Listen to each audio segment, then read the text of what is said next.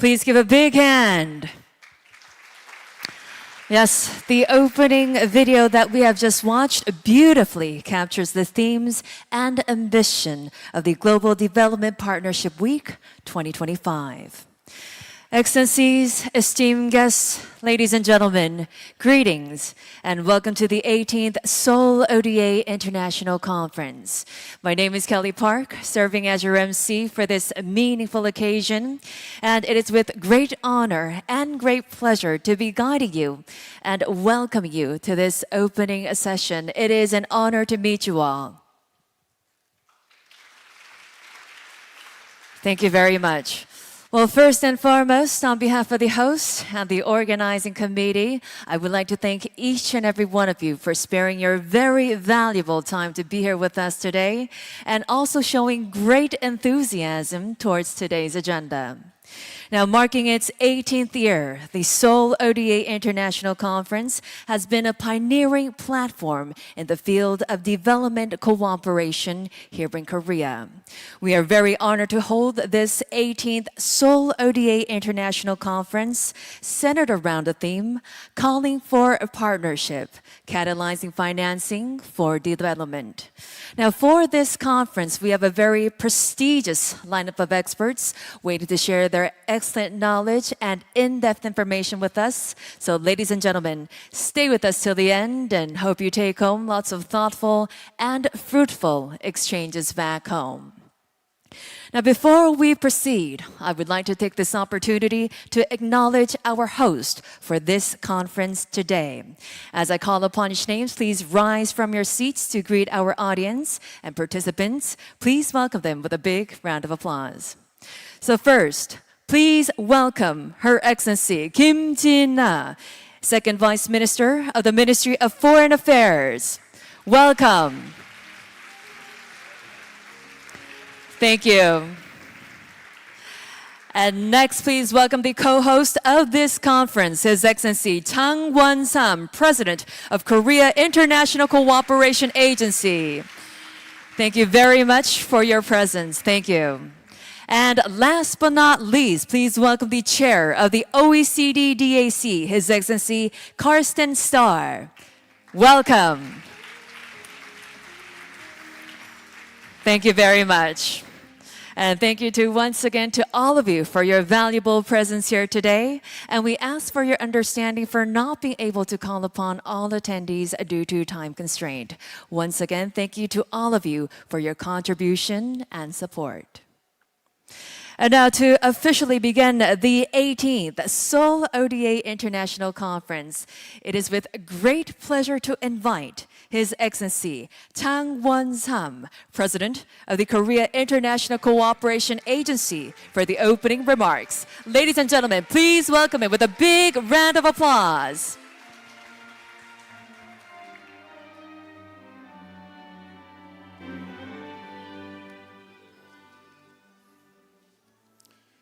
Good morning, everyone. Welcome to this conference.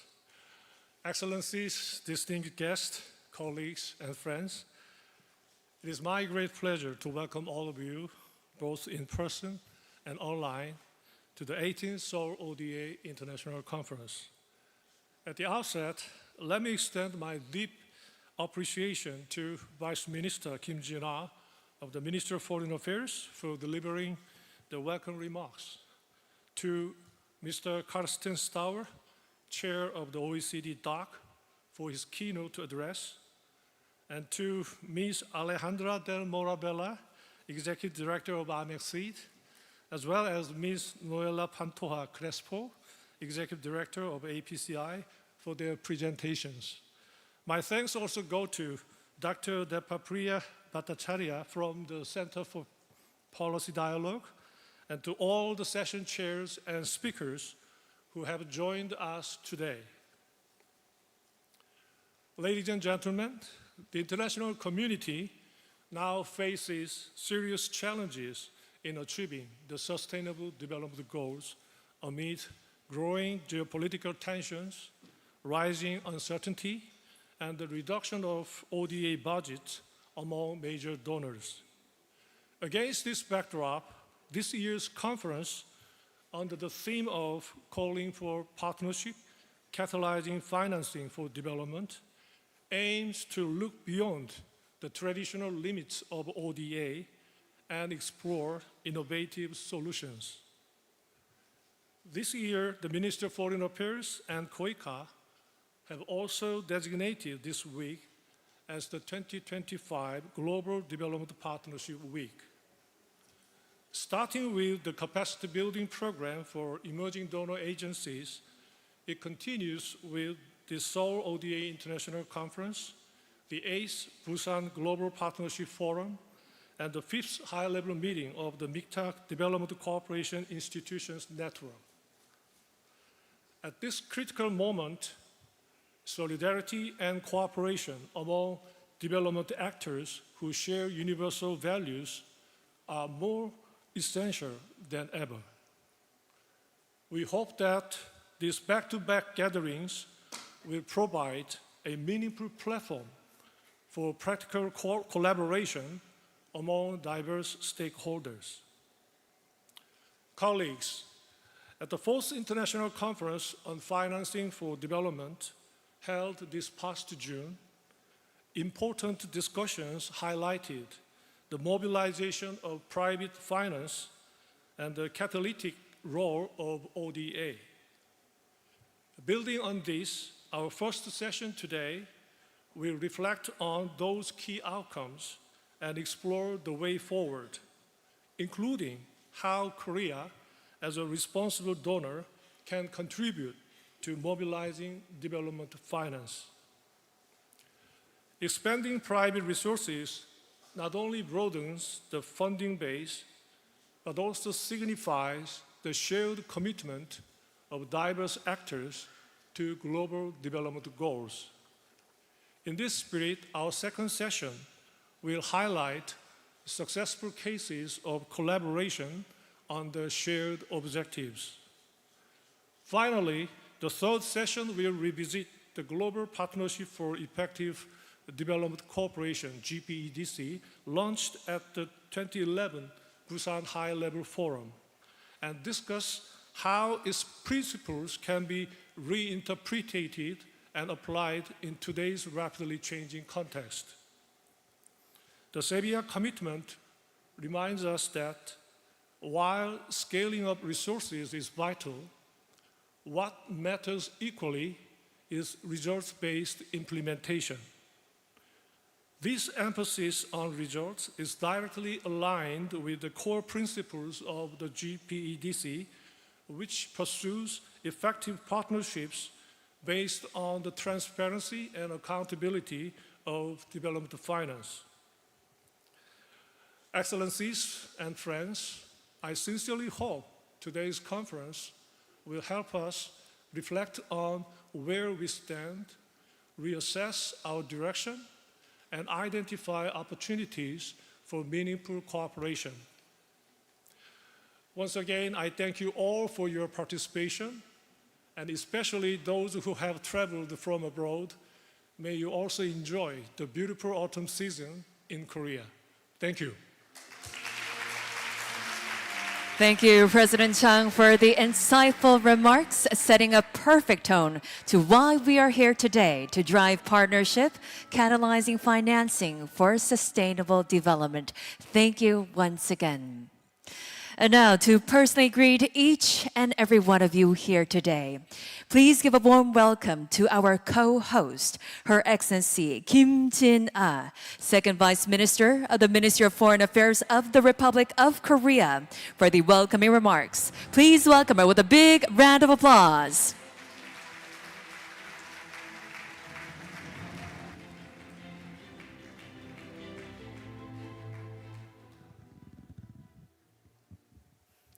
Distinguished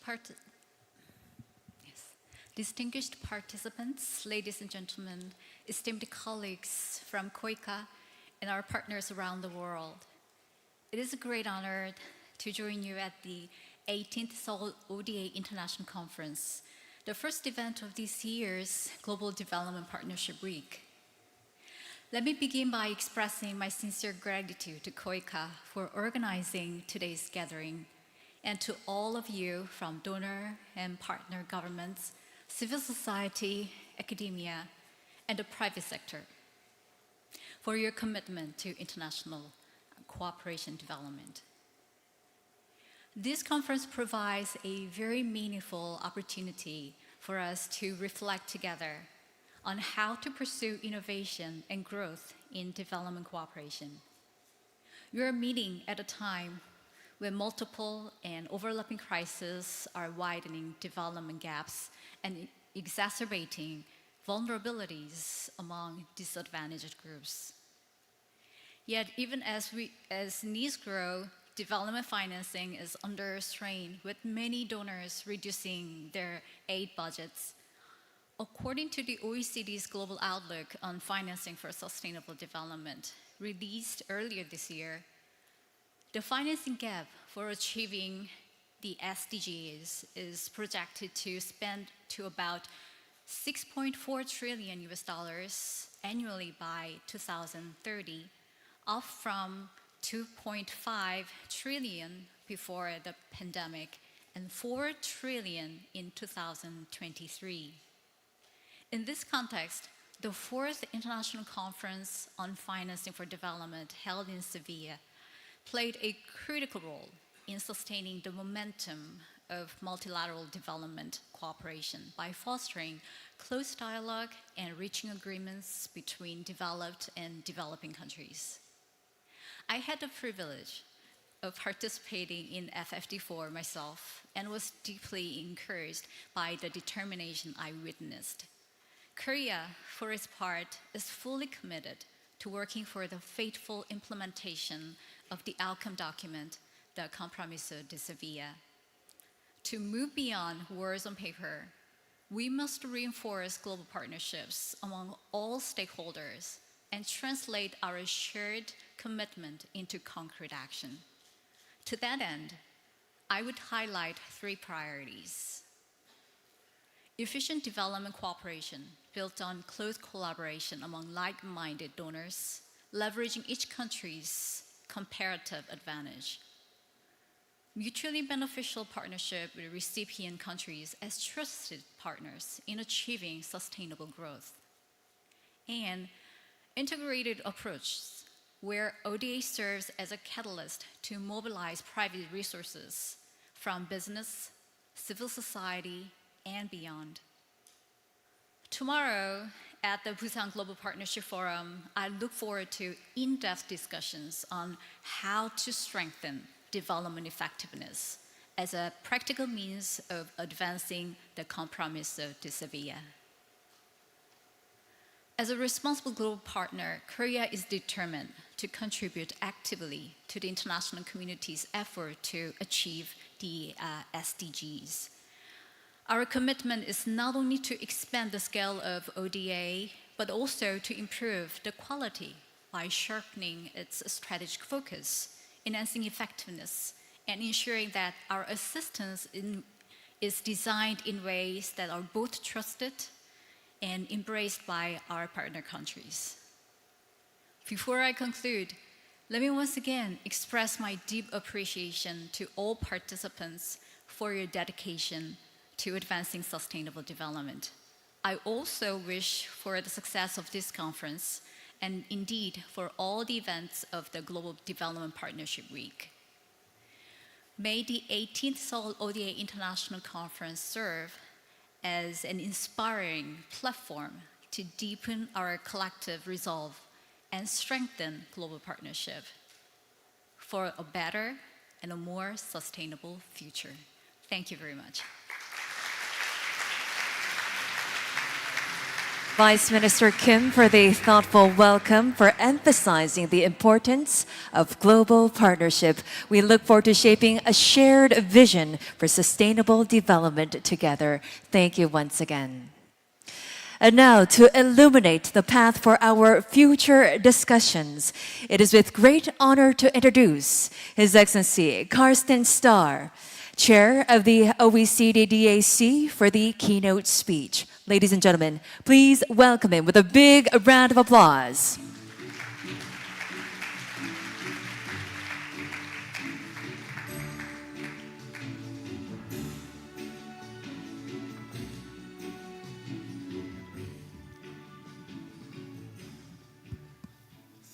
Thank you very much for this kind introduction.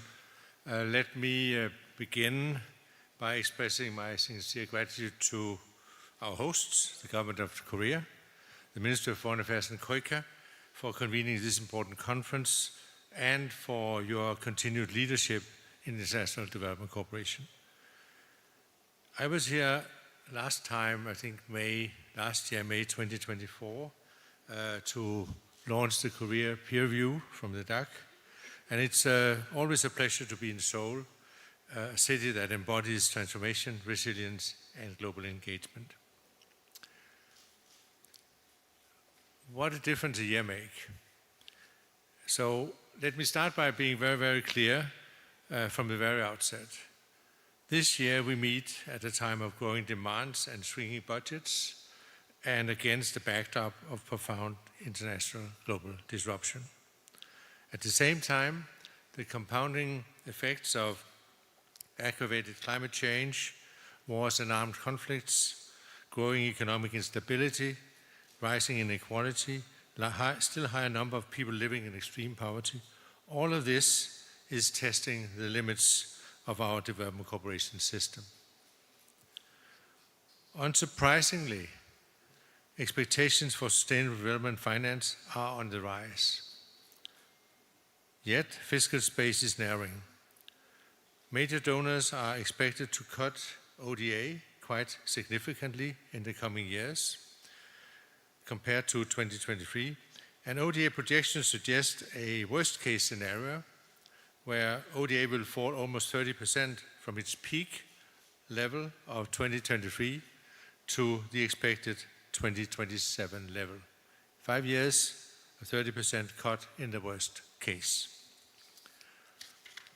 The fourth International Conference on Financing for Development in Sevilla this July, and especially negotiations leading up to it, reminded us that the stakes are high. While underlining that multilateralism is still somewhat alive and kicking, the Sevilla outcome also underscored the urgent need for a paradigm shift in better mobilizing, aligning, and managing finance for development. The discussions I attended in Sevilla highlighted two imperatives that are key to the Development Assistance Committee of the OECD. First, on development finance, FFD4 stressed the need to catalyze investment at scale, especially through domestic resource mobilization, through innovative finance, and through private sector engagement. Second, on development effectiveness, FFD4 called for strengthening country-owned development and financing strategies, underpinned by improved coordination to reduce fragmentation and transaction costs. Allow me to reflect on both of these imperatives from the perspective of the DAC and conclude with the DAC offer to Sevilla and our own review process, making the DAC itself better equipped to serve as in the evolving international development cooperation landscape. First, on mobilization and financing. The financing gap for sustainable development remains vast. Since 2015, financing needs in developing countries have surged by 36%, while available resources have grown only by 22%. The result is an annual gap of $4 trillion, $4,000 billion, which on current trends could widen to more than $6 trillion by 2030. It's only going one way, it's going up. Official development assistance, ODA, remains a cornerstone of the global financing architecture, particularly for the poorest and most vulnerable countries, in fragile contexts for essential social sectors. ODA plays a unique role in advancing gender equality, protecting human rights, and building climate resilience. But ODA alone cannot close the gap. Far from it. Even if all DAC members all of a sudden were at 0.7% of their DNI, ODA would still total less than 10% of the total financing gap. This reality underlines the imperative to leverage ODA more strategically to mobilize additional resources, in particular from the private sector. ODA has a catalytic role to play, creating enabling environments, supporting domestic resource mobilization, building investor confidence. ODA should be seen not only as a transfer of resources, but also as a catalyst and with a catalytic instrument, unlocking additional financing, supporting policy reforms, and crowding in private investments. Yet progress so far has been limited. In the peak year of 2023, where ODA was the highest ever, amounting to 0.37% for all DAC members on average, official development finance mobilized only $70 billion of private finance. And less than 1/5 of development finance providers had actual mobilization as a core objective for what they were doing.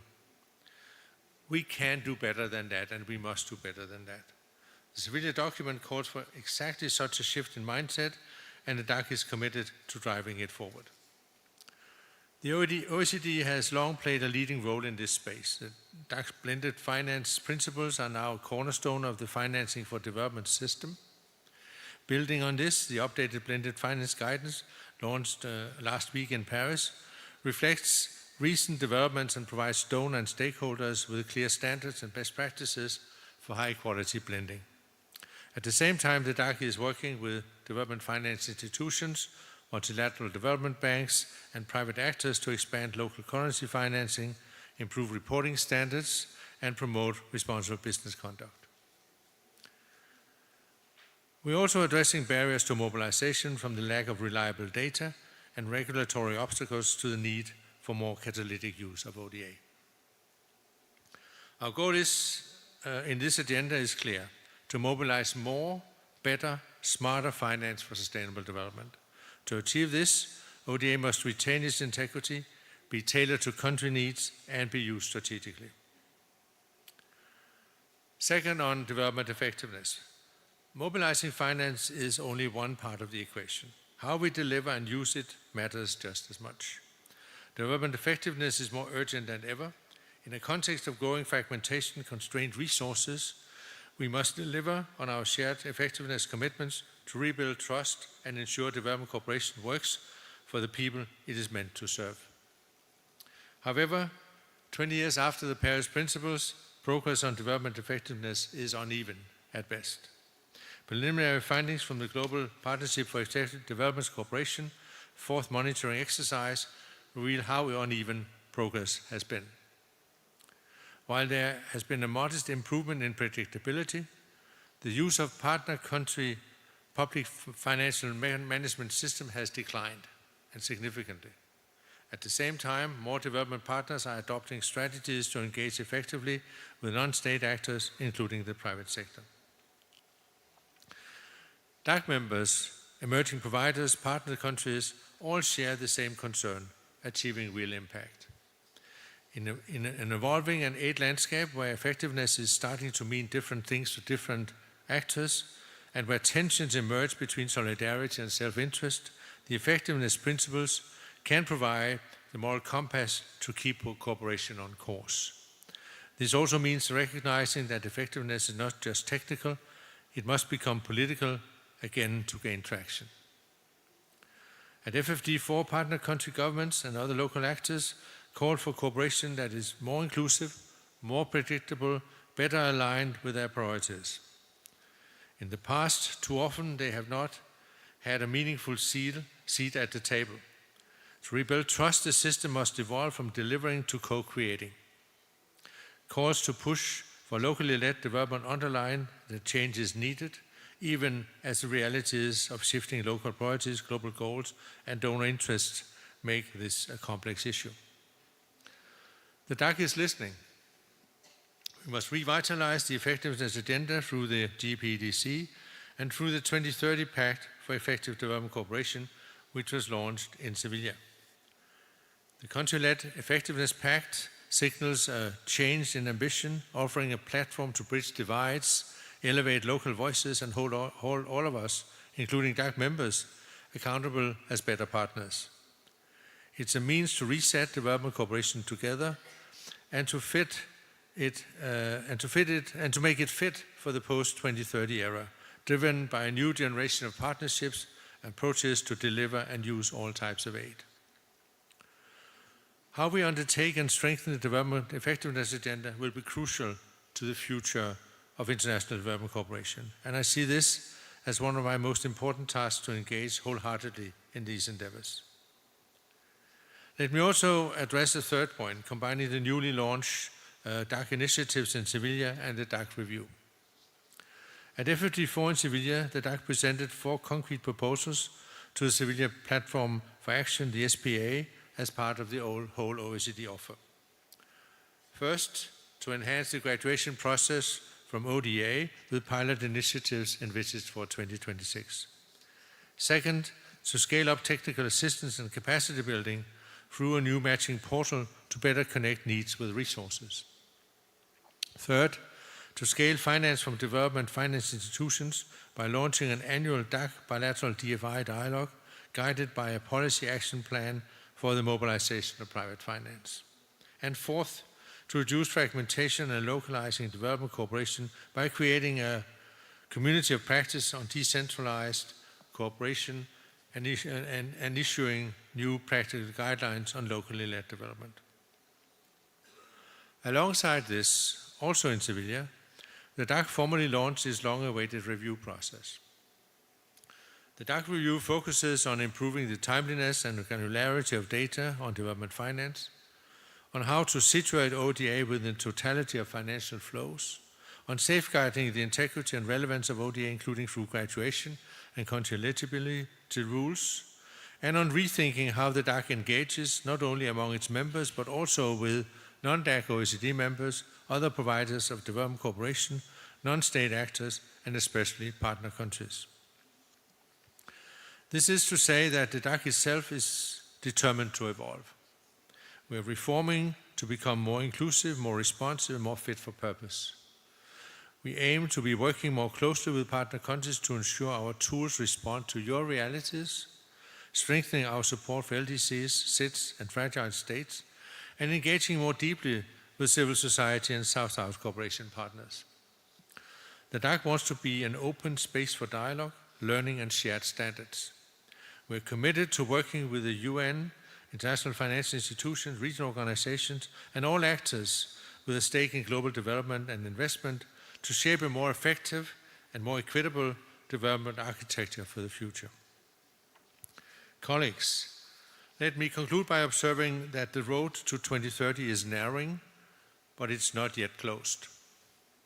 Achieving the SDGs, or at least getting much closer to this goal than we are today, will require smart, coordinated, and effective finance. It will require bold partnerships grounded in trust and shared purpose. And it will require leadership from all of us. The DAC stands ready to play its part.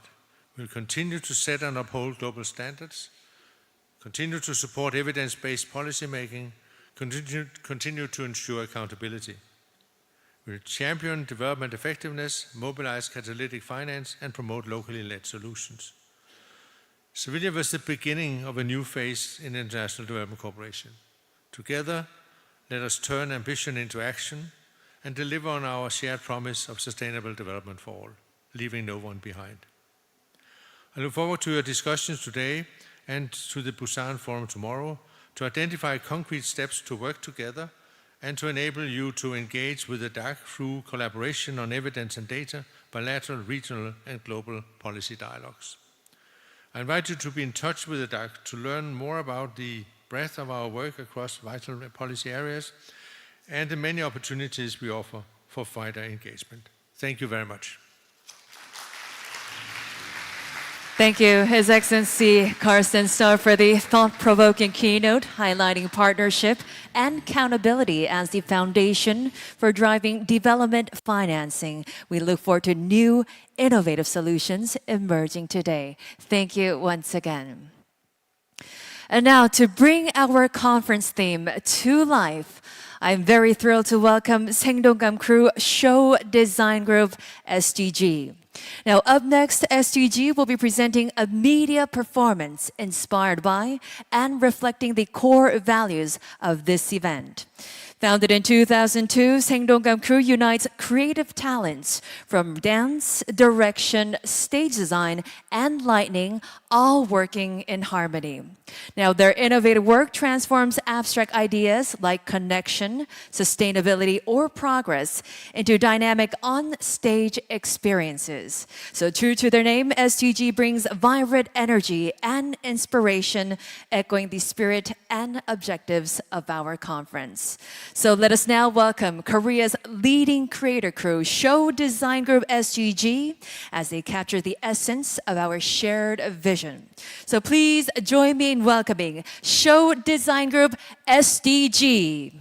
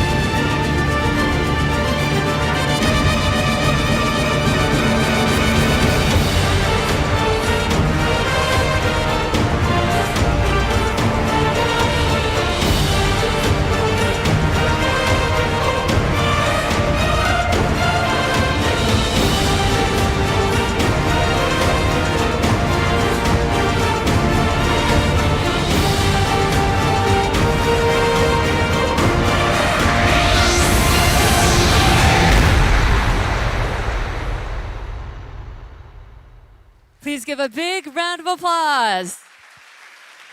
Thank you very much. That was a dynamic and impactful performance of the show design group SDG, who has beautifully captured the theme of our international conference. Ladies and gentlemen, please give another big round of applause. Thank you. Thank you once again. And with that, this concludes the opening session of the 18th Seoul ODA International Conference. Now we will take a break. Refreshments and coffee are prepared outside of the lobby, so please do enjoy, and we will resume right here back at 10 a.m. Thank you very much. And as noticed earlier, all the speakers, moderators, and associates of the Ministry of Foreign Affairs and KOICA, please proceed up to the stage for the commemorative group photo. Once again, I would like to invite all of our speakers, moderators, associates of the Ministry of Foreign Affairs and KOICA to please proceed up to the stage for our group commemorative photo. Thank you.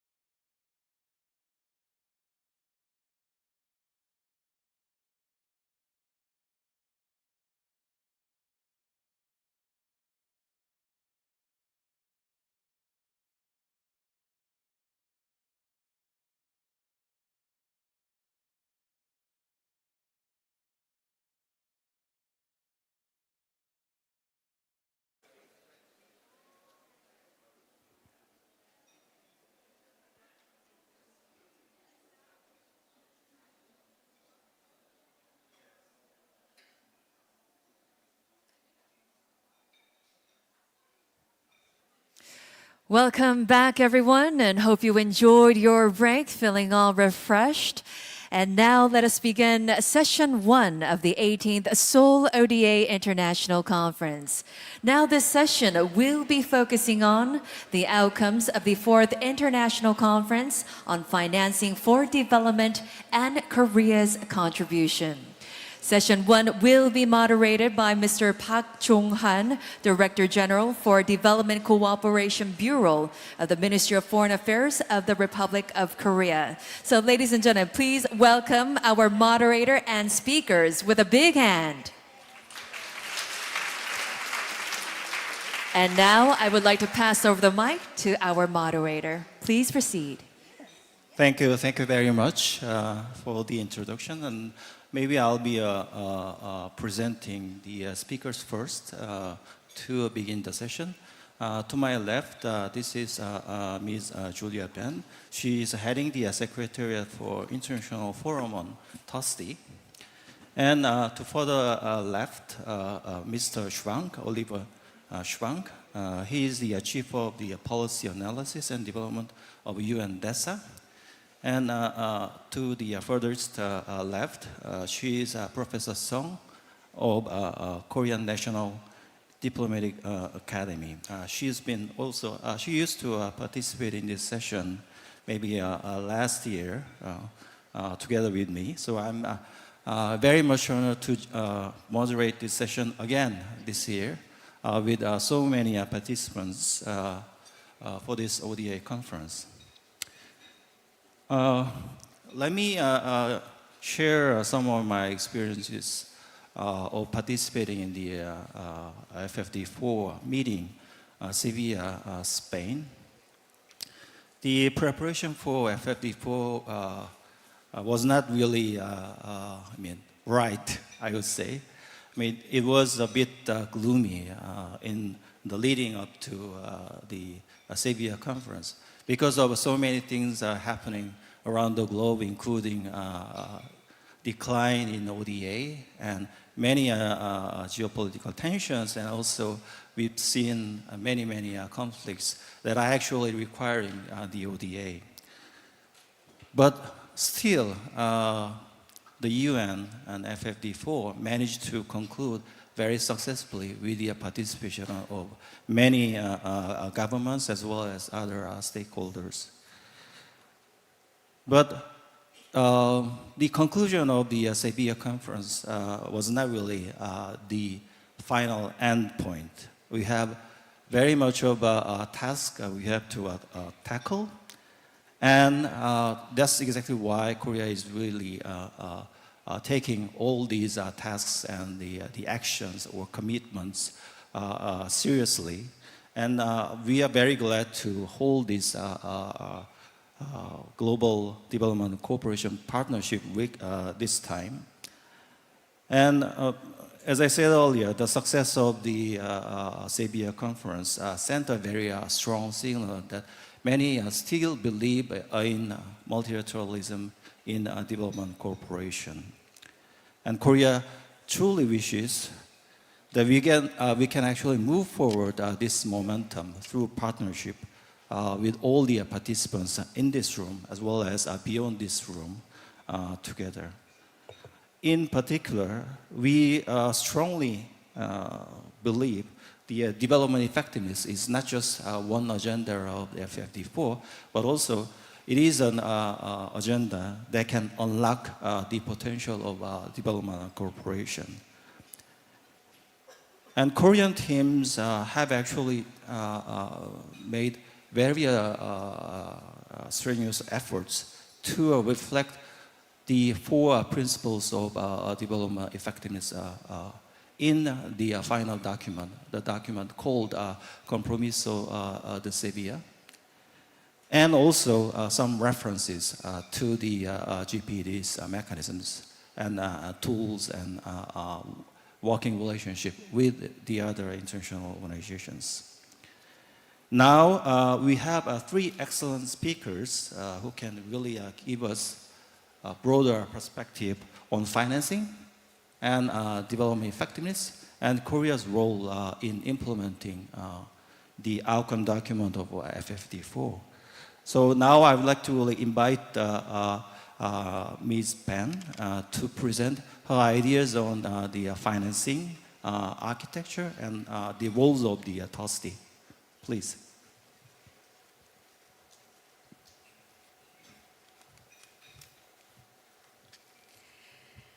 Thank you very much. Well, first of all, I would like to really express my sincere thanks to the Korean government for inviting me to speak at this conference.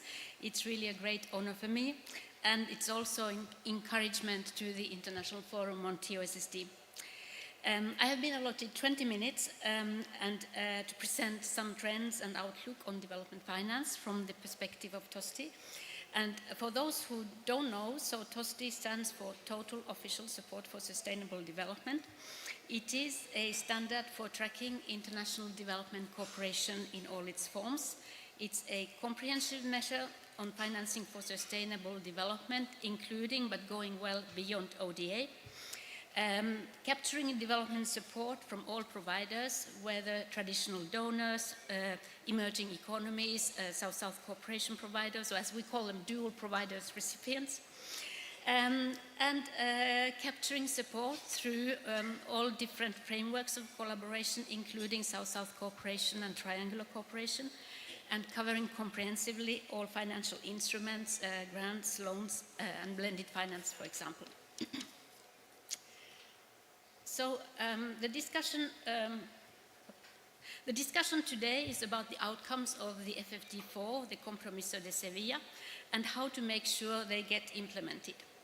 The Compromiso really clearly puts forward the need to reshape the global development finance architecture, and indeed collective actions are needed in this area. So I think all of us probably we are reading and rereading the Compromiso de Sevilla very attentively and identifying the outcomes that are most relevant to our work. So on this slide you see some elements that are really pertinent for the International Forum on TOSTI and that will be guiding the future work of the forum. We see that TOSTI can contribute to the promotion of country-led sustainable development strategies, to inclusive multilateral dialogue on various aspects of international development cooperation. We see that we can support the United Nations in its central role in international development cooperation, and we are building synergies across different platforms and fora, including and importantly through a revitalized development cooperation forum. So these are the elements, if you like, that are stressed in the Sevilla outcome document in the section where the International Forum on TOSTI is also mentioned. The International Forum on TOSTI will also proactively take part in the implementation of Sevilla Platform for Action initiatives. We are joining forces with others to advance interoperable data systems, methodologies to measure development and the need for development support that go beyond GDP. And we also are involved in SPA initiatives to enhance collaboration with philanthropic foundations. So the second part of my presentation is about how we believe TOSTI can achieve greater transparency, alignment, and coherence in tracking diverse financing flows through TOSTI. Now, the first element that I would like to highlight here is that the International Forum on TOSTI gives voice to developing countries to shape the measurement of development finance so that it meets their needs. This slide, you see the governance structure of the International Forum on TOSTI, with on the top the General Assembly comprising of all members, observers, and all data reporters. Then we have a steering group which is comprised of traditional providers, dual providers, recipients, and recipient countries in equal numbers, and the international organizations also have a seat in the steering group. There are two permanent observers, UNCTAD is one of them, and the CSOs, civil society organizations, are the other. We have two co-chairs, one from the north and one from the south, positions that are currently held by the European Union and South Africa. And there are 2 points that I would really like to stress in this situation. First is the balanced composition of the steering group, which by the way, it existed already with the International Task Force that was developing the TOSTI methodology. But this balanced composition, it makes really a huge difference to the discussions on measurement. And then the second point to stress is the independence of the International Forum on TOSTI from the OECD on substance. We are very grateful to the OECD for hosting the TOSTI Secretariat. It makes sense given the synergies between TOSTI and DAX statistics, and it's a cost-effective solution. But it is hugely important to stress that the International Forum on TOSTI is independent from the OECD and from the Development Assistance Committee. On this slide, you see the membership of the forum on 15th of September. It should say 2025 and not 2024. My apologies for that. There are 32 members, of which 9 are members of the DAC. There's 1 donor from the Gulf region, 4 multilateral organizations, and the majority of our members are actually developing countries.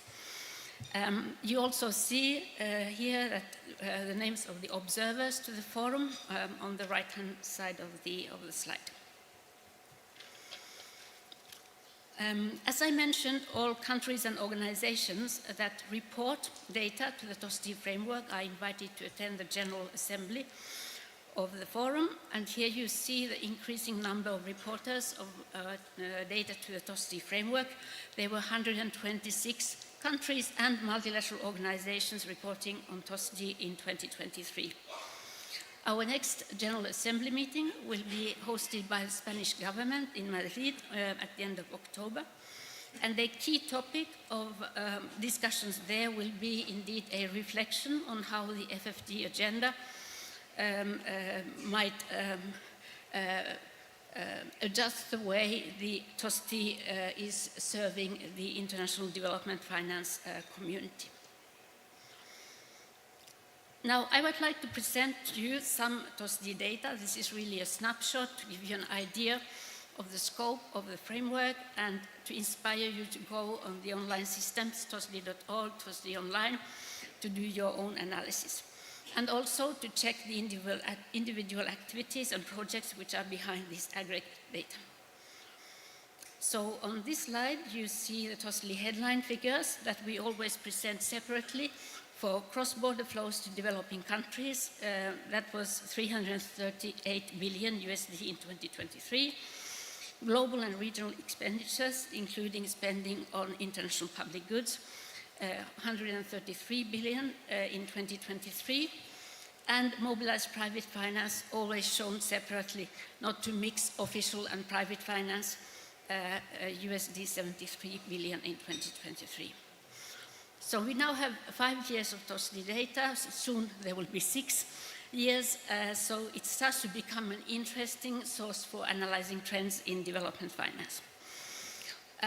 The data are always presented, kind of the main figures are always presented on gross disbursement basis, but net flows are available too.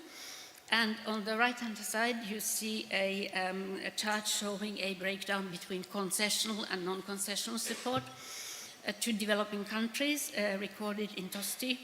Here maybe I can mention that the TOSTI framework uses the World Bank IMF definition of concessionality, which is different from that used in ODA.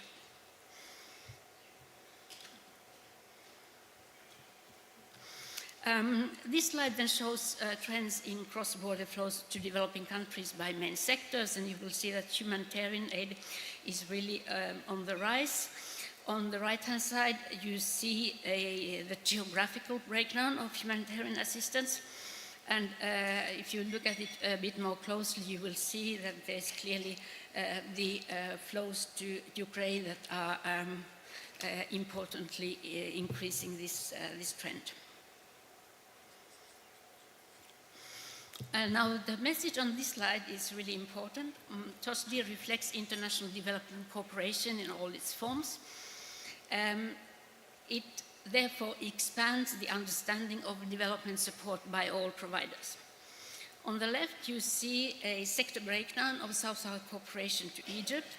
This is information that I would say is really unique in TOSTI.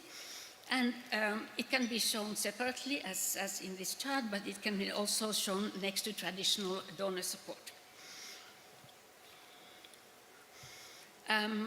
The important point here is what's written on the top of the charts.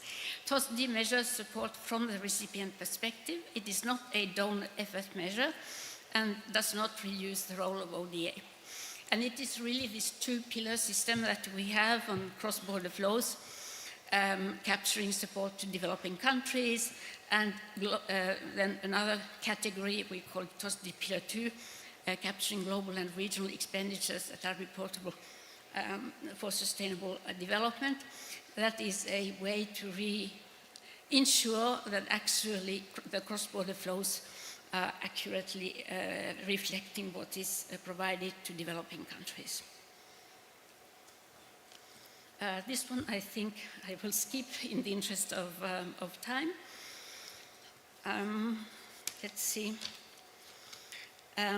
So, moving from the data to how TOSTI enhances the transparency of development support, here I have included 3 examples or work streams.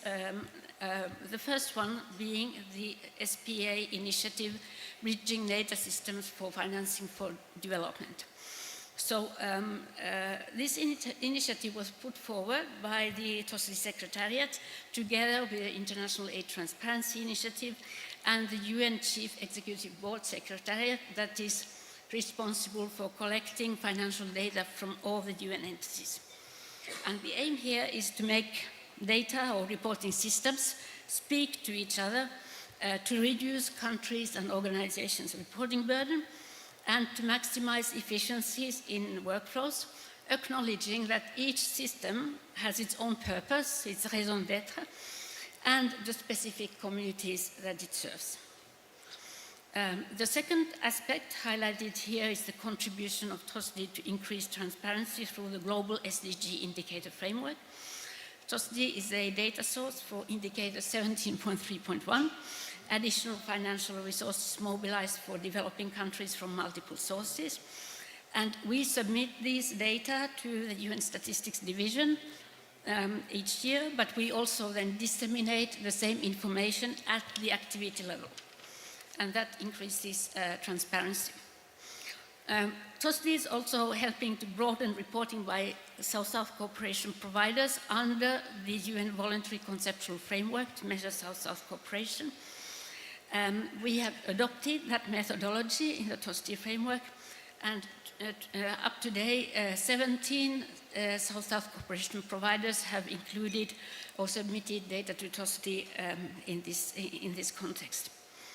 And then the third element here is to recall that TOSTI is also a data source for monitoring some of the global commitments. There's the Kunming-Montreal Global Biodiversity Framework, UN Global Compact for Refugees, and currently we are working or encouraging countries to use TOSTI for the integrated national financing frameworks and their voluntary national reviews for the high-level political forum.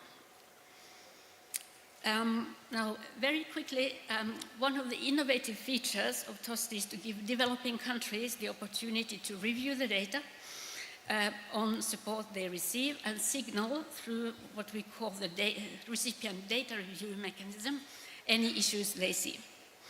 This responds to a long-standing request by developing countries to ensure that development finance statistics accurately reflect the support they receive in terms of volumes, in terms of the characteristics of the operations. We piloted the mechanism in 2024 and have launched it just after Seville. The first step in the review is for recipients to review some overview statistics, standardized charts on the cross-border flows to their countries, including mobilized private finance. Also, you see an example on the slide for those overviews. Then the TOSTI standard reflects the perspectives of developing countries, also in terms of the measurement methodology. One of the important agreements reached by the forum in 2024 was the use of multidimensional criteria to define the list of TOSTI recipients, which defines the scope of the statistical framework.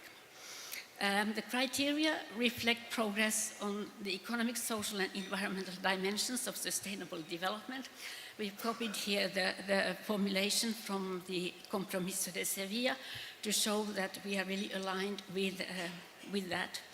And the indicators that we are using, and this starts now from 2025 onwards, they are GNI per capita, of course, but then also UNDP's Inequality Adjusted Human Development Index, the UN Multidimensional Vulnerability Index, and the Notre Dame Global Adaptation Index for the environmental dimension.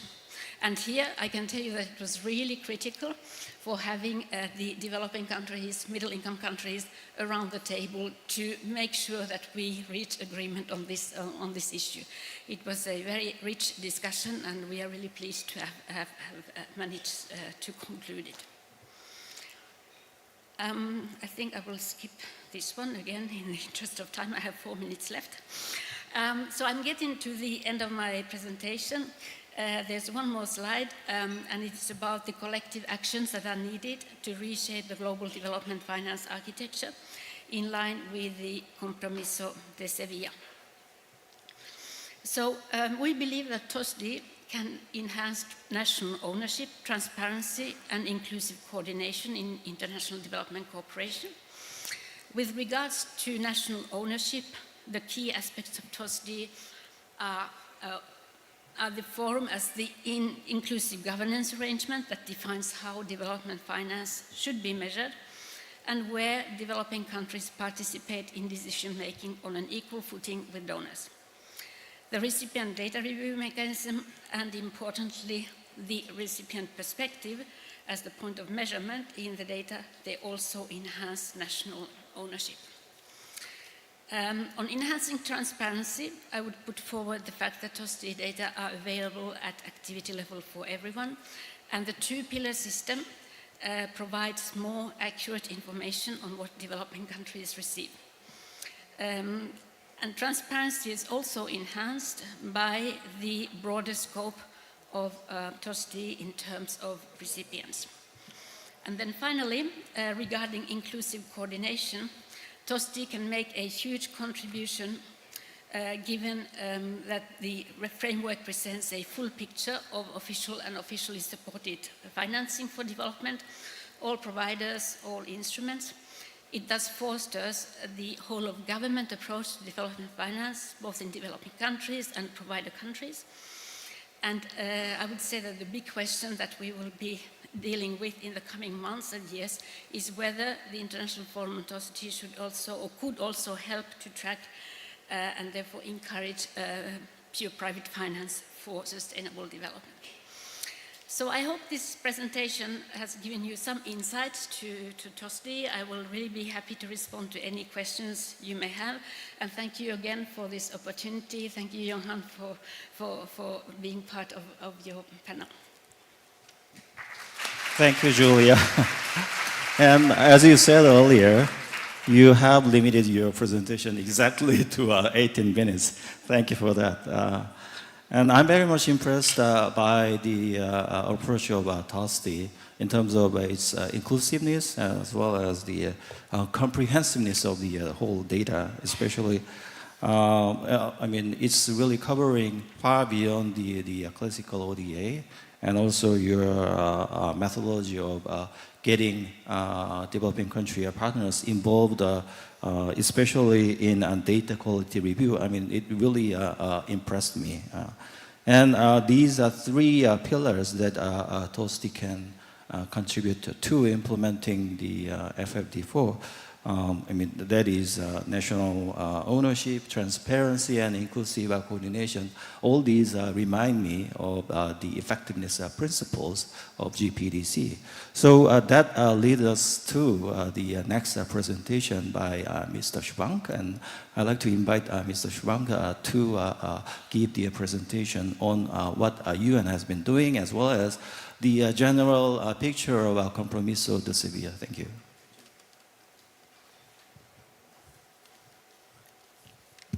Thank you, Mr. Moderator. I'd also like to start by thanking our hosts, the Government of Korea and KOICA, for inviting me. It's an honor to be here.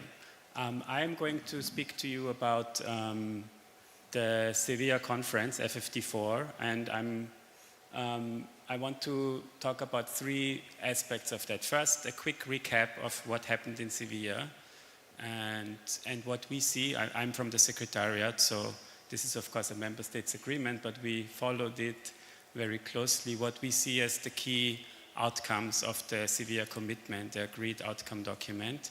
Secondly, then I want to talk about, put that in the broader context of the development cooperation, the situation we are in right now in that area, and how the Sevilla commitment responds to the pressures on development cooperation that we see right now. And then as a third part, I will conclude with putting some open questions that I think we still have to address and that we need to think about as a community concerned with these questions going forward. But let me start with Sevilla and what happened in Sevilla.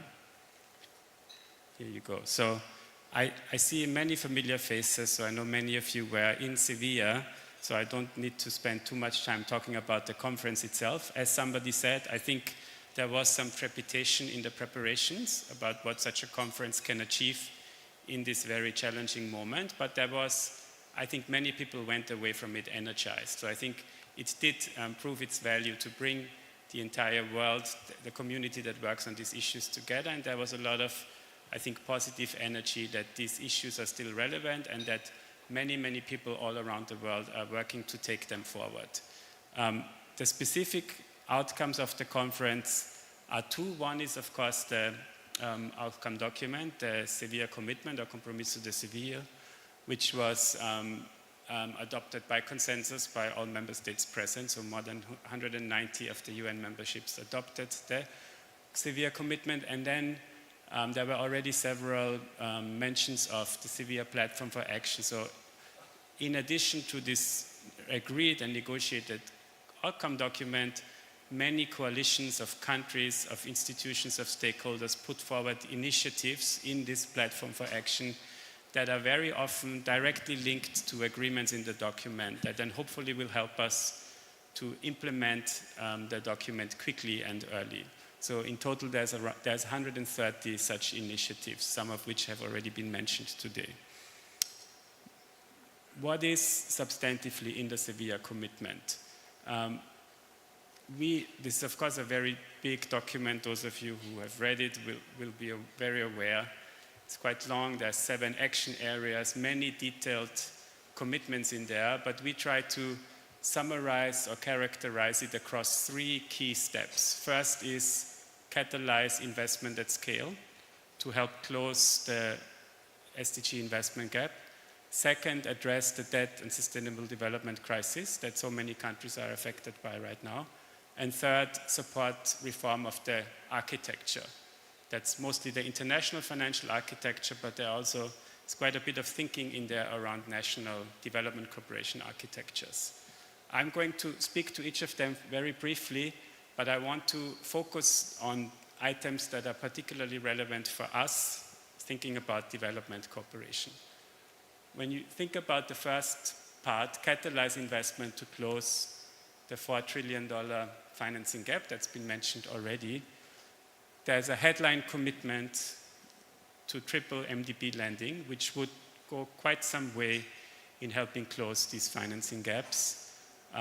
There is a commitment to double support to countries to increase their tax to GDP ratios and to get to a minimum of 15% of GDP. If that were achieved, again, we did some calculations in-house. We are talking about, not quite trillions, but you're getting close to trillions if we really managed to help all countries get to this floor of tax to GDP ratios. And doubling support to countries to do this. And then thirdly, for the investment gap, as several speakers have already mentioned, the critical importance of mobilizing private investment and a big focus on getting that right, on making sure that blended finance works and works with impact. Now, I think All of these three have a clear link to development cooperation, even to ODA. ODA can play a role, or does play a role, in all three of these headline commitments. And I think all three also speak to the catalytic role of development cooperation that speakers have already mentioned. It's about not just the transfer of resources, but using this scarce concessional resource to help countries mobilize additional resources. Partly that's mobilizing private investment, but the first two are actually about helping to mobilize additional public financing, which is so critical to fund public goods, using the best lever that we have, which is the multilateral development banks, to mobilize financing and scale, and enabling countries to mobilize more public revenue domestically. The second area of focus is the debt crisis. It's probably the number one priority that developing countries brought to the conference, and the Sevilla commitment has a pretty ambitious package of commitments to address the debt and development crisis, around debt crisis prevention, around bringing down the cost of capital and helping those countries right now that are faced with very high borrowing costs, that are priced out of markets. And then thirdly, the debt architecture, improving the restructuring processes, but also enhancing the voice and representation of developing countries in these discussions around debt, through a debtors club, through a UN process on debt. I think there is a link to development cooperation, to the provision of cash concessional finance. Some argue that because the provision of concessional finance was too limited, that is part of the reason why countries had to go to markets and are now at risk of or in debt distress. I think that's debatable, but what's clear is that the current debt crisis is adding to the pressures on development cooperation. It means that a lot of the concessional finance that multilaterals provide at the moment is used to repay expensive commercial debt. It means that a lot of countries that are at high risk of debt distress, when they go to the concessional windows of the MDBs, can only get grant financing, and it really adds to the pressures on concessional finance. And so if we do not address the debt crisis, it's very hard to see also how we can use development cooperation concessional finance to its best effect. And then the third, let me go to the next slide, the third bucket of actions is around architecture reform. Again, that's a very high priority that many developing countries bring to the UN processes on financing to enhance their voice and representation. A lot of this is about governance in the international financial institutions, but again, there is a strong link to development cooperation too. There is a strengthening of the UN role in the global discussions around development cooperation, and there is a very deliberate rethinking of how the national architectures should look like, and how we can make sure that countries are in the driver's seat when, in the provision of development financing around a new generation of country platforms. I'll get to that towards the end of my presentation. So that's what's in the Sevilla commitment. I want to now zoom in a bit on the issue of development cooperation and some of the more specific actions on this topic. The DACCHA has laid out very clearly, so I will not repeat the context that we are in. We're in a context of rising unmet financing needs, so rising demands on development cooperation, and at the same time, there's a lot of pressure on the supply side, reductions in ODA budgets. So that's the challenging context that we are in, and I have a few charts on this, but this is where I think can save some time. So you're all familiar with the global financing gap, which has been increasing really significantly, especially after the pandemic or since the pandemic, and at the same time, the worrying trends in the provision of the core resource on concessional finance, ODA. So there's a concern around the quantity of concessional finance being provided, but the pressures are also expressing themselves in concerns or in negative outcomes on the quality of development financing. So you can see, for example, in the provision of development financing by the MDBs, that the level of concessionality, the the share of concessional financing as total is decreasing, so more of the funding is provided on non-concessional terms. That might well increase in the coming years as the MDBs have to stretch, or under pressure, to stretch their balance sheets more. Less of ODA is actually is arriving in recipient countries. More of it is used for other purposes. And on the effectiveness agenda, you are all very familiar with this. We see a larger number of providers, smaller average size of projects, which adds to transaction costs and goes counter to some of the long-standing effectiveness principles. That's the situation we're in and the difficulties we are facing.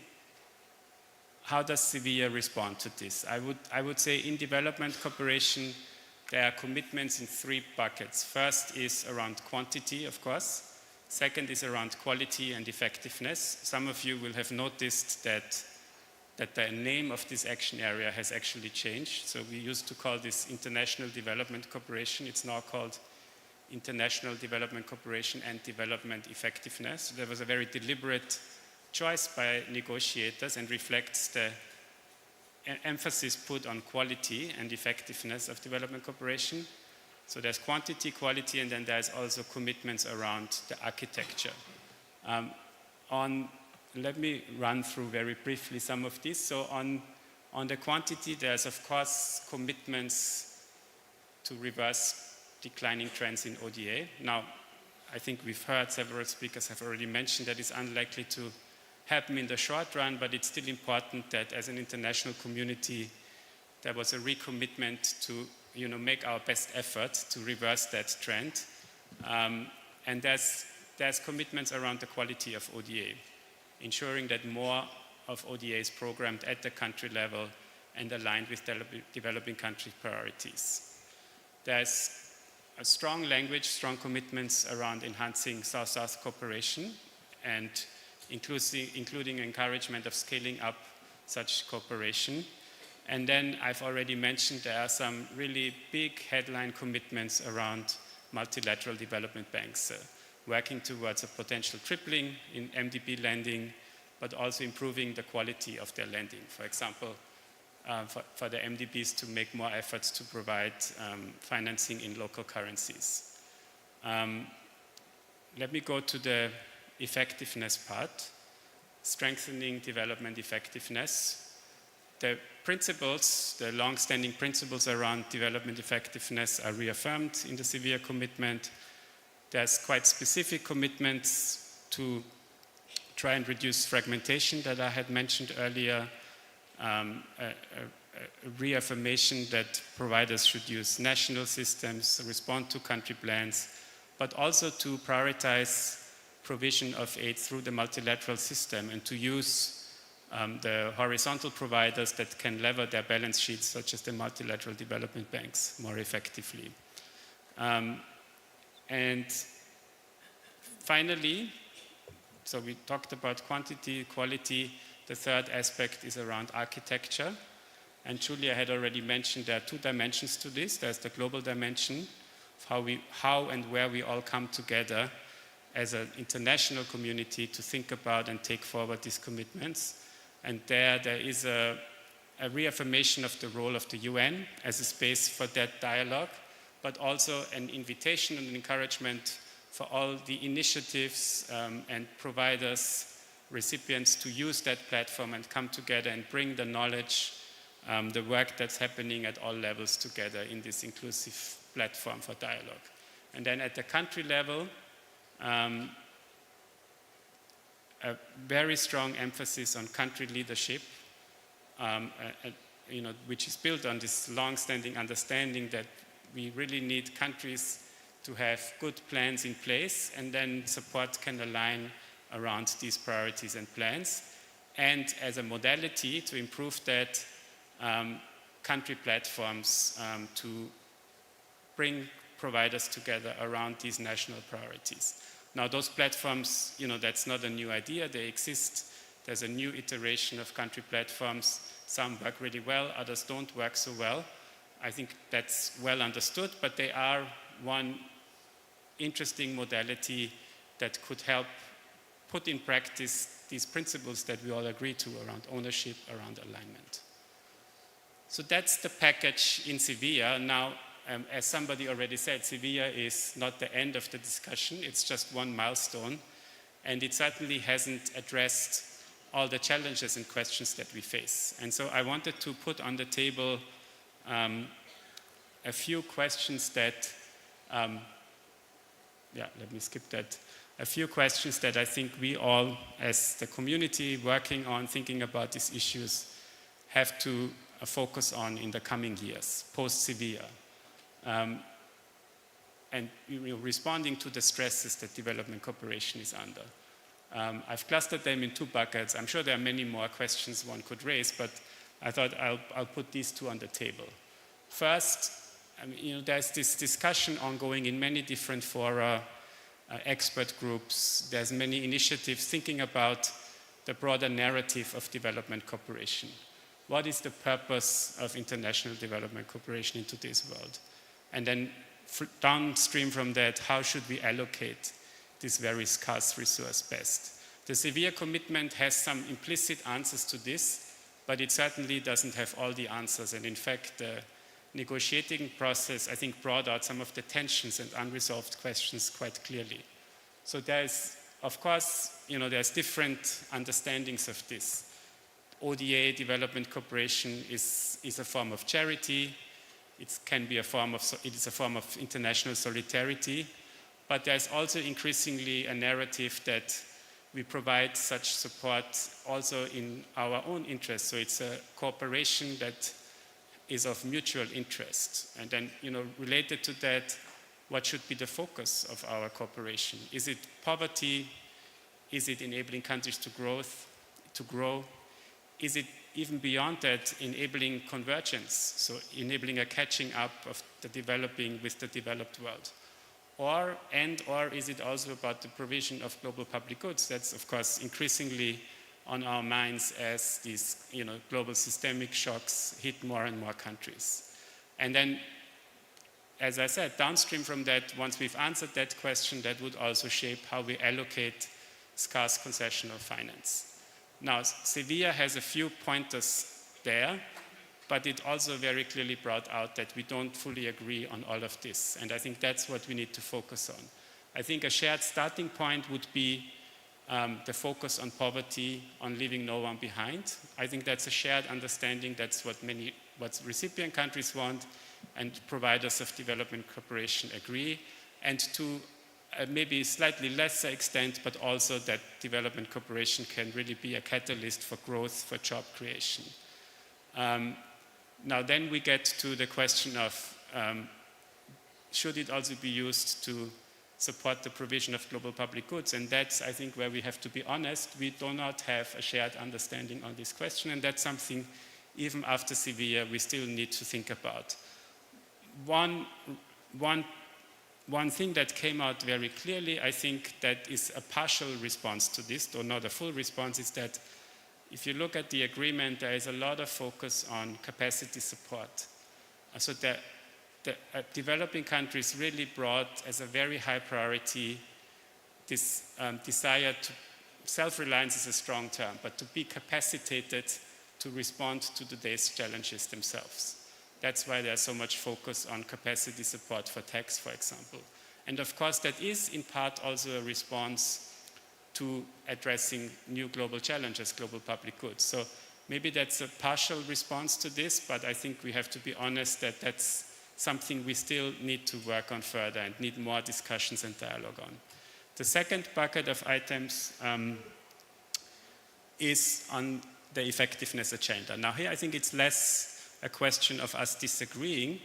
I think the principles are well accepted by all partners, but in practice we're clearly struggling to advance on them. Despite these principles being around for 20 plus years, we seem to be regressing on them. So how do we actually deliver these around country ownership, greater coherence, reversing fragmentation in practice? These are becoming harder to implement precisely because of some of the pressures in donor countries. And while Sevilla reaffirmed those commitments, I don't think it gave us a clear answer to how do we reconcile this with the very practical pressures that donor countries are under, that taxpayers are asking of suppliers of development finance. So I think there's this shared starting point around these principles, but there's a lot of work to be done of how do we make sure that they inform practice and don't remain principles on paper. Thank you. Thank you, Oliver. I'm not sure whether presenters are allowed to put forward questions rather than take questions, but still, your set of questions will actually invigorate and provoke the discussions today, as well as the Busan Forum discussions. And thank you for the gist of what really happened in Sevilla, Spain. I would like to really take away a few about your slides to use in my presentation to others as well. I mean, if you don't really insist on the intellectual property on your slides. Anyway, I'm very much impressed again his insights on what kind of tasks that we have ahead of us to implement the outcome of Sevilla. And you mentioned the fragmentation issue when you discuss the development effectiveness. This is something that Korea has been actually struggling to really improve the quality of our ODA to development partner countries. So I guess this leads us to the final presentation by Professor Song on Korea's roles in moving forward this effectiveness agenda, or how to address the fragmentation. Can you take the floor? Thank you. Thank you very much to the Ministry of Foreign Affairs and KOICA for kindly extending the invitation for me to join this very meaningful event. It's always tough to be the last speaker because all the important things have been said prior to you, and you have to think of what kind of value added you can provide. So my topic, my presentation will focus on Korea's contribution to financing for development, particularly speaking from what is Korea, or my takeaway from the 4th Financing for Development Conference, and what areas Korea can focus on to strategically contribute to a more effective and coordinated financing for development. So my interpretation of the Financing for Development Conference is as follows. I believe, as mentioned during the opening ceremony and the previous presentations, it not only reaffirmed multilateral commitment towards mobilizing different development finance and also achieving the sustainable development goals, but I believe that the outcome document has and will provide normative guideline for different development partners in terms of development finance. And second is, as you have seen from the outcome document, it goes beyond international development cooperation to include multiple issues ranging from domestic resource mobilization, domestic and international private finance, debt, science, technology, innovation, etc., and as well as international development cooperation. So I believe not only is it a normative guideline for financing, for development finance, but it also includes a very comprehensive and multi-level agenda that can be taken from global, regional, national, and local level.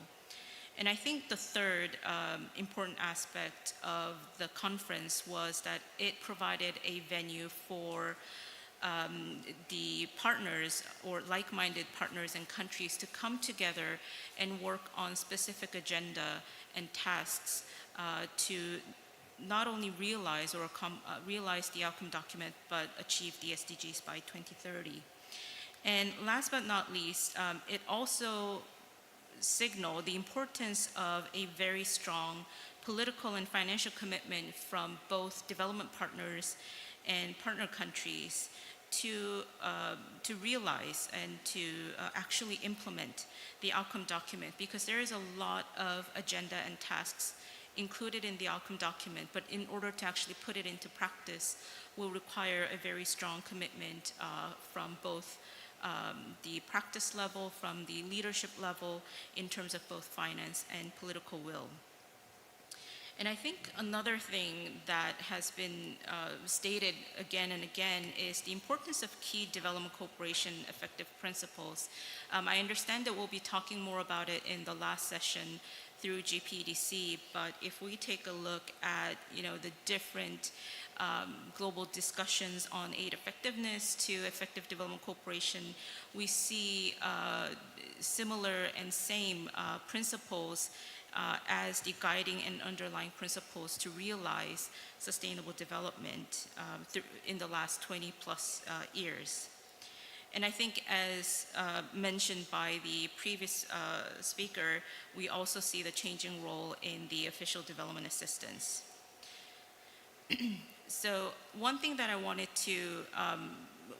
struck to me, and particularly because Korea is also participating as a lead implementing country in one of the 130 action-oriented initiatives, was the announcement of 130 initiatives to implement the outcome document, which are very much action-oriented partnership initiatives that are based on the experience, comparative advantage, leadership, and interest of countries that participate as leading countries or participating countries of respective initiatives. And I believe that these individual initiatives provide a very concrete and specific plans to specific items that might have been watered down in the final outcome document during the process of negotiation. And also by having multiple countries and organizations as the lead implementing agencies, it has promoted and called for stronger partnership among like-minded countries, and also call for coalition of willing countries on specific items. Then what are some of the key challenges? I think one thing, maybe more from the donor country perspective, is that while the outcome document does include multiple agenda, ranging from, again, public finance to private finance, trade, debt, governance, etc., we also see that there is still very different views among different stakeholders. While the finalized outcome document was adopted based on consensus, we do notice that there are certain disagreeing views on certain items, with certain donors disassociating themselves from certain clauses and items, and how to bridge the gap of this different understanding will continue to become a challenge. Second thing is, I wonder if we are really speaking a different language or if we are speaking the same language. I think, as highlighted in the keynote speech, we have the same ultimate goal. We have the consensus on achieving sustainable and stronger development effectiveness as the end point. But I believe in the process of achieving that final objective, we do have slight differences in our positions, in our philosophies, effective approaches, and principles in terms of doing development cooperation. And I believe not only this conference, but also the Busan Forum that we'll have in the coming days will be a great opportunity to bring in different development partners and each other's understanding of how they view development cooperation, and narrowing the differences in understanding. And third is the shifting domestic interest and context.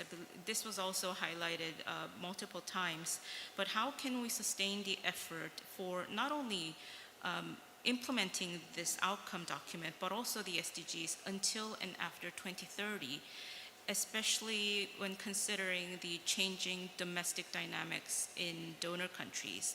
How can we come up with a new narrative to persuade the public that development cooperation is will continue to be a vital finance to achieve sustainable development? And the last would be the importance of multilateral and multi-stakeholder partnership. And all of these key challenges will need to be resolved and discussed to ensure full implementation of the outcome document and the SDGs by 2030, but also beyond. So I would like to spend some time introducing Korea's strategy toward development cooperation, especially under the current administration. So in September, so just this month, the new government has announced 123 national policy tasks, which I believe is only has not yet been translated into English. But the national goal of the national policy tasks is pragmatic diplomacy for national interest. And out of the 123 national policy tasks, the 120th task is becoming G7 plus diplomatic powerhouse through international contribution and participation, of which the Ministry of Foreign Affairs is the main ministry in charge of implementing the said task. And this goal, this policy task entails specific goals, including expanding and diversifying Korea's diplomacy and its areas, providing responsible contribution to global challenges, and strengthening the role of diplomatic missions abroad. And some of the detailed tasks would include to develop the new Southern and new Northern policy, plus, expanding diplomacy landscape with the Global South, promoting more strategic partnership with like-minded countries across different regions, and responding to global challenges, including but not limited to peace and security, climate, environment, cyber, and human rights. And last but not least, promote comprehensive and effective ODA for improving both quantitative and qualitative ODA, and also from strategic and institutional perspective. One item that I would like to highlight is in terms of responding to global challenges, which will include utilization of ODA. This is not only limited to providing strategic finance, but also contributing to forming global norms. And I believe since the response to global challenges will include multiple partnership across Global South, North, it will the ODA will play an integral role in achieving this task. And of course, just to shed light on Korea's ODA strategy, Korea has 5-year midterm strategy, and the government is now in the process of developing and finalizing the 4th midterm strategy for the following 5 years. So that was the introduction to the current government's approach to global development and also development cooperation. Now I would like to explain a bit on how Korea has contributed throughout the years in terms of development finance. And I believe there was contribution from 2 different aspects. One is in terms of normative development, and second, actually providing the development finance. As we will again discuss more in detail in the last session of today's conference, as well as in the following 2 days of Busan Forum, Korea has actively engaged in implementing, but also bringing in different partners to implement the aid effectiveness principles, notably the GPEDC. So there was the contribution to actually discussing the principles, but also providing opportunities for different stakeholders to come together and discuss their experiences, but also implementing in terms of Korea's ODA, and trying to expand this principle to other development partners and partner agencies. In terms of finance, of course, there is a traditional development finance of ODA. We're in the process of readjusting our ODA, but over the mid to long term, Korea is still committed to increasing its aid. And second is to engage with the private sector to mobilize private finance, while also coming up with different innovative finance. And I believe that this could only happen based on partnership, resource, and commitment. And of course, partnership this refers to domestic partnership, but also international partnership, actual resource referring to actually mobilizing public finance and also private finance. And third, there being a strong commitment towards sustainable development from both practice level but also at leadership level.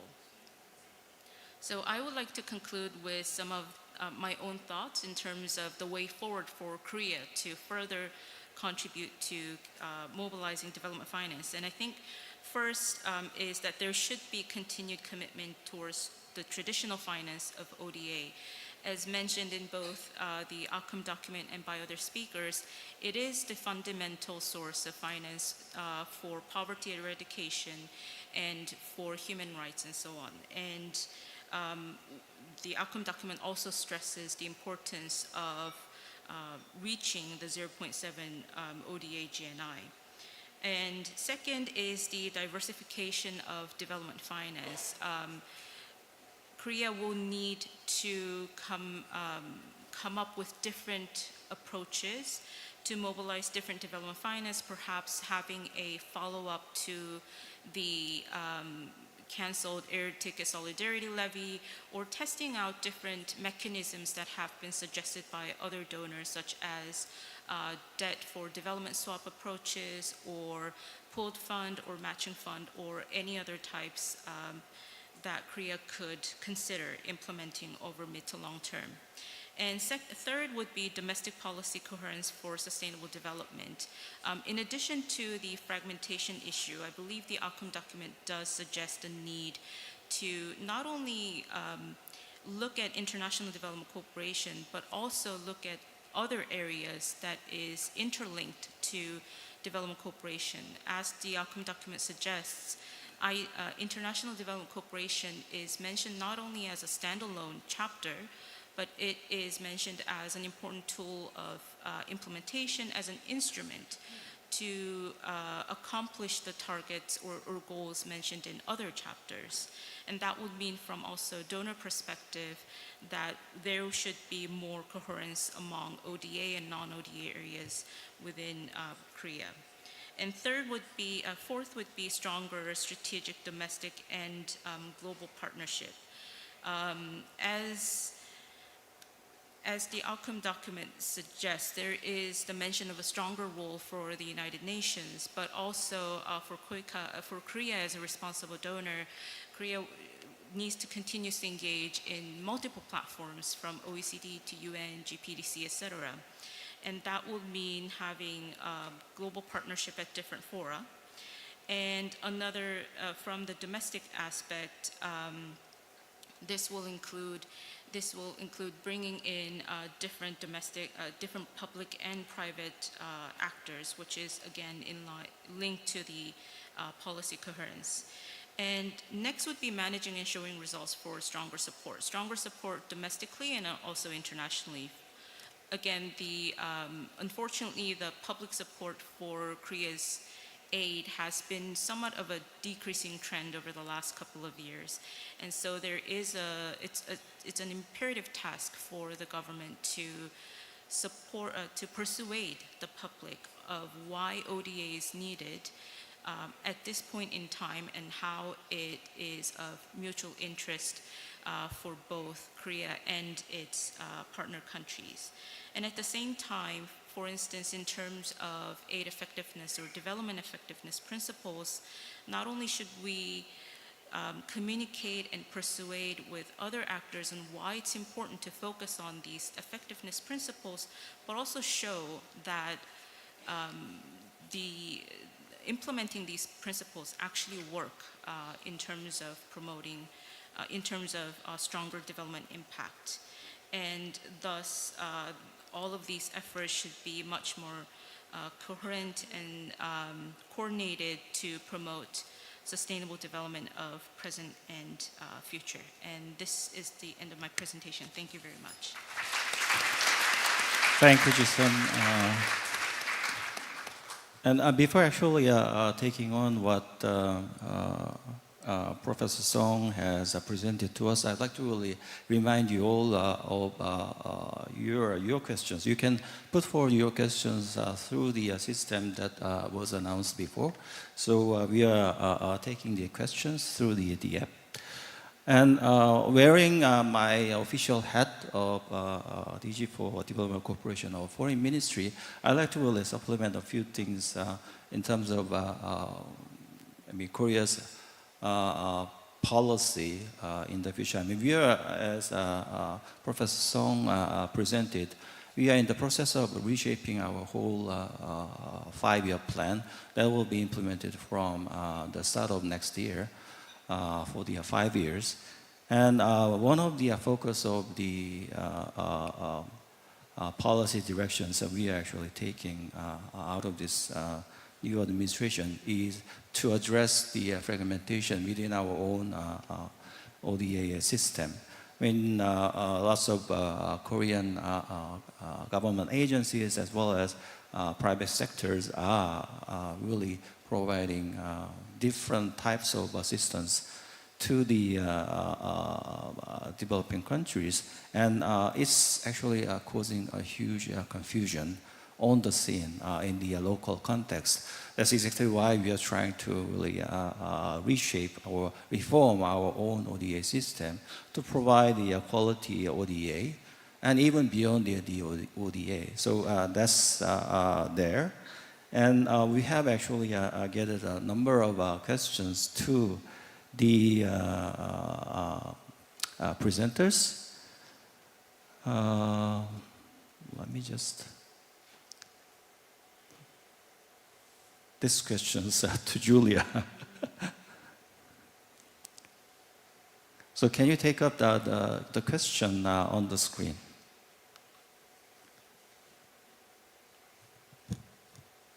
Yes, thank you very much. How does TOSTI ensure transparency and comparability when tracking diverse forms of international development cooperation, especially beyond traditional ODA? So how do we do this? The basis really is discussions together with all the stakeholders around the table on the measurement standard. So this can be very technical discussions on the methodologies to be used in measuring development finance, but it's also a discussion about what can everybody report upon. And this is, I think, where TOSSD comes in, because if you like, the traditional ODA system has been there for many, many years. I have personally been very much involved in the running of the ODA system. And it has very good basis for collecting high-quality data on development cooperation. But looking at it in its entirety, it's kind of too complicated to be applied for the entire development providers world. So this is where the International Forum comes in. We have kind of gone through all the various aspects of development finance. What is it that one really needs to know about development cooperation activities at the global level, and then agreed on how to include that in the reporting framework. And that kind of simplicity and this discussion with everybody around the table, to me, that's what ensures the comparability. That's also what ensures the transparency of the system, going well beyond traditional ODA. Thank you. Thank you, Julia. I guess this inclusive approach of TOSTI is really important, I guess, and as Karsten this morning announced, DAG is also taking on reforms to be more inclusive in collecting and also promoting their own data on ODA. So, we have a certain convergence here to be more inclusive in collecting the data, in calculating data, as well as in actually putting the data into action. Thank you, Julia. And this question is for Oliver.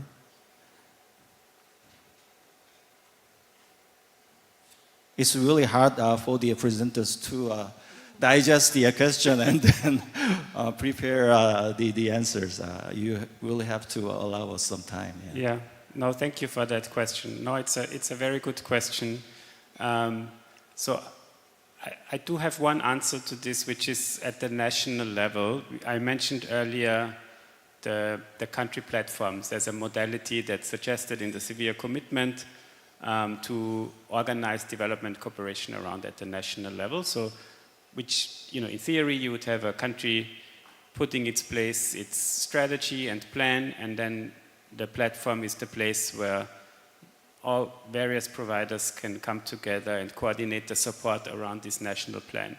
Now, in practice, I think what this question gets at is that in practice, there is, of course, a power relationship, a power dimension to these relationships that's not explicitly addressed in just setting up a country platform. And if it's unaddressed, then such a country platform can indeed become a place for donor collusion, right? Where donors might have even more influence, and it could, rather than strengthening country ownership, it could undermine it. I think that's a very difficult problem to solve. There are certain realities here that cannot easily be overcome, but one proposal that is also in the severe commitment is that these platforms need to include more national partners. So, one that is explicitly mentioned are national development banks. And in this newer generation of country platforms, the ones that have been successful are ones where there were also strong national institutions, such as a national development bank, that can provide a real counterweight, that has substantive expertise, and that can really help have a balanced discussion between the providers and the recipient. Now those institutions don't exist in all countries, but this is, one promising way to go. And across different action areas, there's an understanding that such national financing institutions are a very promising part of the architecture that we should strengthen, and we should support these institutions, and that can help also respond to this challenge. Yeah, yes, there is maybe not yet that kind of system to really provide level playing field kind of atmosphere in the negotiations with the large development banks or multilateral organizations. But it's something we really have to work on in the future. I guess that's what you have alluded to. And next question is put forward to Professor Song. It's very long, two-part question. Not only long, but very difficult to read.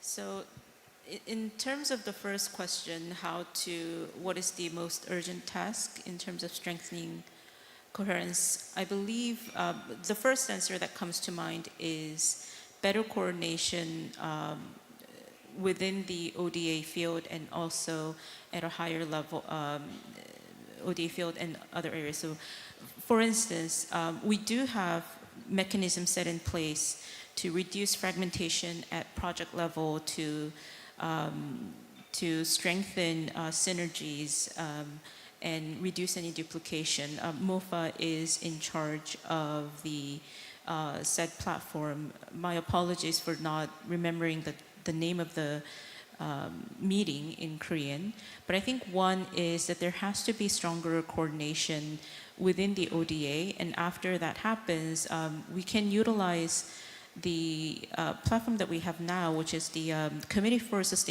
National Committee for Sustainable Development, which I believe is in principle to be chaired by the president.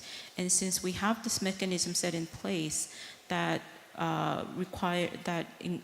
entails the participation of a very high-level leadership in overseeing Korea's overall contribution, that includes both ODA and non-ODA, for national and global sustainable development, I think different coordination at different platforms or committees at different levels will be the most urgent task. And of course, this will require a certain control tower, but for ODA, we have not only the platform managed by MOFA, but also the Committee for International Development Cooperation by Prime Minister's Office, and then there's a National Committee for Sustainable Development. So I think we have the mechanism set in place. How this actually works in practice and how much actual coordination happens will be the most urgent task. What differentiated partnership models can Korea propose to effectively collaborate with emerging donors in the Pacific region? My understanding is that Korea is very much interested in promoting triangular partnership, triangular cooperation with emerging donors across the Indo-Pacific and other countries of the Global South. So we can have some of the focal points or focal countries within different specific regions to promote that said triangular cooperation. But also, because Korea has a very... Actually, let me end my comment there. Yeah, that's the only thing that I can think of at the moment. Thank you. Thank you. On, I guess, question number 2, I guess Mikta is going to actually discuss this sort of issues at the meeting, because South-South cooperation is a very big issue, and they are trying to actually develop a model to make use of this South-South cooperation, including Korean agencies. So I guess it's not really, I mean, I don't really think all these questions are really, are the questions with very specific, formulated answers. I guess it's all these questions are sort of open questions that we really have to take on in the discussions. So maybe I have to really bring up the next question before I ask the presenters to answer those questions. This is not a test, so please take time.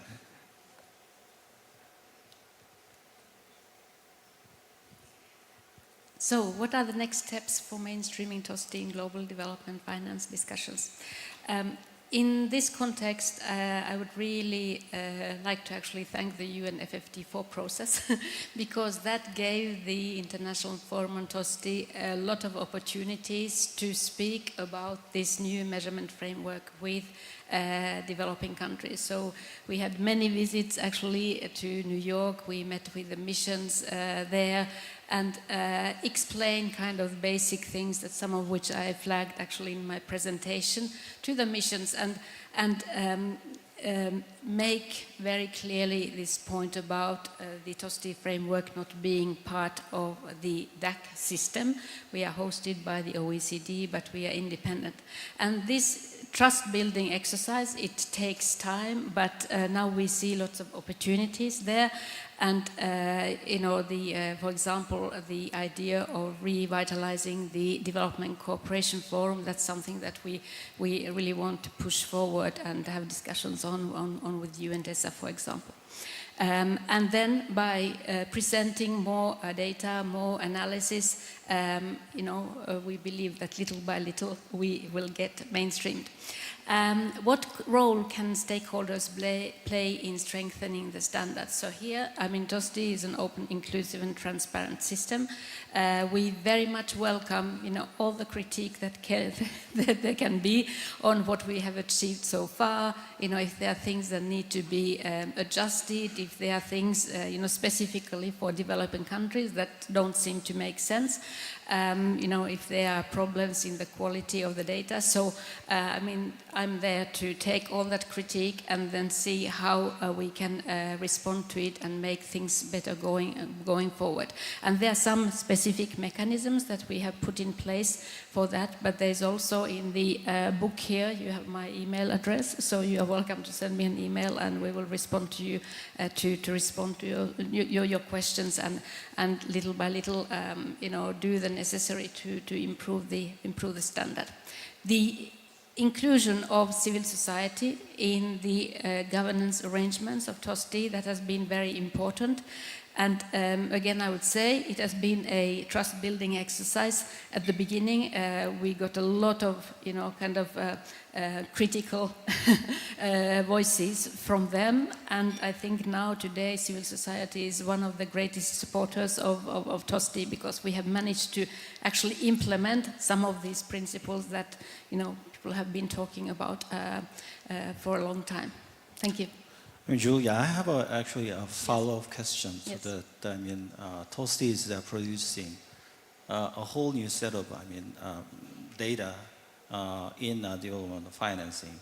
And DCD has been also providing very solid data. It's just a part of the whole financing resources.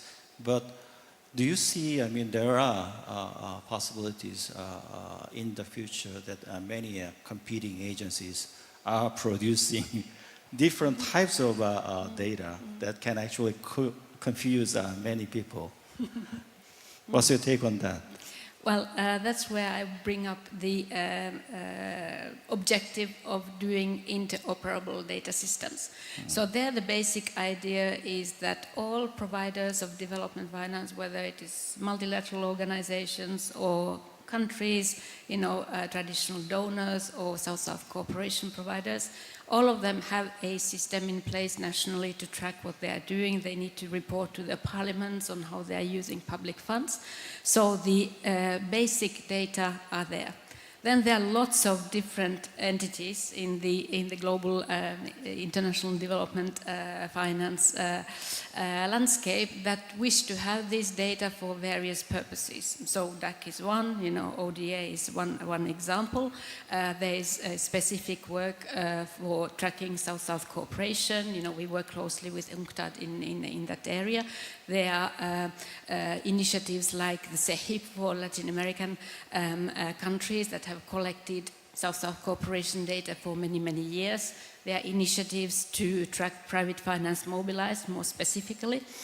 And the challenge is to bring this together without, asking countries, organizations report, 4 or 5 different times the same information. And that's where we need to figure out how can the data systems be made interoperable. And in my experience, there's kind of there's a minimum thing that everybody needs to record to be able to analyze what you are doing in terms of support to developing countries, what you do in terms of funding some of these global challenges. And then there are specificities in each framework. So as long as we can make the common part interoperable, I think we are much better off. And then, life is life. So in some cases, it becomes a bit of a competition type of situation. And then everybody puts forward the benefits of their system. I'm here promoting TOSST, that is my role.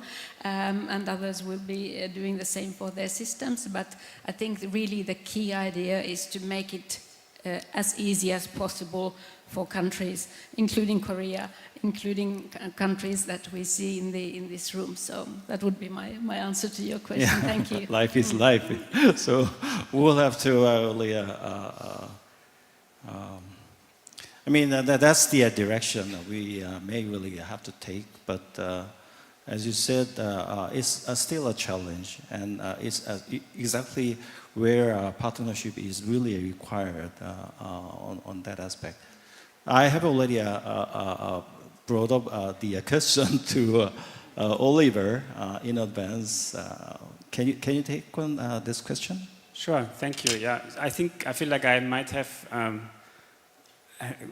answered that question in the first round, but so how do we get to better alignment?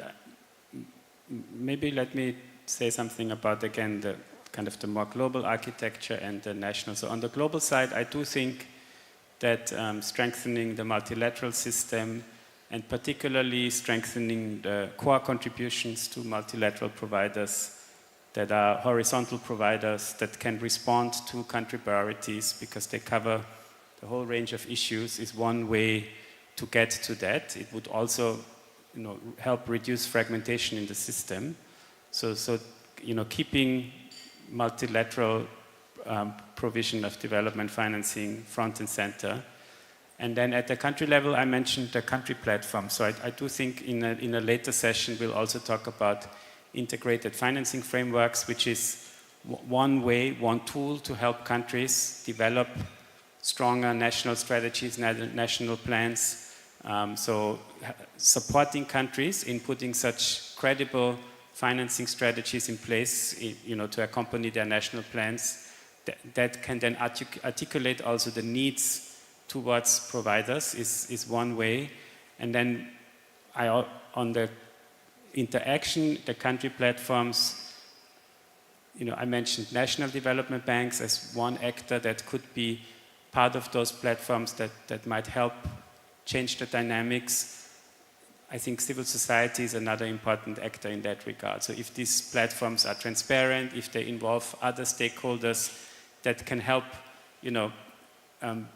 also build political pressure on donors to respond to country needs. That might be another way in practice to really fulfill the potential of such platforms. Oliver, can you briefly touch on the roles of the IC in this kind of a context? Sorry, the role RC.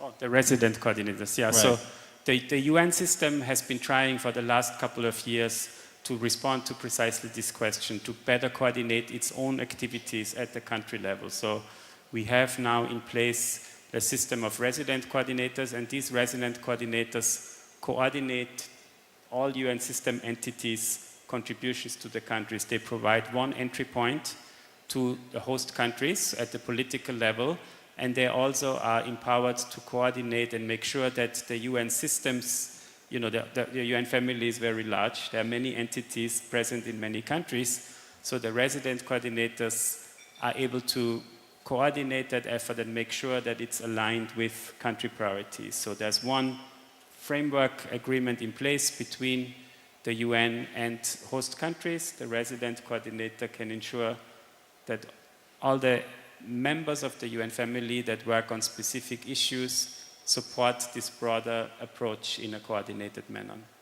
And that's something that we expect, I'm sure many of you are following the discussions around UN80 very closely.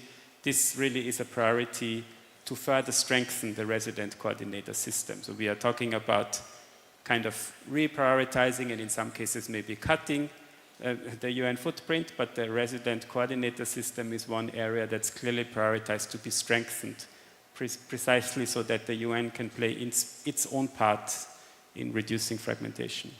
So I guess RC's role, even though we have already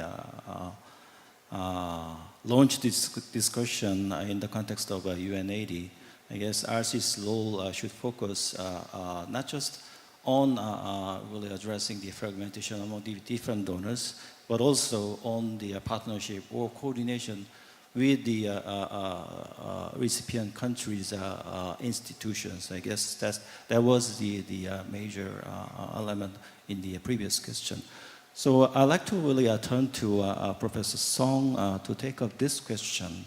And I'm very curious about the answers as well. Yeah. Thank you for the very difficult questions.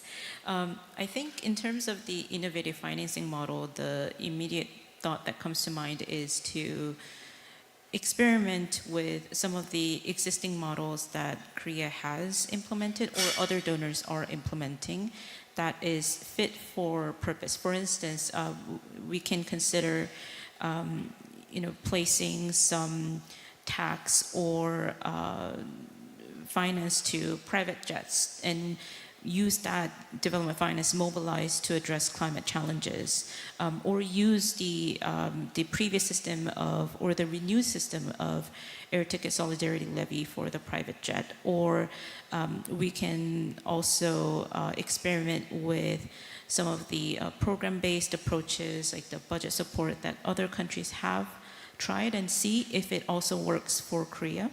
Another type would be something that I believe KOICA is already implementing, like the results-based financing, which I don't know at what scale, but we can test with these different types of financing, and after accumulating certain experience and capacity, perhaps we can expand it to other sectors and other implementing agencies as well. And in terms of the partnership strategy, I think this is somewhat connected to the second question that was asked before. And in addition to the partnership at the ODA project level, another thought was one thing that Korea and the emerging donors have in common is the willingness to share our own development experiences. And I think different countries have different experiences that they would like to share and different areas that they have expertise in.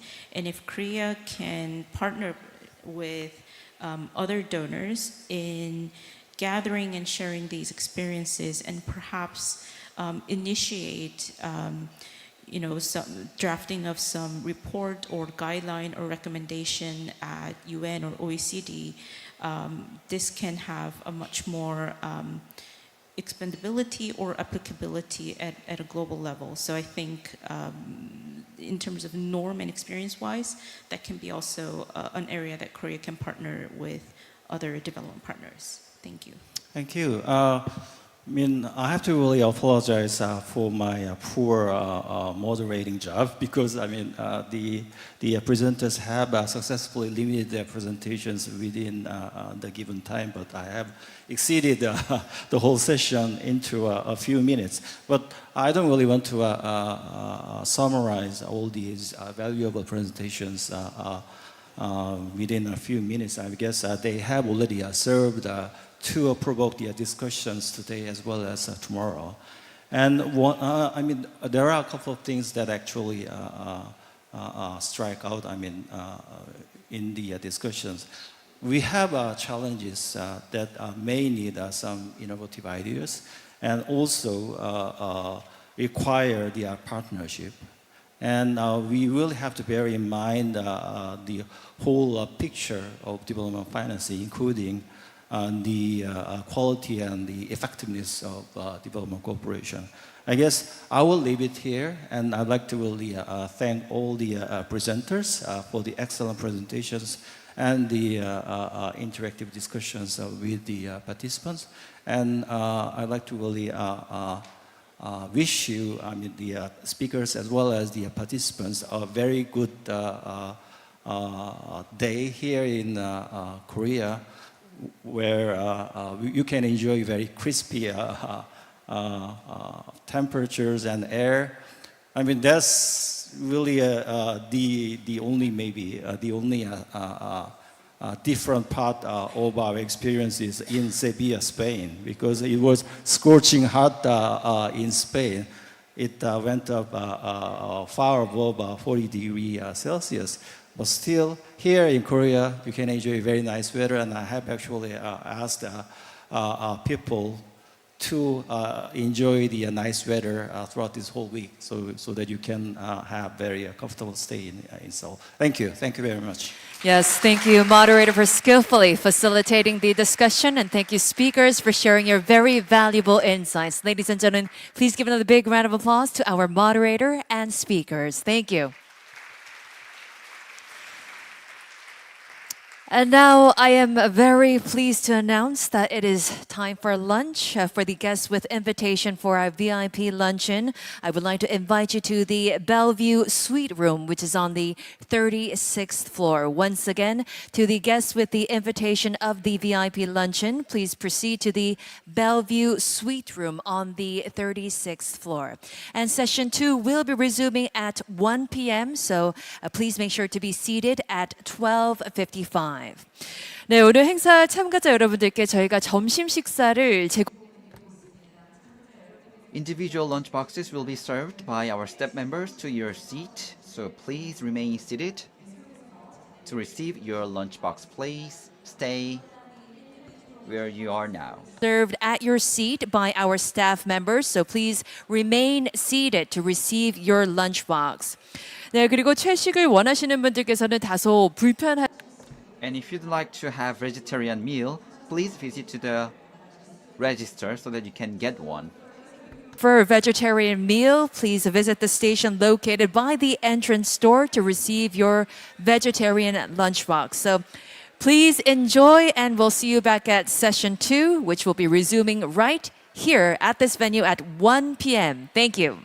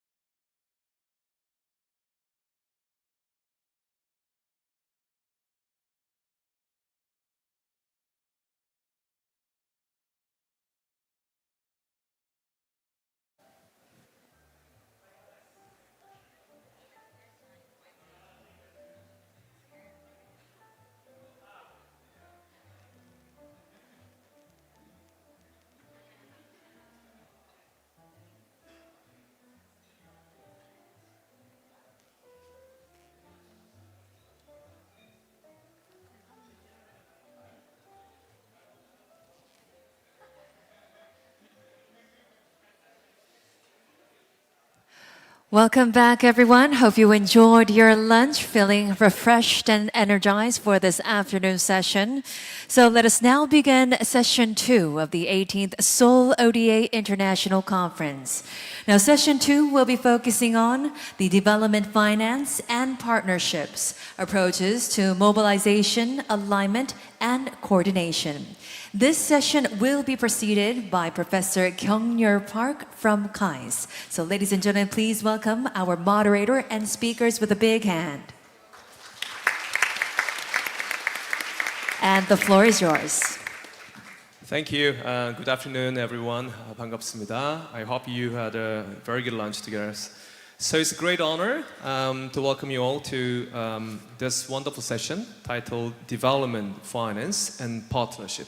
My name is Park Kyung-Yeol. I'm a faculty member of Graduate School of Science and Technology Policy in KAIST. I'll be your moderator for this session.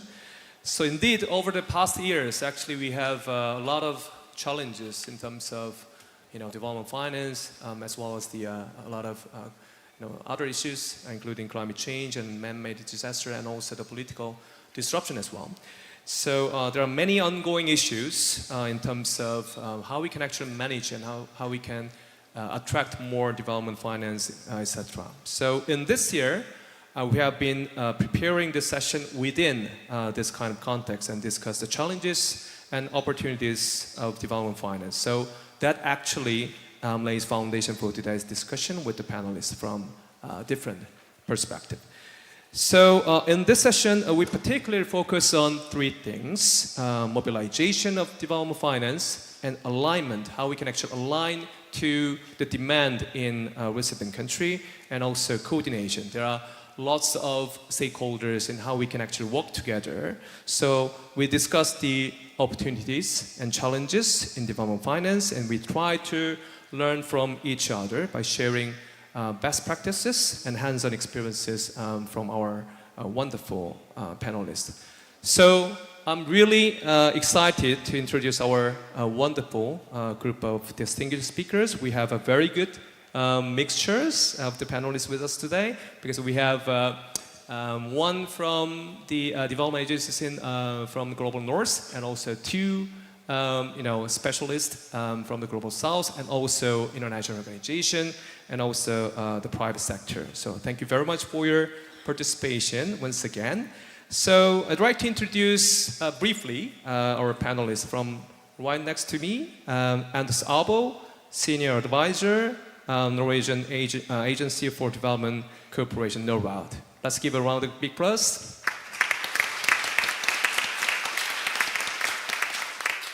And Alejandra Vela, Executive Director of AMEXID, Mexican Agency for International Development Cooperation. And Noela Crespo, Executive Director of Peruvian Agency for International Cooperation.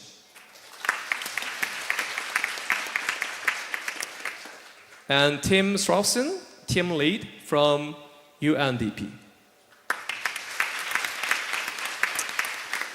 And lastly, Christopher Klopp, Managing Director of Convergence Blended Finance. So we are already running out of time. So without further delay, let me start with Anders Abo. So floor is yours. So let's go to the podium. Thank you.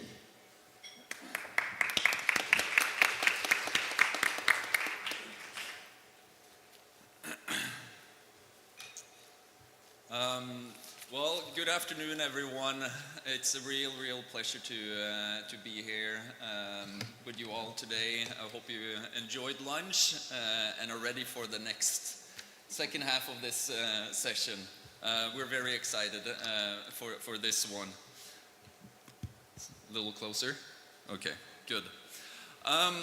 These type of meetings, I find them very exciting, and I'm very excited to be asked to join here and come and speak to you guys. And I think maybe just now more than ever, it's very important that we do come together and discuss these topics.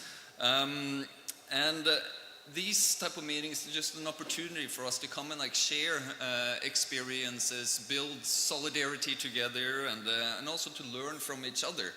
And just before the session started, my colleague Alejandra, she said, I want to work with Norway. Perfect. This is that type of platform that these type of convenings are all about, partnership. And so hopefully today gives that opportunity to you guys too, and grab someone. It's like, let's partner together and let's work together. That's what these type of meetings are all about. So success will only depend on, or is dependent on how we as donors, as governments, representatives from the private sector and other institutions, how we can join forces together and pool our resources, align our interests. That's how we can see success. So today I wanted to share focus on a partnership journey that we have been on for the past few years, and share some of the lessons learned from that experience on what was working, where those limits were for us, and how we can deliver scale. So I'll be talking about the FASA fund, and that is an acronym that stands for Financing Agri-SMEs in Africa. And hopefully this could be a bit more of a practical example on what we have been talking about today, and we'll be talking about for the rest of the day as well. So this initiative started as a brainstorming activity between us in NORAD and a very large multinational agribusiness. And we wanted to make a big play in agriculture transformation together. We wanted to have a tangible impact on the smallholder farmer, but we wanted to help them get more access or better access to finance, to markets, to information, technology, innovation, etc. But maybe more specifically, we wanted to help drive the agriculture economy, or help accelerate the agriculture economy in Africa. Increase production, increase efficiency, etc. So, let me, sorry, next slide, there we go. So, but us kind of working in this particular field, we know it's very, very costly to work directly with the farmer. If we want to impact millions of farmers, it's hard to do that directly. If not impossible, and it takes an immense amount of resources. So us working in the field, we know we need the entry point to be the agri-SMEs. That is the important connector, that nexus or link between the farmer and the market or the consumers, us. One of those big problems to kind of unlock that potential is inadequate access to finance. That is a big barrier to growth for these businesses that are driving, really the driving force of the economy. So if we do want to make any big kind of advancements in food security, especially in Africa, or improve the food system, or even more broadly, reduce poverty, we have to work through these ag-SMEs. We cannot avoid it, and from us from a donor, it's a must and critical that we focus on them. So this was our starting point when we had this kind of brainstorming activity with this large multinational company. So we just explored a lot of different options, but we couldn't quite agree on a common approach. We wanted a vehicle We wanted a tool that could have a huge impact or make a big dent in this big financing gap, but also have that tangible impact on the farmer. Our partner had a little bit of a different approach. They wanted a bit more geographic specific focus, focus more on certain type of value chains. But that didn't necessarily mean that one approach was better or worse, or one approach was wrong or right. It was more that we just had a difference in ambition and vision. So we decided not to partner. Instead, we continued iterating on this ourselves and explored other type of partners. So this brings me to my next slide, and we knew that private business and private capital would be a very kind of key to the whole kind of development agenda, and would be key for us to also partner with. So we know that we need to be a bit smarter, more strategic in how we also apply our resources, and specifically for us in NORAD, our grant resources. And we in NORAD, we've gone through a bit of an evolution in this area over the past few years. We have been traditionally provider of grants for technical assistance and capacity building, but that is challenging if we want to achieve kind of big scale and mobilize capital at big scale. So now it is more about mobilizing capital, attracting private investors, crowding in private sector, sharing risk. And us donors, we do have actually a very unique role to play there, because the resources that we have available, grant resources, doesn't necessarily require that 10, 15, 20% return on investment, but we have different type of priorities, and we can take a much higher risk and share that risk with investors. So we have that ability to be catalytic and de-risk. So that's the direction where we are moving now. And catalytic capital or blended finance, it is not always additional in every sector and industry, but in the agriculture sector, it is. That is a sector that is perceived as very high risk, and is good use of blended finance. So it's a good area for us to use our funding for. And also for investors, it's all very often a prerequisite for investing in that sector, that they have some type of de-risking. And the demand, as you can imagine, is massive for this type of funding. There's lots of investors that want to invest in this sector, but they need some de-risking. And also, investment funds in particular, we know are a preferred channel for private capital that wants to invest. Now I'm talking about like private equity or private debt or venture capital type of funds. They provide a set of financing that banks generally do not provide. So what we donors are increasingly focusing on is providing them the right tools to invest and help grow and scale these type of businesses. So providing catalytic capital, blended finance, first loss, junior equity, or whatever you want to call it, it's not necessarily new. Like us donors, we've been doing this for some time, but the problem has been fragmentation. silos, lack of collaboration.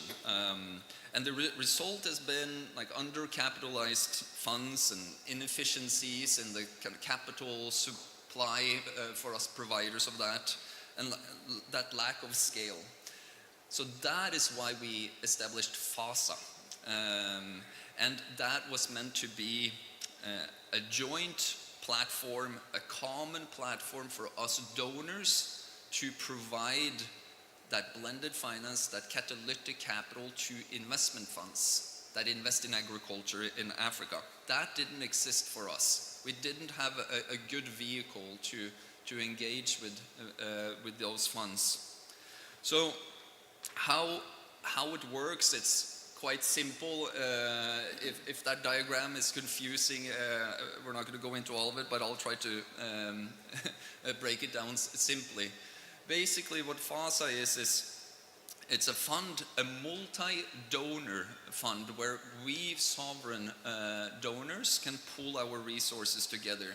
So we came together with the US, Korea, and the UK to provide capital to FASA that can invest this catalytic capital to these investment funds.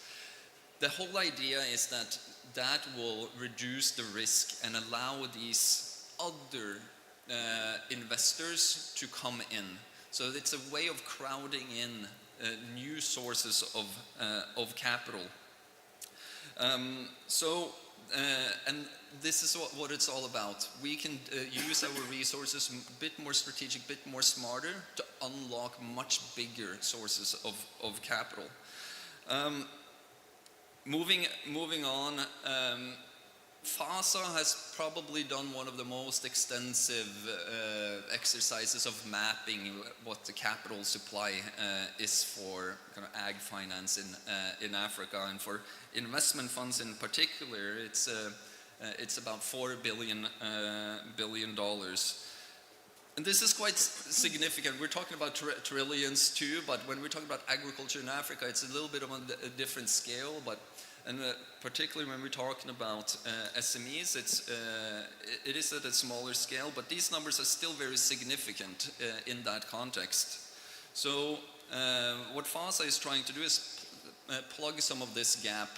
And with the current size of FASA, we're starting out with about $85 million now. And that is just starting. We're just starting with this. And that obviously can leverage 3, 4, 5 times as much funding.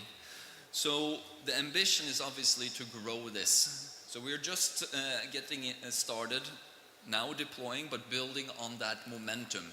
We're continuing to approach other partners because we have a much bigger vision and a bigger ambition to scale this up. I'll end on this slide here and just share a little bit about what our kind of success factors were in setting this up. And I think maybe first and foremost, and maybe most importantly, what was key to us was that we had a shared objectives and a shared vision. And this is where we derailed with our first partner in the beginning, this multinational agribusiness. We just had different interests in mind. But having a shared vision, that is key when you're creating these type of partnerships. I'll just hit just a couple more of these points, and maybe trust, and I probably should have also said patience in there too. But building trust takes a very long time. This type of partnership, it took like 2-3 years for us to build. But now we're partners for the foreseeable future. This is not necessarily just like a short-term project that we're setting up, but we're going to be partnering with these partners now for a very long time. But it takes time to build these type of partnerships. And then the last point that is also kind of a key success factor for us is that you have a collaborative type of governance. I've seen in a lot of these type of governance structures, they could be very kind of strict and set. But if you have a bit more of some flexibility and where you can have a collaborative process, that is more of a recipe for success. When people can come together and co-create, then you create so much more ownership to these type of partnerships, and they become so much more stronger. So I'll end on that note and say very much thank you, and yeah, thank you.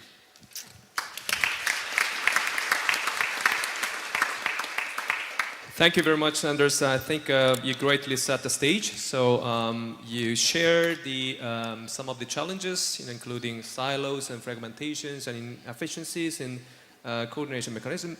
But at the same time, you provided a very impressive one slide in terms of collaboration mechanisms in FOSSA. Number one is it includes not only just government agencies and development finance actors, but also you try to just include the small scale holders and the workers and SMEs, etc. And also the consumer side. I think that's very impressive. And then second one is that with the international actors, like other donors, you show the complex but seemingly very promising dynamics for future collaboration mechanisms. So I think I like those two point of view. And then let's move quickly to Alejandra. So floor is yours. Thank you.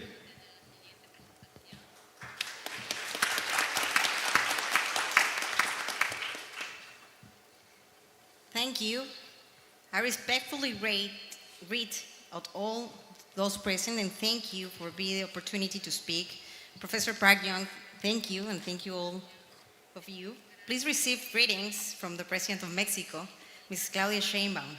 Mexico is experiencing a historic moment. We are not only undergoing a change of government, but it also witnessing a dawn of new era. We have the first woman president in North America, Claudia Sheinbaum, the first woman scientist to successfully lead a nation. In these times, we face an important challenge: to be creative in matters cooperation to break with inertia, promotive cooperation which truly transforms reality to touches people's lives, individuality and collectively. One of our guiding principles in Mexico foreign policy is Mexican humanism, which places people in the center of all international action. This principle stems for formation as independent nation and reflects the aspiration of Mexican people. It is a great honor to take part of this important dialogue and to share Mexico's perspective of how South-South and triangular cooperation can contribute a financial architecture that supports more inclusive development. We meet a pivotal moment to shape the financing for development agenda to begin with Monterrey Consensus in 2002, continue with the Addis Ababa Action Agenda in 2015, and most recently, advanced at the Sevilla Conference of Financing of Development. This process reminds the international community that resources indeed exist, but their redistribution remains inequitable. We issue an urgent call to transform the global financial architecture to make it more just, responsible, and inclusive, and align public and private capital with the sustainable development goals. We recognize the host country, the Republic of Korea, as an inspiring example. In just a few decades, it moved from being a net recipient of international aid to become a member of the OECD Development Assistance Committee. This reflects the power of solidarity, perseverance, and long-term vision. South-South, triangular, a circular cooperation can and must serve as catalysts for financing that force more inclusive and transformative development. Mexico joined this conversation as an upper middle income country with a dual vocation. We are both recipients and providers for international cooperation. This duality strengthens Mexico's conviction that South-South, triangle, and circular cooperation is not only an effective mechanism to mobilize resources, but also a guarantee of inclusive cooperation, cooperation that is effective, adaptable, and innovative. For Mexico, cooperation goes a step further. is not merely about transferring resources. It is about mobilizing and aligning public and private capital, national and international, through multi-actor and multi-level partnerships. This means that governments and the private sector, civil society, academia, and local authorities co-create solutions and share risks. Our commitment is fully aligned with the principles of the Global Partnership for Effective Development Cooperation, country ownerships, result orientation, inclusion, transparency, and mutual accountability. Guided by the principle of Mexican humanism, we demonstrate that in Mexico, we extend a helping hand, we are supportive and fraternal, because solidarity is part of our very essence. In this effort, Mexico's Sustainable Financial Mobilizing Strategy, led by the Ministry of Finance, has identified a financing gap of 3.6 trillion pesos by 2030 and aims to mobilize to 15 trillion pesos through 3 pillars. 1, sustainable public financial management. Second, mobilization of sustainable financing. And the third, cross-cutting actions for sustainability such as gender equality and biodiversity. To institutionalize this multi-actor vision, AMEXID create 3 technical councils this year. The first one is the Business Council to engage the private sector in the design of financial international projects. The second one is the Social Council to link civil society organizations to the design and implementation of cooperation programs. And the third one is the Children's Council, a unique space giving voice to children in the international agenda. These councils are an innovative bridge to attract resources, knowledge, and the will of non-traditional actors, enhancing the effectiveness of financing. I'm gonna show you our first case of Mexican illustrative international cooperation. Internationalization of our social programs. An example, thank you, Sembrando Vida, Sowing Life, is a flagship program that strengthens food security and increases agricultural production through our forestry, bio-factories, and sustainable practices, providing both cash and in-kind support with technical accompaniment. It has been successfully implemented in Central America, Cuba, Honduras, Guatemala, Belize, El Salvador, and also with Cuba in the Caribbean, as an innovative financing model to combines Mexican public resources with international contribution and local technical cooperation. And the other program is Jóvenes Construyendo el Futuro, Youth Building the Future, program that provides job training to thousands of young people and countries such as El Salvador and Honduras, using co-financing schemes that blend Mexican budgetary resources with international cooperation. For example, we start with our resources, and then KOICA, TICA, starts with us in the second phase. These programs show that Mexico's social policies can become South-South cooperation instruments to channel resources, build capitality, and offer alternatives to forced migration. And the second case is a regional management of sargassum in the Caribbean. A second example of Mexican regional initiative for the sustainable use of sargassum, a resources that can be turned into biofertilizer, biodegradable packing bricks, biogas briquettes, and residual fertilizers. The initiative includes, first one, satellite monitoring. The second one, operation of collection vessels. Third one, sargassum shredding and desalination system. The fourth one, biodigestion system. And the fifth one, wastewater treatment plants. Sargassum threatens biodiversity, tourism, and public health in the Caribbean. Mexico seeks, and in partnership with regional and international actors, the design to innovate approach that transforms the environmental crisis into a development opportunity by financing. The innovative instruments such as sustainable bonds and blended finance to attract private capital, installation of pilot biorefineries to convert sargassum into biofertilizer and bioenergy, a regional scientific cooperation to reinforce research and development, and the community participation to generate green jobs and sustainable livelihoods.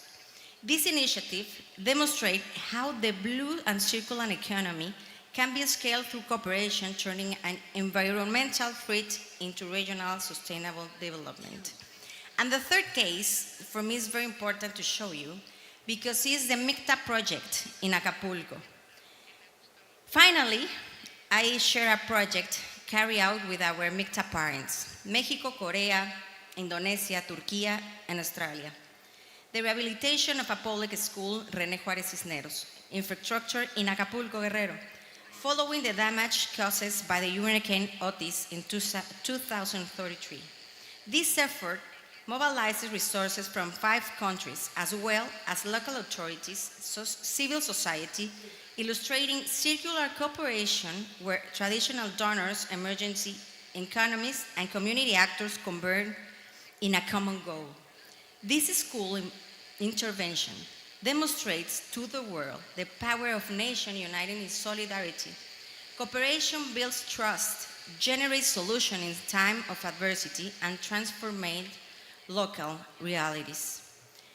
Mexico's experience demonstrates that South-South and circular cooperation can mobilize development financing when a solid nation strategy exists, such as the MFCS, that integrates sustainability into public finances, innovate instruments such as blended finance, green bonds, and sustainable taxonomies are promoted, and the importance of non-traditional actors is recognized through technical councils and international art programs connecting to the global to the local.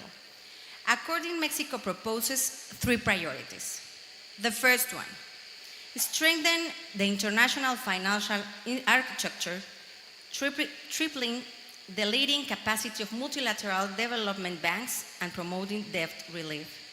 The second one, recognize middle-income countries as bridges between the global north and south, key to scaling regional projects.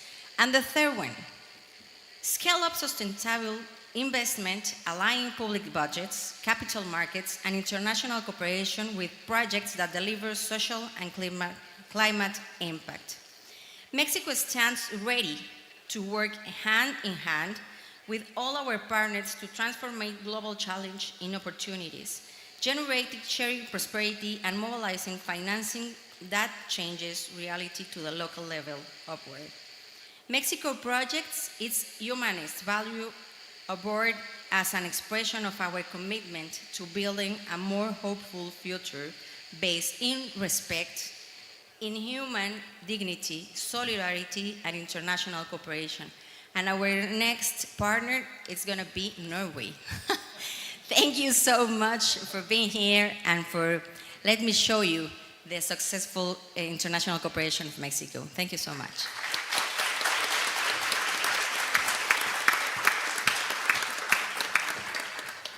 Thank you very much, Alexandra.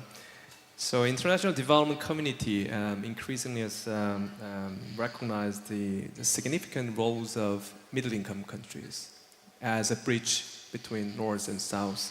So I think that Alejandra's talk is very timely. Also, you raise very important questions, which is how can we attract non-traditional actors? That's, I think, a fantastic point, which we can further learn from our next speaker.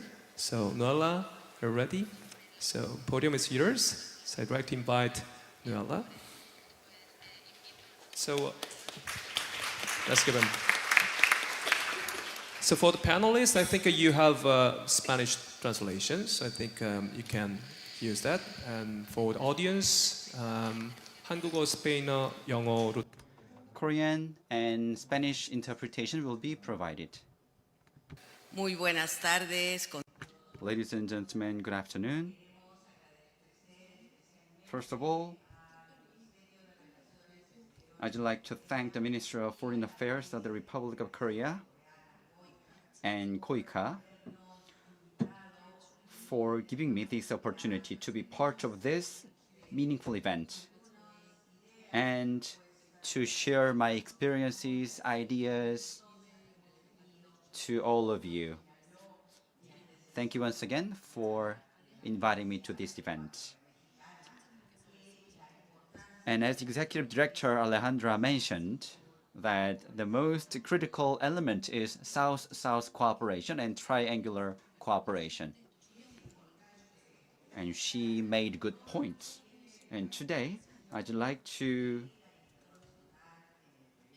highlight the role of international technical cooperation in Peru. So, international technical cooperation is a part and component of foreign policy, and it shows our dual role as both a recipient and a provider of technical cooperation. And what I want to emphasize specifically is that this complements our national development efforts as well. And currently, Peru has established and implemented national policy on international trade technical cooperation to 2030. And with that policy, we'd like to establish ourselves as a provider of technical cooperation in Latin America and the Caribbean and other regions. And we want to promote ourselves as a reference in international development cooperation, as well as a best practice model.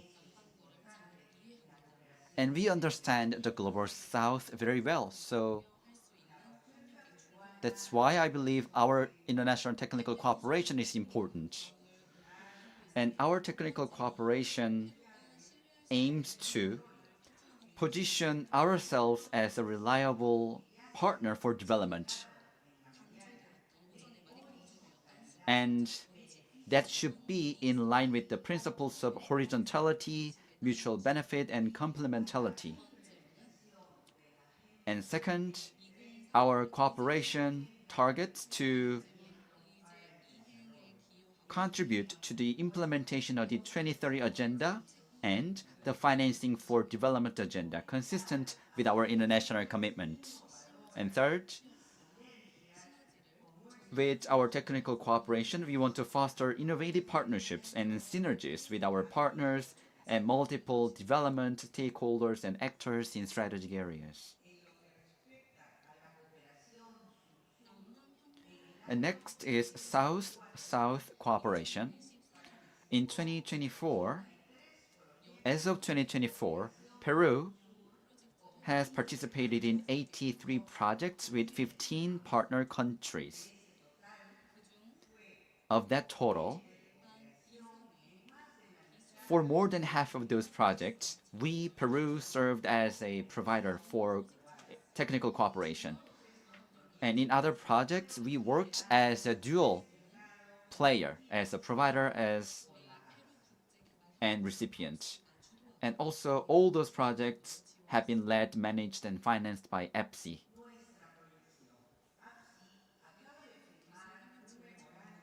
And allow me to talk about the outlook of the Peruvian technical cooperation offer. APSI, or APCI, has recently signed an MOU with Singapore to foster cooperation initiatives.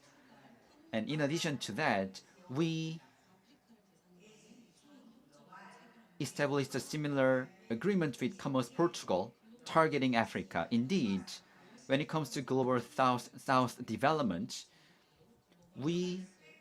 Global South is the one that understands the development needs and priorities of its partners. And let me talk about triangular cooperation. Peru, works with priority sectors like water resource management, disaster risk management, renewable energy resources, science, technology, and innovation. These are main areas for our action. And our strategic partners include Spain, Germany, Japan, and the Pan-American Health Organization, or PAHO. And we, Peru, want developed countries and international organizations to strengthen triangular cooperation and to use it as a tool for development partnerships to support triangular cooperation. And please play this video clip. Please play this video clip with sound. In the world, technical cooperation is key for tackling global challenges. Peru shares its best practices with the world through the Peruvian Technical Cooperation Offer, OPCTI. Under the framework of South-South cooperation led by the Peruvian Agency for International Cooperation, APSI, along with the Ministry of Foreign Affairs. APSI coordinates the Peruvian Technical Cooperation Offer, contributing to the development of other nations in accordance with the National Policy of International Technical Cooperation to 2030, Peru's Foreign Policy and Sustainable Development Goals, SDGs, of the 2030 Agenda.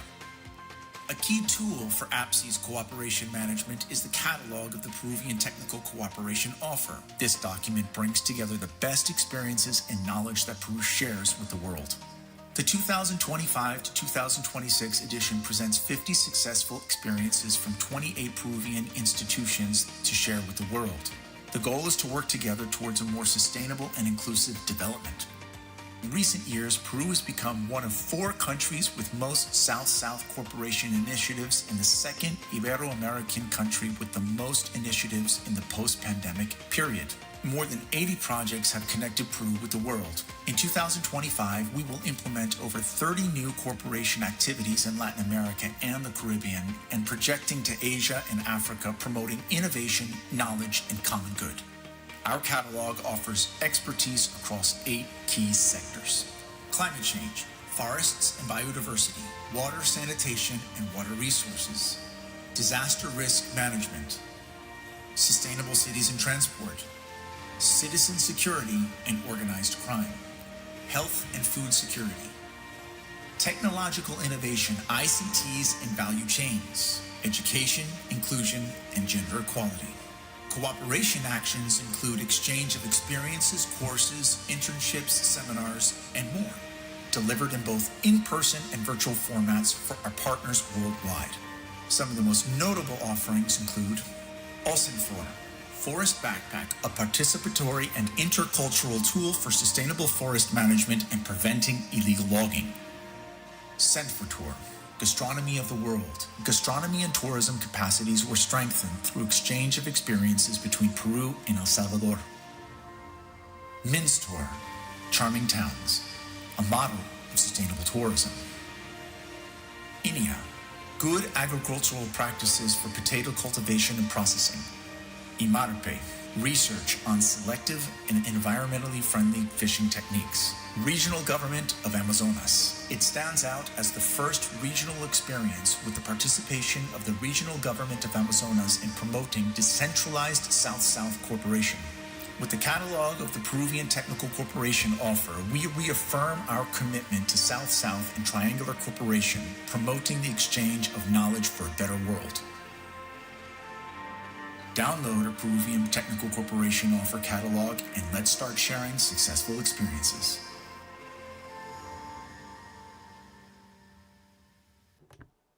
Peru, country generating international technical cooperation. Además, So I have just showed you some successful cases through a video clip, and allow me to share some more successful cases and best practices.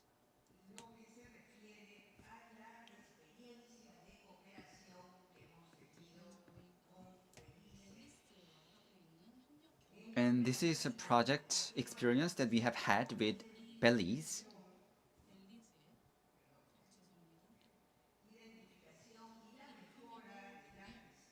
So with this cooperation project, we were able to assess archaeological sites in Belize, and we were able to explore them, discover them, and we were able to improve the preservation process of those sites and heritage.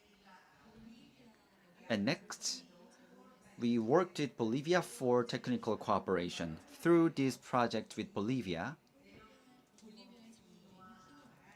quinoa, amaranth, tari, we helped them manage sustainable crops like them, and we were able to help them improve their capabilities. And also we developed training methodologies adapted to local needs and people. And allow me to touch upon another important element. I'm going to talk about our reflections following Seville FFD4. In light of the fourth FFD, I'd like to talk about, from an international cooperation perspective,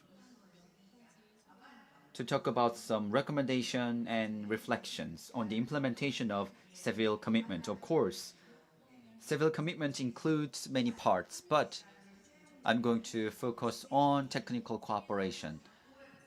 And if you look at the agreement of Seville commitment, you can see it's crucial to establish a follow-up mechanism for the agreement adopted in Seville.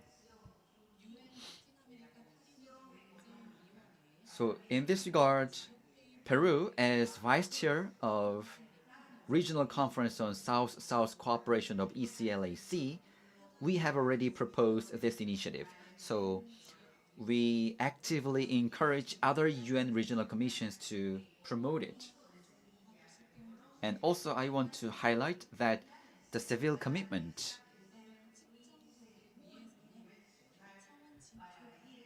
recognizes the importance and the need to establish a multidimensional index for measuring development.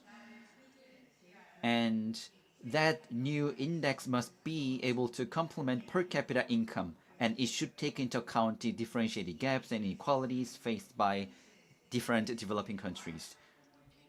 Of course, upper middle income countries like Peru have provided technical cooperation and assistance, but still, we face many development challenges. Therefore,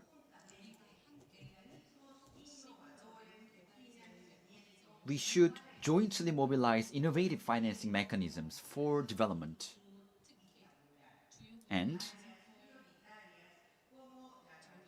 in particular, that should be done in the areas like digital transformation and artificial intelligence, including South-South and triangular cooperation. In this context, it's time for us to implement the four principles of effectiveness to ensure that international cooperation responds to the priorities of developing countries. So, on the occasion of the Seville commitment, we should revalue South-South and triangular cooperation, and we need to make sure that their qualitative and transformative and innovative contribution to sustainable development. Thank you. Thank you very much for your presentation and sharing Peruvian experiences and also best practices. Actually, that could provide some sort of transferability to other cases of South-South and triangular cooperation. Also, you clearly show the commitment to the Sevilla and also highlighted the importance of multidimensional index. Actually, the concept of development itself is indeed multidimensional, and historically, the UNDP also has developed, different type of, indexes, including, HDI, etc. So I think we can also learn from our next speaker, Tim Strawson from UNDP. So join me to welcoming to Tim. Thank you. Thank you, Mr. Moderator, and thank you to the Government of Korea and to KOICA for hosting this great event and for inviting me to say a few words. I'm going to speak about these integrated national financing frameworks for mobilizing and effectively utilizing development finance and some of the experiences that we see at the country level. I'm going to say a bit, first of all, just explaining a bit about this concept of an integrated national financing framework, and then something of what we see at the country level, and perhaps with a few reflections of what it means for the conversation around development effectiveness. So to start briefly, for anyone who's not familiar with this concept of an integrated national financing framework, it's a concept that's being used by governments, primarily ministries of finance, ministries of planning, at the country level, embedded in their planning systems, to connect really the aspirations of national sustainable development plans with the policy toolkit, the financing policy toolkit that governments have at their disposal. So many countries have a 5-year plan where they've localized the SDGs. They're talking about over 5 years or longer national sustainable development priorities. And we know that achieving those aspirations requires a large and diverse mix of public and private investments. We also know that government has a range of toolkits, a range of policies, instruments, regulations, a diverse financing toolkit at its disposal to mobilize and invest public finance, to incentivize, unlock, to regulate the way that private investment is made and can contribute towards those sustainable development aspirations. But I think what we've seen in many countries historically is that there's a disconnect between those aspirations and the financing policies and the contributions that different forms of finance can make towards those sustainable development aspirations. There was a study done in 2019. It looked at more than 100 national development plans and found that fewer than 30% of those were costed and had any kind of financing strategy. And where there was a financing strategy, it was primarily concerned with public finance and didn't consider the full range of public and private resources that could contribute towards sustainable development plans. And that's really the gap and the space that this integrated national financing framework concept fits into. An integrated national financing framework is something that ministries of finance can use alongside and with actors across government and partners to first connect their financing policy toolkit with the sustainable, the social, economic, environmental dimensions of their sustainable development plans, that vertical integration. It can use it to manage the synergies and the trade-offs horizontally between policy areas governing public and private finance, and to build integration and collaboration across public and private actors, and really in a way that brings the full policy toolkit for public finance, revenue, budget, debt, for private finance, for investment, for financial markets, into alignment and coherence with and behind national sustainable development visions in connection with the planning system. And so that's the concept. It's a concept that was introduced by member states in the 2015 Addis Ababa Action Agenda. We've obviously just had, as we've heard a lot about today already, the 4th Financing for Development Conference, and we saw member states not only renew their commitment to integrated national financing frameworks, but greatly expand it. It's, I think I'm right in saying it's the most frequently referenced initiative, if we can call it that, in the Compromiso de Sevilla, and it's there at the center of the financing framework with a real emphasis on country leadership behind implementation of the FFD outcome, but also recognized as a catalyst for making finance work for sustainable development outcomes across public finance, across private business, across FDI, across development cooperation, and the role that it can play in strengthening monitoring and follow-up, both domestically and internationally. And we've heard a lot about the Sevilla Platform for Action. It's a concept that features in many SPA initiatives.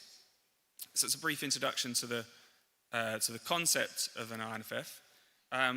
When we look at progress and how this is being used by countries around the world, we see that 86 countries to date are using this INFF approach at different stages and in different ways, embedded within their national processes and national planning systems, typically led by the Ministry of Finance and Ministry of Planning, but involving a wide range of actors from across government and across the public and private sectors. Among those 86 countries, we see that more than 65 are already implementing or have implemented reforms that have been shaped by public and private, reforms that have been shaped through the INFF process. And more than 25, in fact closer to 30 countries now, have operationalized a financing strategy that sits in that gap between aspirations and the full financing policy toolkit that I pointed to earlier. When we look across that implementation, we see across those 65 countries, we do at UNDP an annual INFF survey. The most recent results found that more than 200 reforms are being implemented. And I won't go into this chart, but it shows the spread of reforms that are being delivered across the public and private financing landscape. The main point being that I think we are really seeing governments use this with their partners to build a more holistic approach to financing and connecting these different areas of financing policy with sustainable development plans and the outcomes there, both in public finance, tax and budgeting, but also increasingly across blended finance, across the real economy, across the financial markets, as well as other forms of financing, philanthropy, remittances, diaspora, faith-based financing and the like. To give a few examples of what that looks like in practice, on the public finance side, we've seen more than 30 countries within their RNFF approach take steps to better align the budget process at different stages, from the call for proposals, the design of programming, the implementation, the monitoring, better align their budget processes with the SDGs, with the outcomes of their national sustainable development plans, but also to look holistically across public finance as a whole and to think about fiscal policy coherence. So in regard to priorities like gender equality, for example, many countries have and have had for some time a gender responsive budgeting system of some kind, but perhaps the gender burden of tax policy is less well understood. So it's a framework that helps governments look at those in tandem and say, are we coherent across our expenditure and our revenue policy and our tax policy? Are we creating incentives that are making finance work for gender equality or for environmental objectives, for nature and the like? We're also seeing countries innovate in instruments and tax policy reforms to leverage mobilize new forms of domestic revenue or use innovative debt instruments. Benin, for example, was the first LDC to issue an SDG bond, raising more than $500 million for investment in the SDGs, and has since issued SDG-linked loans. On the private finance side, we see again countries using the approach to put forwards interventions that will build pipelines, build country platforms, that are mobilizing investment in SDG-aligned investment opportunity areas, but also building sustainability into the architecture of financial markets. And many countries within the framework of their RNFF are prioritizing sustainability disclosure, prioritizing the implementation of green or sustainable finance taxonomies.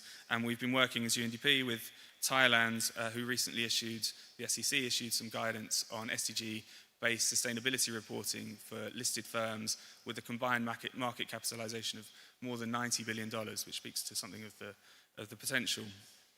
And when we looked at these RNFFs, I mentioned the 86 countries and the 65 that are already implementing reforms. When we took a closer look at the most advanced of those, where they've already delivered reforms, and we see quantifiable outcomes, we found across just 17 countries that already there's $16 billion of new finance leveraged, $32 billion of existing finance that is better aligned to the SDGs. And that really is the tip of the iceberg. We see across those 200 plus reforms a growing portfolio and body of work to make finance work and reconfigure financing policies, to introduce new instruments that will make finance work at the country level for sustainable development outcomes.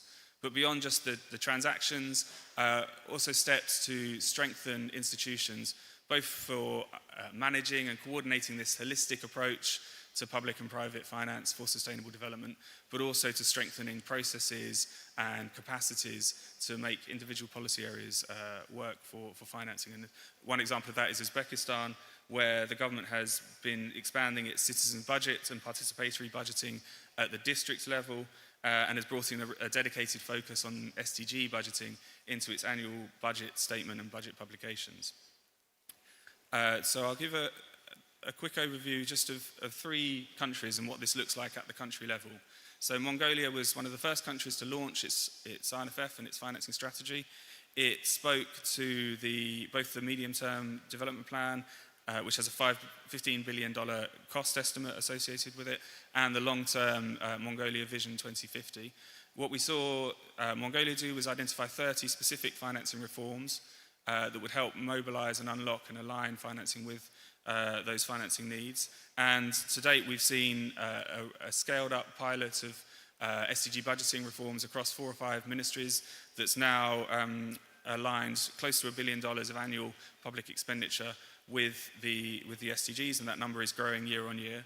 But also on the private sector side, working with the stock exchange and with the central bank to adopt sustainability reporting standards for a market of $3 billion, to establish the world's second SDG finance taxonomy, and then to create incentives within monetary policy to channel investments towards greener and more sustainable investments in the domestic banking market in particular. And there's a target to move from 2% of domestic banking portfolio being invested in green investments to 10%.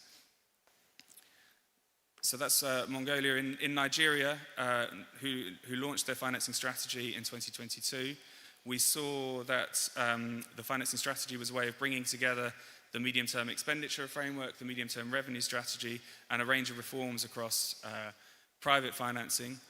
Nigeria has a relatively low tax to GDP ratio, and there's been a lot of work catalyzed around raising that ratio. We've seen some initial impacts already as a result of some auditing improvements in sectors like oil and gas, but also there are 4 tax bills going through Parliament now that are targeted at really raising that tax to GDP ratio. And on the private finance side, a number of reforms and interventions designed, for example, to promote SDG-aligned investments. There's a $175 million SDG pipeline for women and youth-led impact ventures that's achieved a lot of transactions and investment already, and that has seeded the development now of a $1 billion wholesale impact investment funds that is being taken up moving forwards. And the approach, as it's been taken forwards at the national level, has also seeded the adoption of this INFF approach by some of the states in Nigeria. There are 6 states that have progressed with this, and we've seen, for example, Gombe State in the north be the first state to issue a subnational green bond in Nigeria.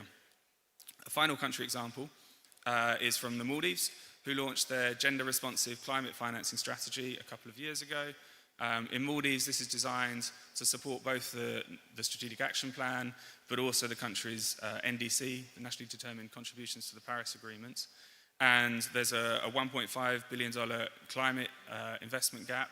And this financing strategy was designed both to support the mobilization of capital to meet that gap, but also to support the wider transition of the economy from being a fossil fuel-based economy to a more sustainable economic and financial model where climate risk in particular was built into the architecture.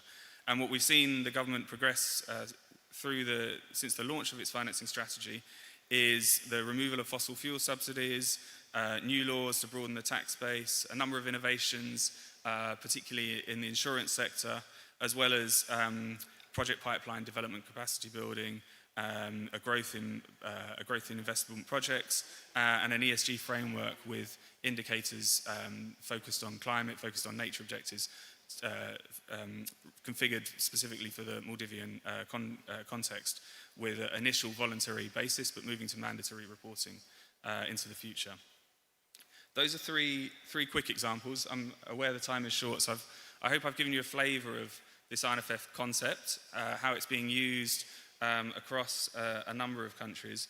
And what we see is this approach can really be used to empower countries, is being used by countries to lead the development of sovereign financing strategies and financing frameworks, each of which are very unique. And so the final point that I'd like to make is, when we did an analysis last year looking at a number of these financing strategies, what the focus was in terms of public, private, blended finance, in terms of objectives regarding leveraging new capital or aligning finance with sustainable development results for better SDG outcomes, or some combination of the two.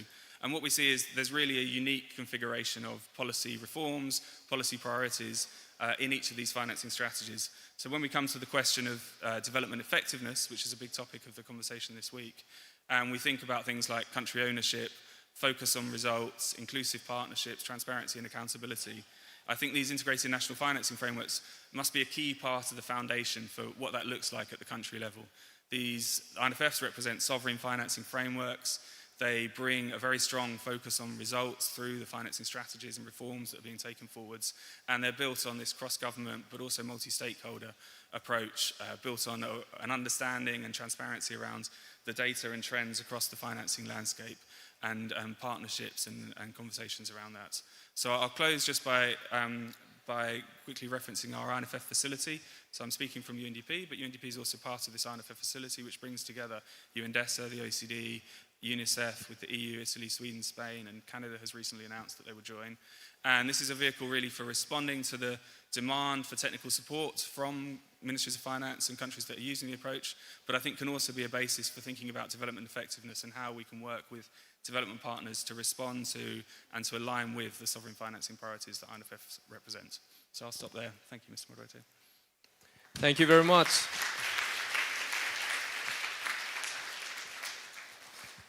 Right.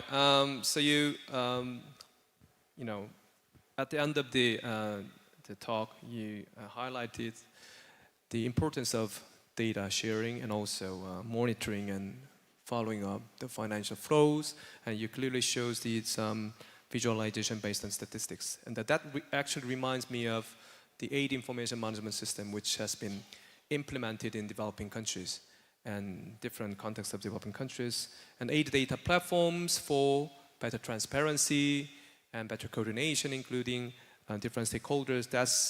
It's very important, but not so many platforms are successful, because when you actually implement this kind of technology or platforms in government, there are a lot of challenges, including social, technical, and cultural manner.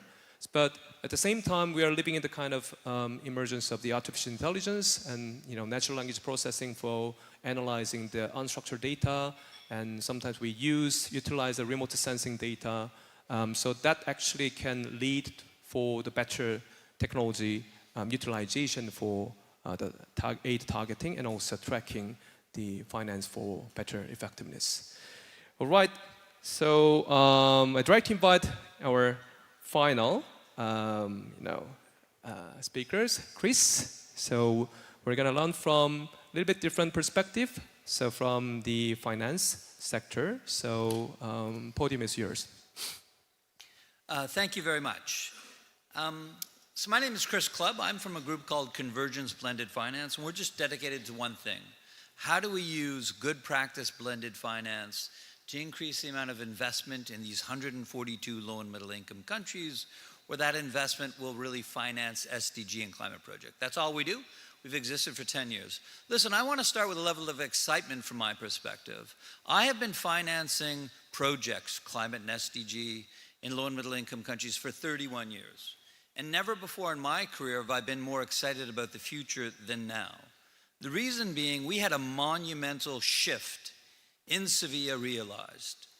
For the very first time, developed countries and developing countries came together, and if we look up there, Catalyzing Financing for Development, they had a very, very substantial negotiation and a very important agreement on the importance of catalyzing financing for development. One of the benefits we have is we have systemically under-delivered and underperformed on mobilizing private investment. And now that this agreement is upon us in an event like today, we really need to be identifying how do we move forward. And I'm going to start with 5 high-level points and then go through this deck. And this deck's available on page 93 in your book. Number 1, the Financing for Development document is the very first time that developed countries and developing countries have agreed a lot of really meaty, tangible content language about the importance of blended finance, not just as a tool, but standards of blended finance, like ensuring that it is led by country priorities, that it's sustainable finance, that it's done at scale and it's standardized. This is very, very important. I've been involved in blended finance for the last 10 years. And we've never had a level of agreement like that amongst developed and developing countries.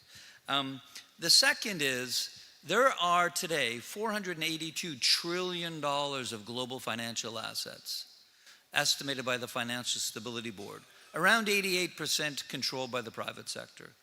But only 4.5% of that is actually invested in the 141 developing countries once we exclude China. So there's lots and lots of money in the global system, around 4.6 times global GDP. They're just systemically not in the countries we want to get it into. Indeed, if we look on cross-border net flows, it's only around 100 to 150 billion a year. So big picture, there's lots of private investment out there. it's systemically not invested in our countries, and how do we actually get it into these 141 countries that we're interested in? Third issue is really the money is not there. I engage with private investors all the time, and the first barometer that they look at is country risk, credit risk. And Moody's, S&P, and Fitch rate 94 of these countries, and 76% of these countries are rated B or lower. And the median is B minus. What that really means for most global north investors is the perception of risk in these markets means they're not investing systemically. They're keeping invested in developed countries. The fourth message I want to leave with you is, for the past decade, we've had lots and lots of trial and experimentation about blended finance to mobilize investment. Okay, what we're really trying to do is mobilize on a cross-border basis investment to good projects that just happen to be located in countries where the perceived investment risk is high. So if we can be, through blended finance approaches and structures, alter the risk-return profile, we've demonstrated really strongly that private investors are prepared to invest into markets over the last decade.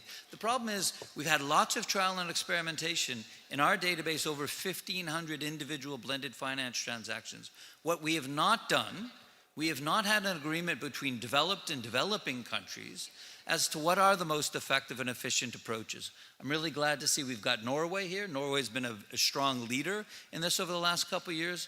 We've got Peru and we've got Mexico, two really important developing countries. We need to have those three as representative of high-income countries and developing countries to look back on this last decade of activity and come together and agree, we have a lot of experimentation, but what has been the most effective and efficient ways to have actually mobilized private investment? We don't need much more innovation. We need to standardize and scale those that they collectively decide have worked successfully.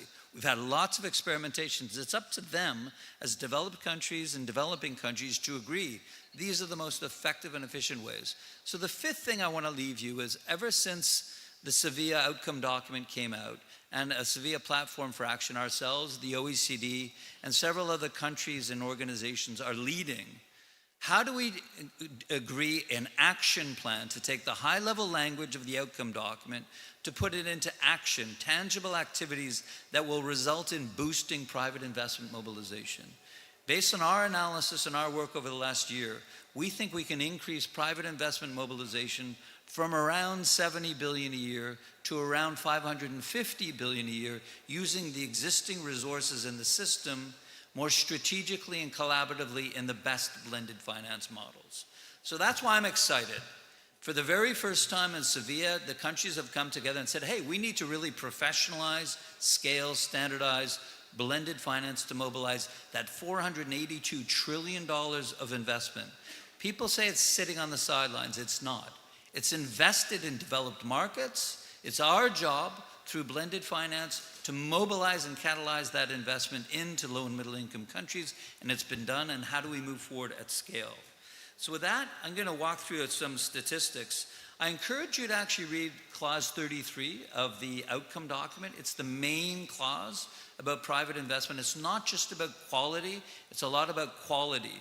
For example, we need to get a lot more equity, and we need to get a lot more affordable sovereign debt into these markets in order for us to have sustainable finance from a development perspective. Once again, sadly, there's a lot of global financial assets. It's just asymmetrically distributed into markets away from where we want it to be. If we want this funding to flow into the 142 low and middle income countries, we really need to think about that word catalyze and mobilize. Investors are more than content to remain invested in developed countries, and they will remain there unless we strategically decide how do we create an investment opportunity that will meet their fiduciary and regulatory obligations, and therefore how do we mobilize them there. If we look at the OECD data that Julie actually had walked through, and we look at, well, who is mobilizing most of the private investment so far? Okay, what you'll see here is that the multilateral development banks have been most active, and it's only been flowing into the private sector.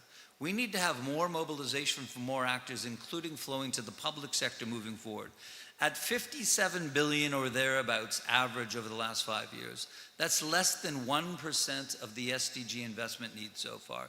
Big picture, because developing countries and developed countries had not agreed, for example, in Addis Ababa, there wasn't much discussion about blended finance and mobilization. I'm going to be honest, blended finance and mobilization has been a secondary and sadly a tertiary activity for almost all development organizations. We need to use the outcome document from Sevilla to change mobilization and blended finance towards best practices.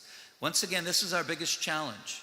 Got a lot of great projects, a lot of great businesses, a lot of great sovereign projects that should be implemented. They're just not funded. And the primary reason why they're not funded by the private sector looks at these ratings from Moody's, S&P, and Fitch and says, I'll remain invested in developed markets because it doesn't meet their fiduciary and regulatory obligations. Lots of blended finance transactions have created investments that do meet their fiduciary and regulatory obligations. Here's the main content from the outcome document that talks a lot about blended finance and mobilization. I encourage you to come to our website. We have a lot more content on there. So we at Convergence worked with the OECD, UN Economic Commission for Africa, UN Capital Development Fund, and the GISD Alliance, led by DESA, and several developed and developing countries. And we put forward one of these Sevilla Platform for Action initiatives. It's a joint initiative, and these organizations or countries are going to work over the next 12 months to take the high-level language of mobilization and blended finance in the outcome document to translate it into a very tangible action plan. So developing countries and developed countries will come together.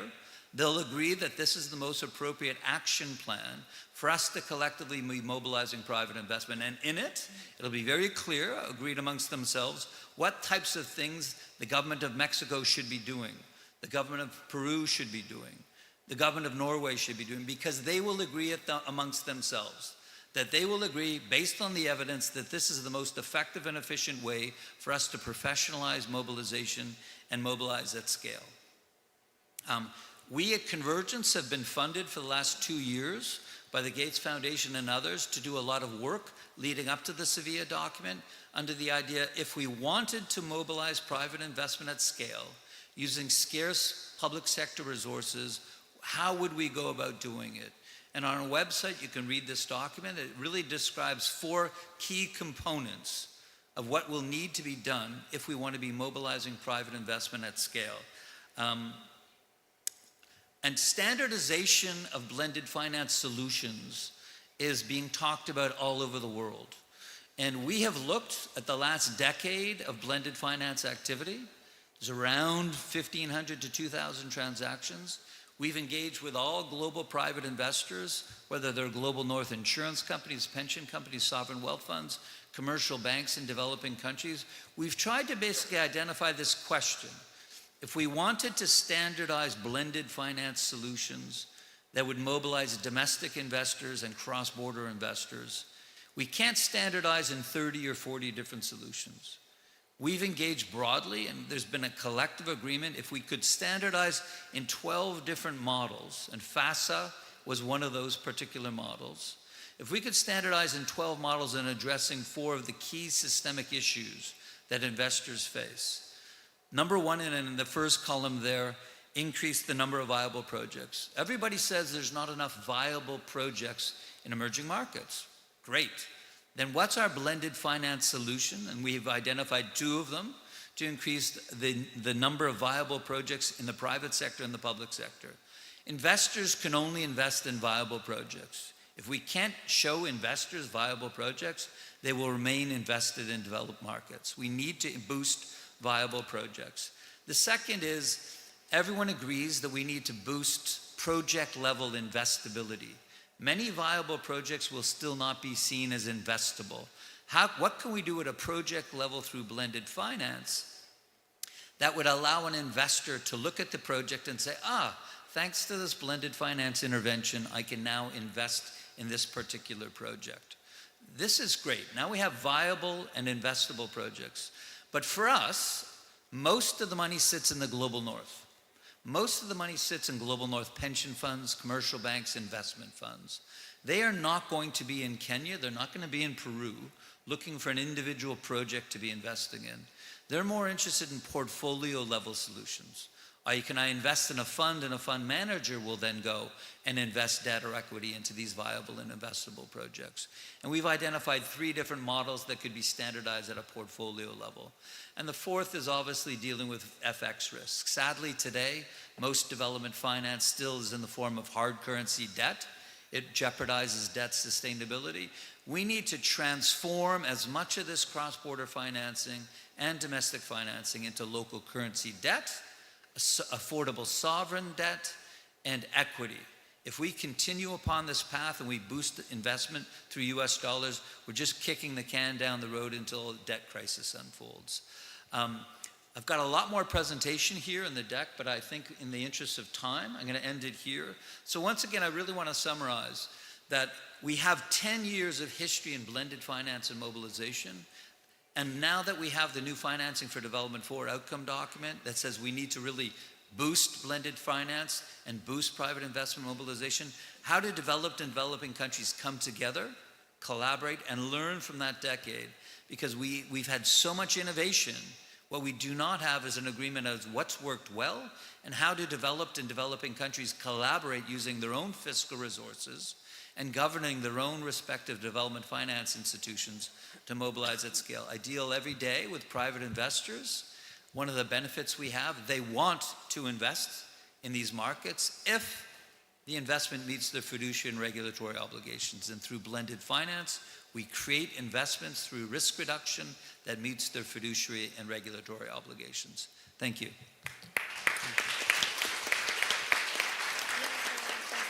Thank you very much, Chris.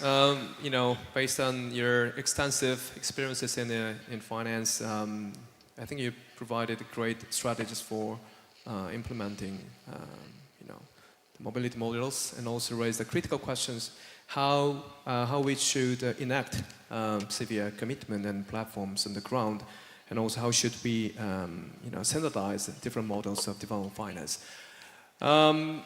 We have 50 minutes to go. So I think I'll do my best to cover all these great points and also the questions from the audience as well. So maybe we can start from Anders. So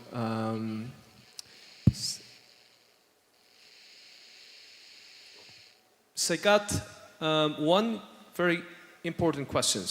So connecting to the Chris, the previous presentation.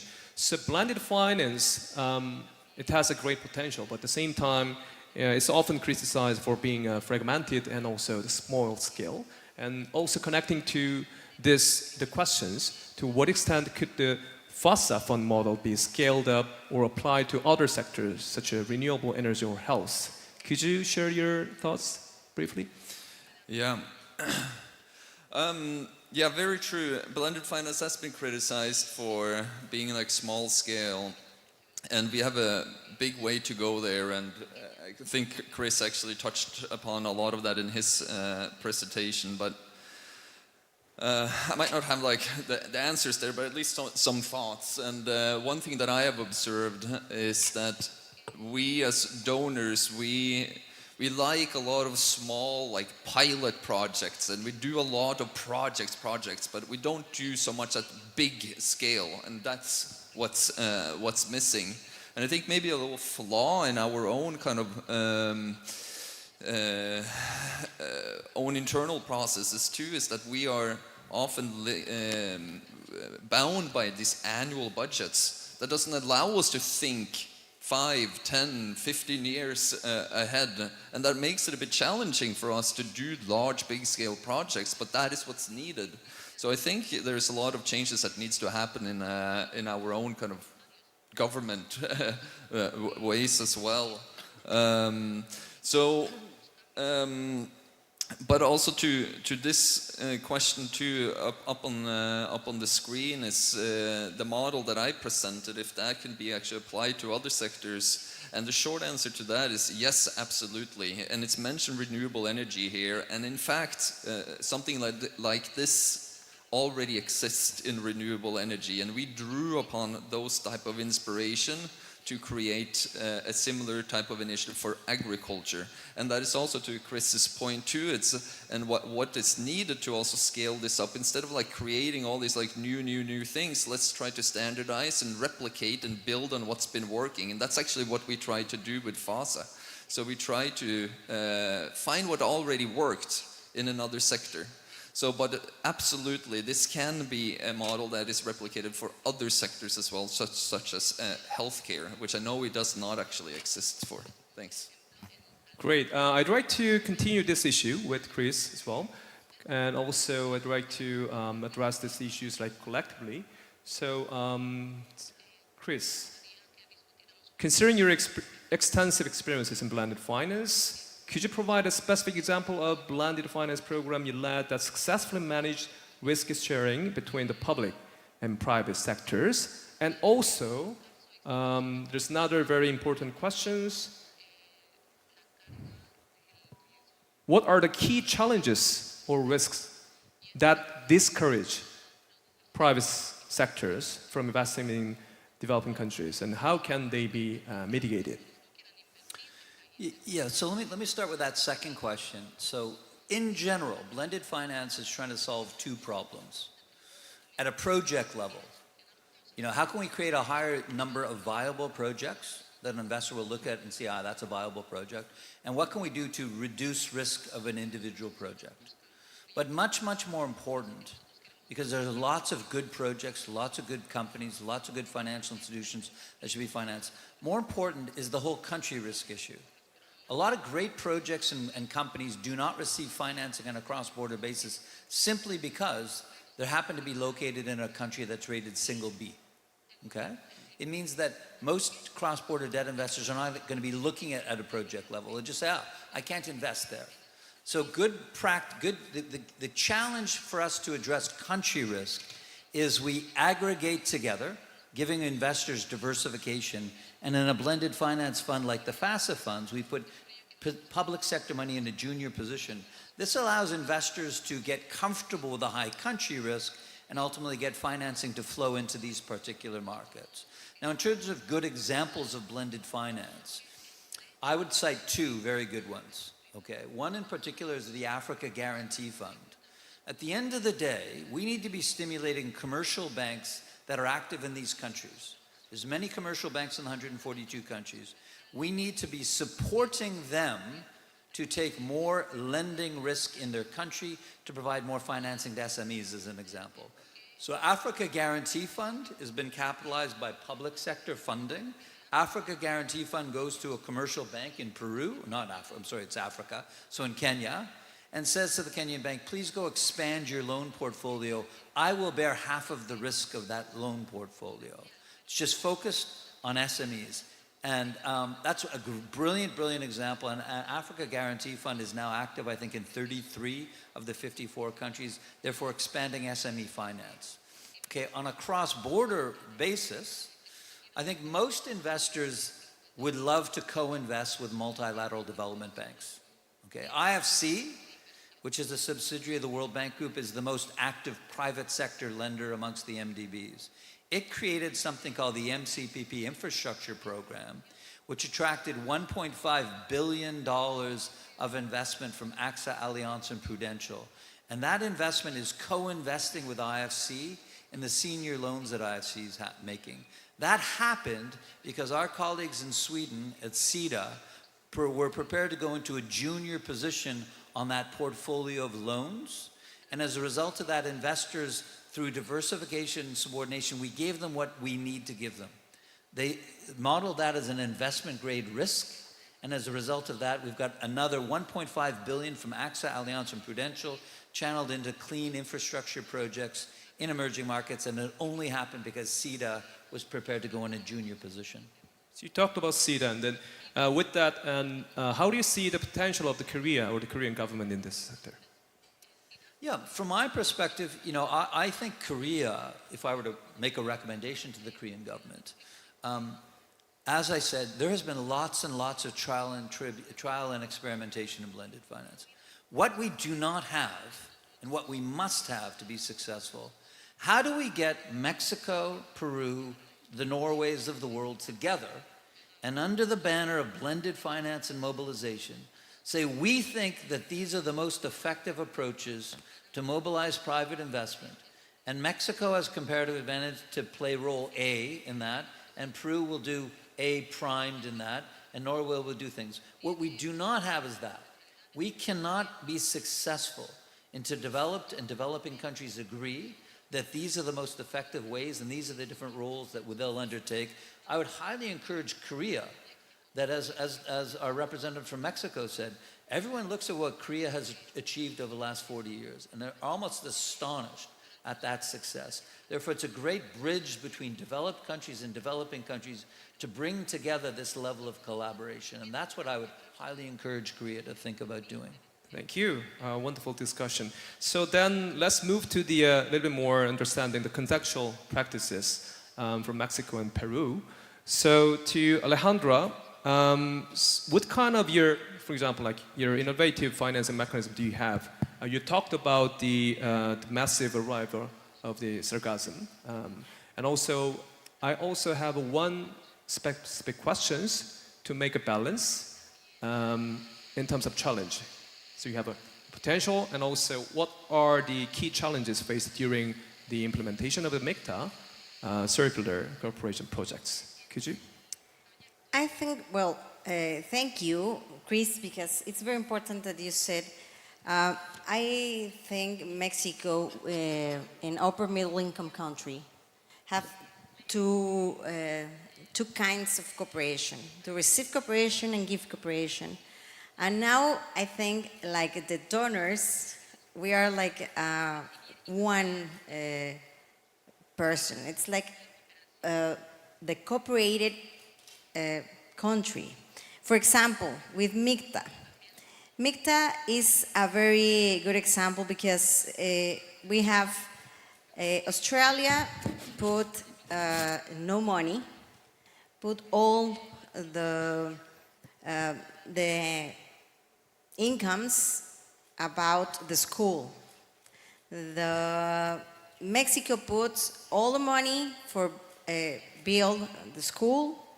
Korea puts all the knowledge of the new to being a green school, and this kind of cooperation projects give us the very good thing to explain that they made it social benefits, but also the projects can be strengthening local economies. For example, this school strengthen the economy, the local, the livelihoods, and contribute to resilience and to the achievement of the 2030 agenda.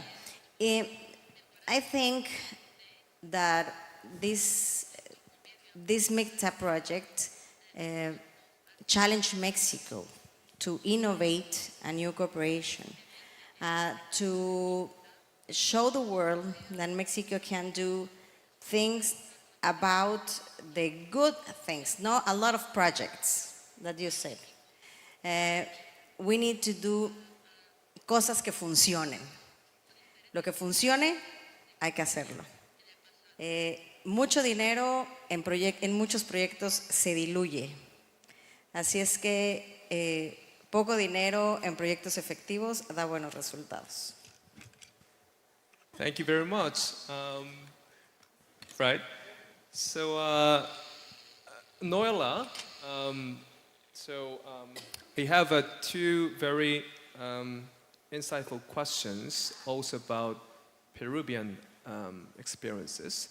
So, what lessons from Peru's experience could be applied to other developing countries seeking to strengthen their development finance through similar cooperation frameworks? Also, we always need to have a balance.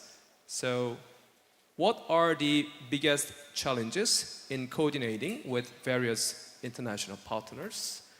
And what strategies are being used to overcome them?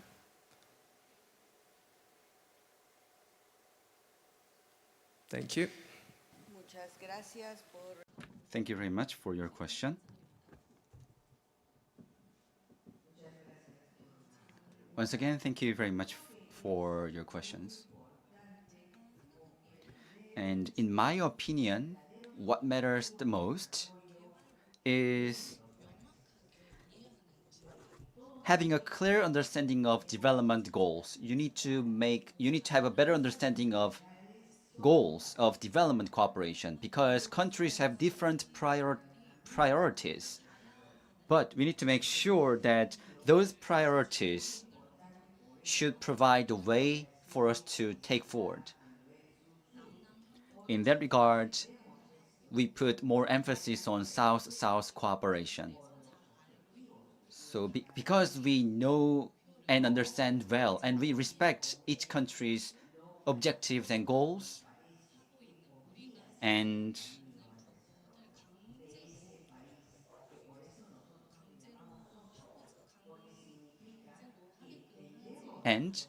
we do not force other countries to do what we need to do. So we need to go together, work together, and we need to pursue changes together. And at the same time, in terms of projects, there's many important aspects. As a donor country, we can provide some assistance for projects. But donors can learn lessons from recipient countries, partner countries, through ODA projects. This is what we should understand well and know well, in particular in terms of ODA.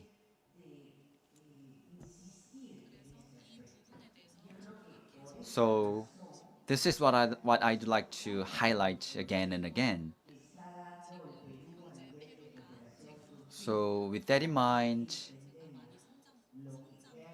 I believe our South-South cooperation projects have been growing a lot because we understand well about what other countries need and want, and we want to work together with them. We want to grow them. We want to grow with them, and generating synergy is important. For successful cooperation, there must be synergy between the two countries, or through triangular cooperation, upper middle income countries like Peru and Mexico, if we can work together, then we can do more successful projects.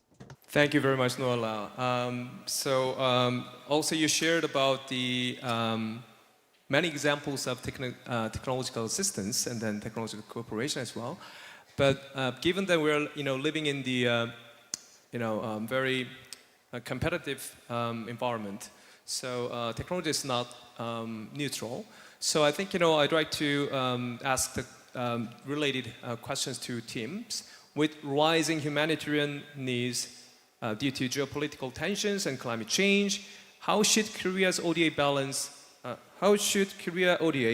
immediate humanitarian assistance and long-term development investment, and also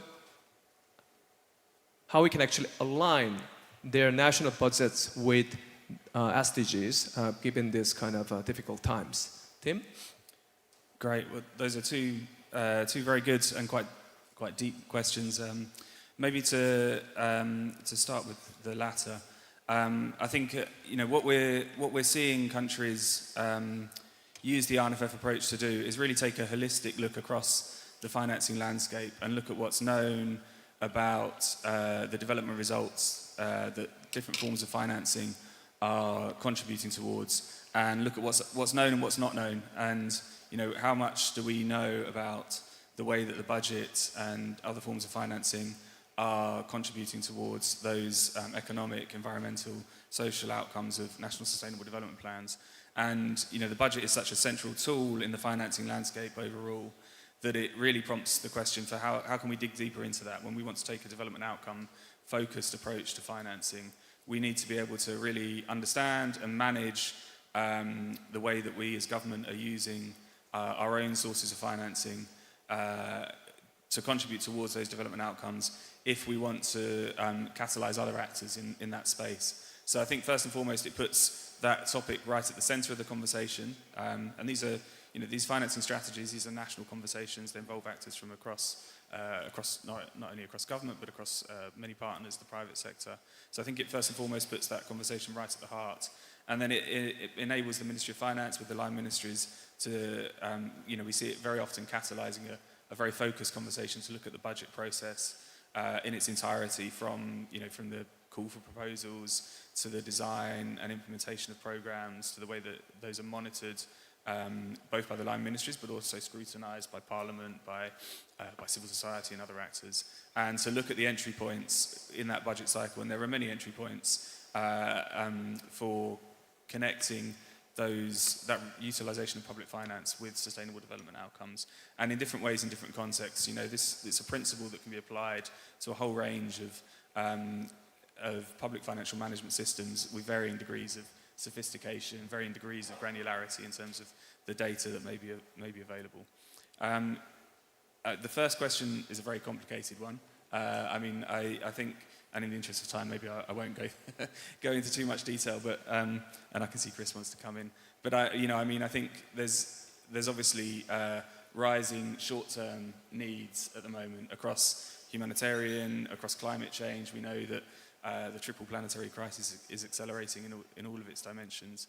But I think we must, as we respond to those short-term crisis needs, we must also lay the foundations for longer-term change. There are many countries that have been stuck in very long periods of short-term crisis because we haven't been able to find that balance. So for Korea, but also for many other donors and partners, it's very important to find that balance. Sure. Back to you, Chris. I just want to address that first issue about the quantity. Listen, the most important use of official development assistance is actually to support countries implement the projects they want to be doing, and it needs to be in the form of traditional ODA, okay? So we need to think that there's three big sources of public sector funding that could be deployed in blended finance mobilization. First off, we've put $500 billion on the balance sheets of multilateral development banks. As we sit here today, 1.5% of that capital is used to reduce risk and mobilize, okay? If that continues, we'll get nowhere in mobilization. In our view, if we could get 1/3 of the capital on the balance sheets of the multilateral development banks, 1/3 of $500 billion towards risk reduction and mobilization, that's component one. Component two, 7.5% of everyone's ODA every year going towards mobilization, ensuring the other 92.5% of ODA does not go towards mobilization, goes to the traditional needs of the Peru, the Mexicos of the world, and 0.05% of the GDP of developing countries. You mix those three together, our models suggest we can move mobilization from around 70 billion a year to 600 billion a year, okay? But you need those three pools of funding to make this work. The biggest is the 500 billion we've already put, it's already existing on the balance sheets of the MDBs. Literally 1.5% of it at all is used to reduce risk and mobilize. The other 98.5% is used for other purposes. All right, thank you so much. So it's a very insightful, informative and comprehensive discussion. I have to confess, this is really difficult to manage, juggle, selecting the questions and reading all the questions from you guys. And then my apologies if your questions are not selected. But I think, hopefully maybe this is not the end because, Sevilla commitment has just started. And also we really look forward to further collaboration, to work together and then to implement this kind of international commitment on the ground. That's kind of one of the most important part. So thank you so much. Huge thanks to our panelists. So let's give a round of big applause. Thank you so much. Thank you. Yes, thank you, moderator and speakers, for bringing such amazing depth of knowledge and unique perspectives to our discussion today. Thank you once again.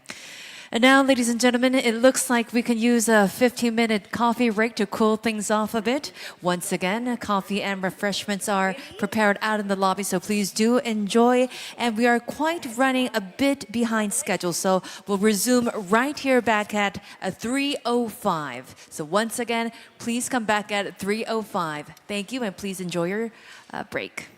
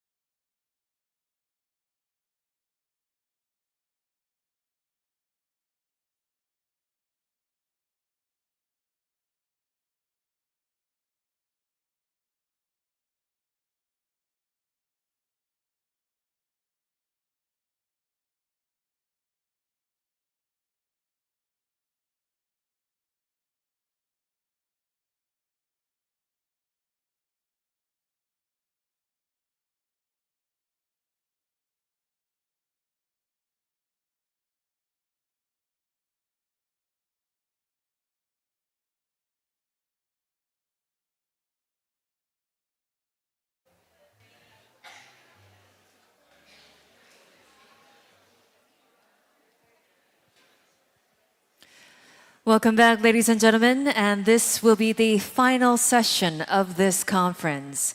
This session 3 is on GPEDC principles at core, envisioning the future of development finance governance.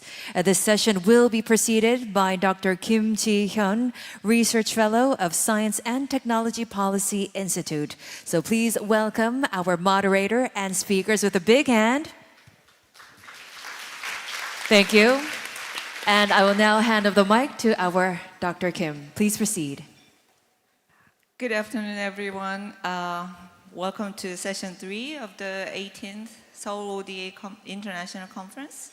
It's great pleasure to be here with you all today. I remember back in 2011 and 2012 when we gathered in Busan for the high-level forum on aid effectiveness. Well, at that time, as I look back now, I think our community felt a bit confused and unsettled, I can say. Well, traditional aid was not only one single source for finance anymore. New actors, new instruments, and new cooperative methods were emerging at that time.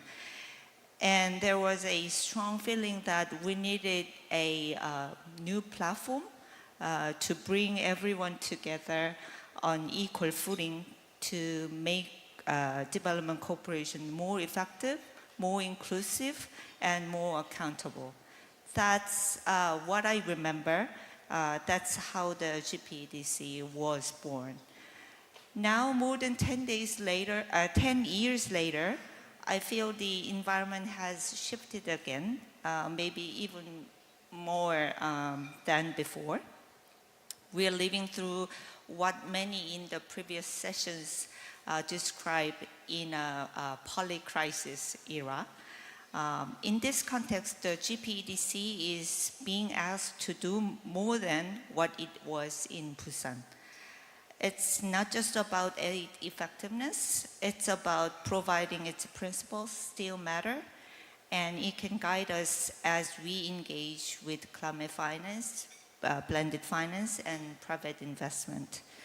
So in this session, I hope that we can reflect together on how the GPEDC has evolved since Busan, how it's functioning now in this complex global moment, and what more we need to do, strengthen it going forward.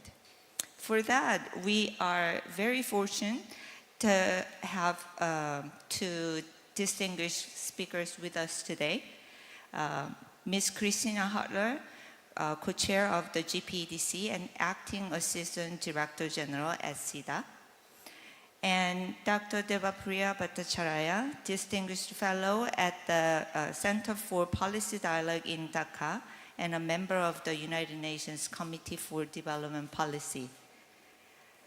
Before we begin, let me note that Ms. Hutler will need to leave shortly after her presentation for another commitment. So after Dr. Deb's presentation, Ms. Penny Davis from SIDA will join us in the Q&A and discussion session.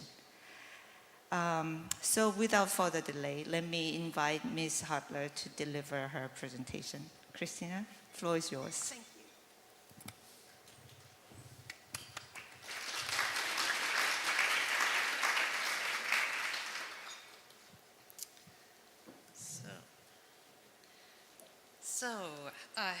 First, I'd like to start to thanking our host, not only for hosting this ODA conference and the Busan Forum, but also for your very long-standing commitment on the aid effectiveness agenda and building on the legacy from the Busan conference in 2011. This was also when the GDPEDC was established and the principles for effective development cooperation were endorsed. And it was endorsed by 161 countries and 56 organizations. We also deeply appreciate the active engagement of the Republic of Korea to champion the very strong commitment in the outcome document of the Sevilla conference. Sweden is very proud to be one of the 4 GPEDC co-chairs representing all the bilaterals and the multilaterals providers of development cooperation. And Sweden took on the role as a co-chair in 2023, and we will continue to act as a co-chair until the end of 2026. For those that are not very familiar with the GPEDC, let me just a few introductory notes. Let's see here, yes. So it was set up in Busan, as I mentioned, in 2011 to enhance the effectiveness of development cooperation, fostering inclusive partnership as a key component between all stakeholders engaged in development cooperation. I had the privilege of attending the conference in Busan in 2011 and have followed the agenda over the years. And GPEDC is really advancing the 4 effectiveness principles: country ownership, focus on results, inclusive partnerships, transparency and mutual accountability. And the primary added value, I would say, lies in providing an inclusive global multi-stakeholder platform for dialogue and also for knowledge sharing, which I will elaborate a little bit on further. And a key strength of the GPEDC's work is that it builds on country-level evidence, so deriving from the global monitoring round, which tracks progress on effectiveness commitment, and that I will come back on. Here, yes. So the theme of this discussion is truly excellent. What has been mentioned several times earlier today in the morning, we all need to think very carefully about the future of development finance and its governance. And as we have also talked about, the Sevilla conference emphasized the need for a paradigm shift in the mobilization, the allocation, and the alignment and management of development finance. The effectiveness agenda and decades of lessons learned must be at the heart, I would say, of this shift, ensuring the effectiveness of all types of development cooperation is really essential in order to improve impact, strengthen partnerships, and mobilize resources for sustainable development. So in short, effectiveness is not supposed to be seen as something add-on. It should guide all of our efforts and should, for example, be part and parcel of all the climate finance work and publicly backed private finance. At this time of global crisis, deepening fragmentation, and also budgetary constraints, which we have all touched upon the different aspects during the day, we need to think carefully and how to make the best use of our public resources to reach the objectives that we have set out in Agenda 2030 and the Financing for Development agenda. So let me emphasize that we firmly believe that the 4 effectiveness principles are still valid in this evolving development cooperation landscape. And we were therefore very pleased to see in the Compromiso de Sevilla a strong statement on the importance of to uphold a long-standing effectiveness principle, together with the statement on reinvigorating the development cooperation architecture, as stated here on the screen. Also, the outcome document firmly mentions that GPEDC is really a key platform for supporting global knowledge sharing and learning. The outcome document, I would say, it signals a renewed urgency to drive action on the effectiveness of all types of development cooperation. So this includes North-South, it includes South-South, it includes triangular cooperation, of course, as well as the effectiveness of the multilateral development banks. So there is a need to think about how the principles can apply according to the context in order to stay relevant. And one of the questions that were posed in the concept note for this session was how the principles can be applied to various financing types. And let me reflect on the examples of climate finance, as well as the engagement with the private sector in development cooperation. First, regarding cooperation with the private sector, the private sector has a critical role in creating jobs that lifts people out of poverty, and driving growth, scaling up investment, and unlocking financing and investment opportunities. Sweden, like most providers of development corporations, is now thinking of how we can make use of the public funds to generate more funds for development objectives from private sources. The catalytical role of ODA, and we had a nice example in the previous session on the way we're working with blended finance. Thank you for that note. And when using ODA for such purpose, we need to ensure that the development focus and the effectiveness, of course, of our effort. And as you may know, the 2019 Kampala, the GPEDC developed the Kampala principles to provide guidance on the private sector engagement in development cooperation and to make this more effective.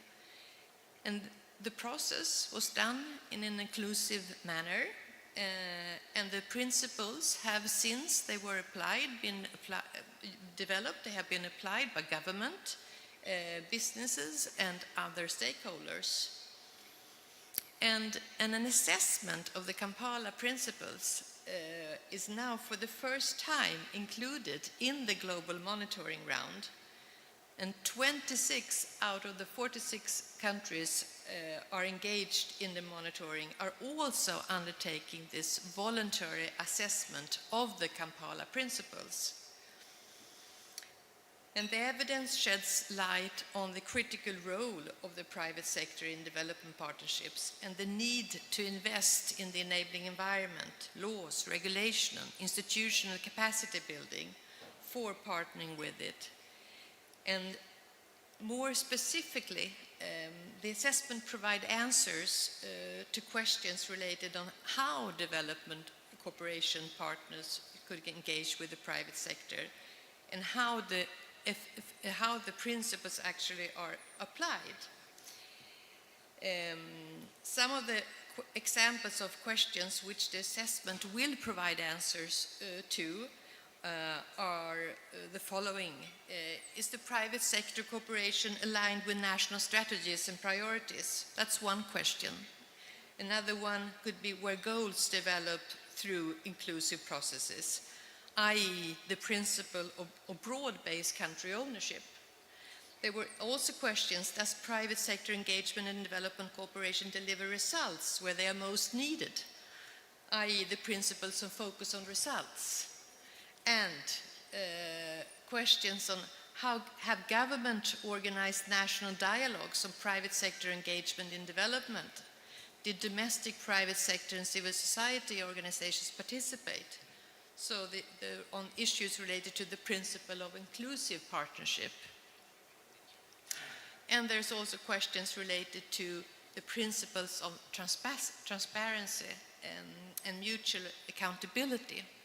I think that would be very interesting when we see the final assessments of all the questions that come in. Second, there's another area, the principles and the climate finance area. Yes, let me say just a few words on climate finance.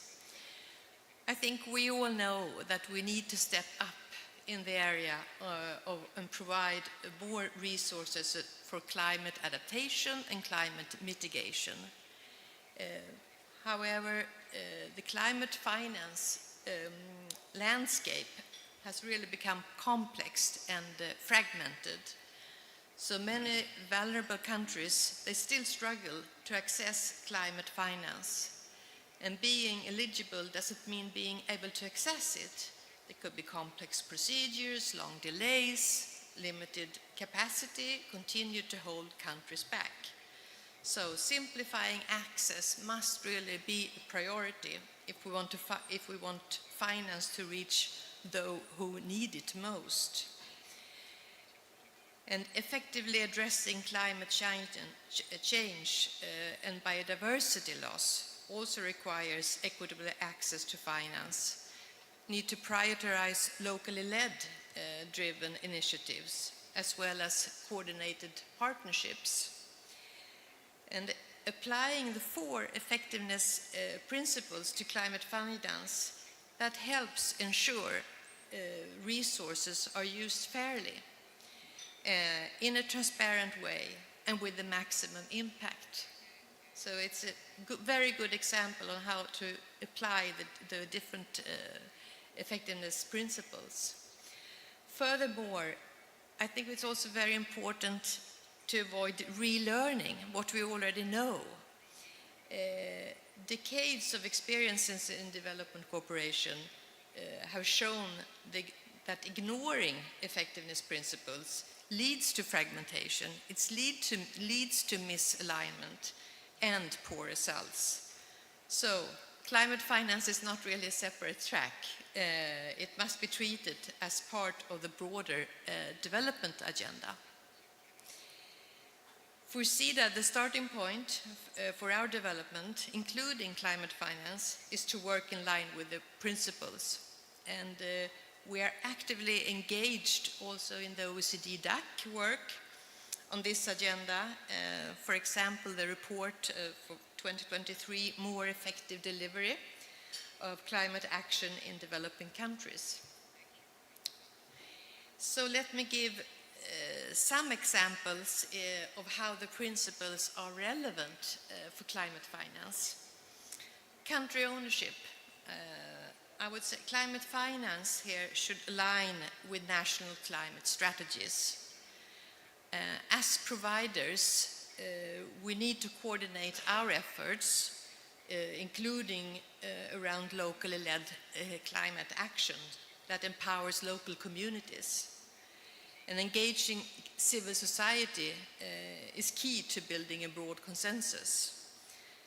This is something that we have worked on for many years.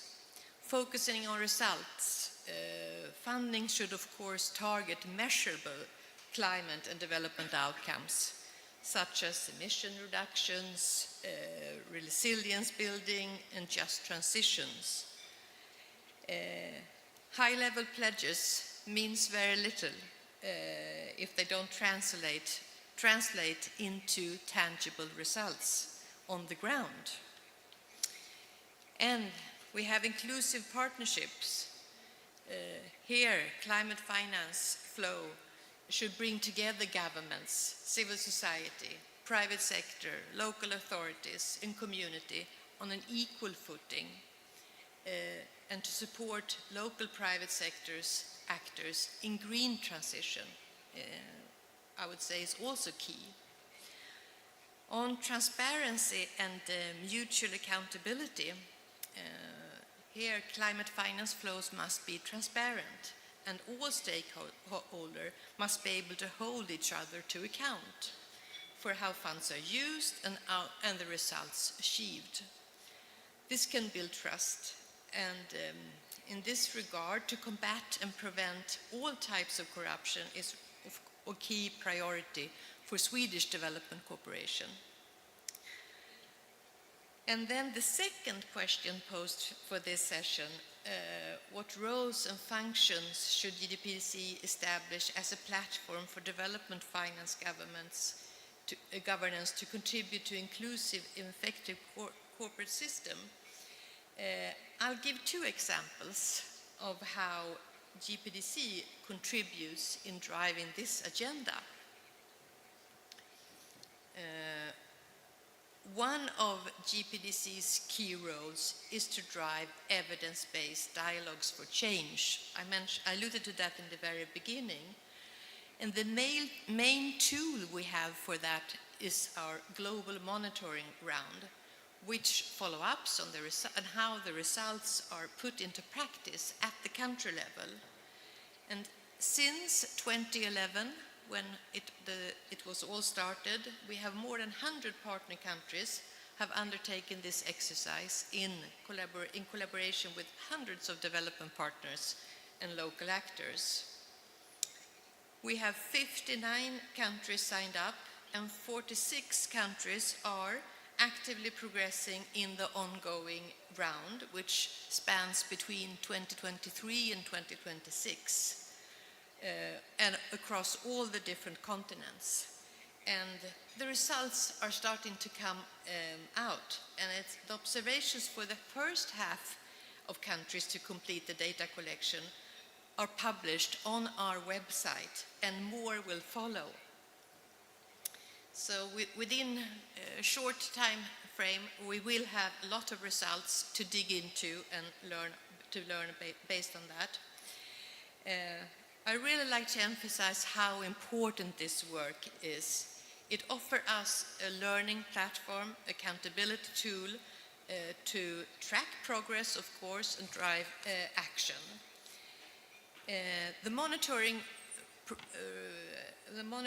system has gone through a reform process, and a new feature is that we have a multi-stakeholder dialogues.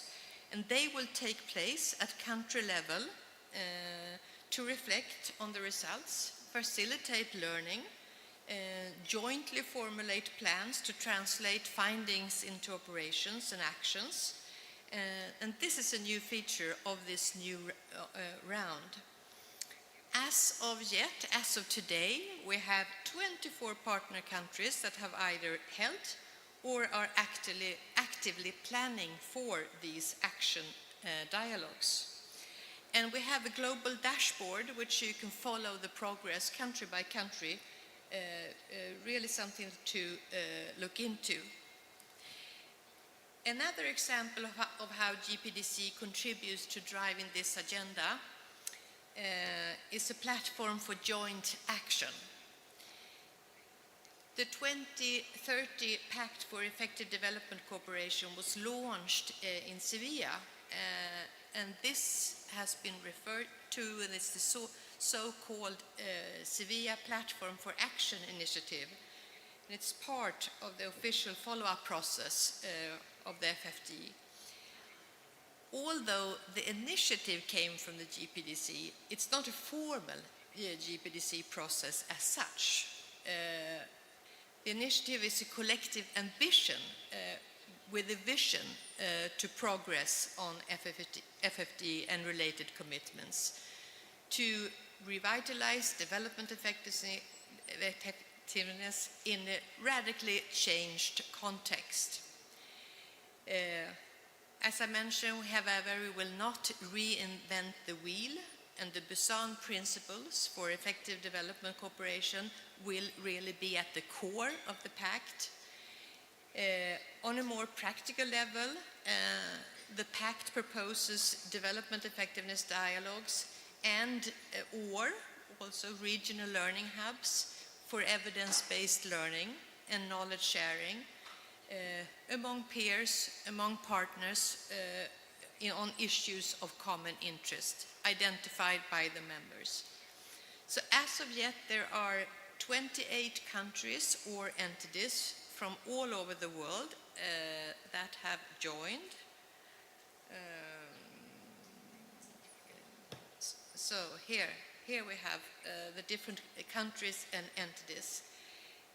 And this pact is an example of trying to pool resources and bridge between different development finance government platforms. And I really welcome everyone to join in this pact. I will end on that note. Thank you for being part of this panel. Thank you. Thank you very much, Christina. You really highlighted the current efforts underway to apply GPEDC principles in practice. So thank you very much for the presentation. And since Christina has to leave us now, let's give her a round of applause before she parts. Now it's a great pleasure to introduce our second speaker, Dr. Debapriya Bhattacharya. Deb, the floor is yours. Thank you.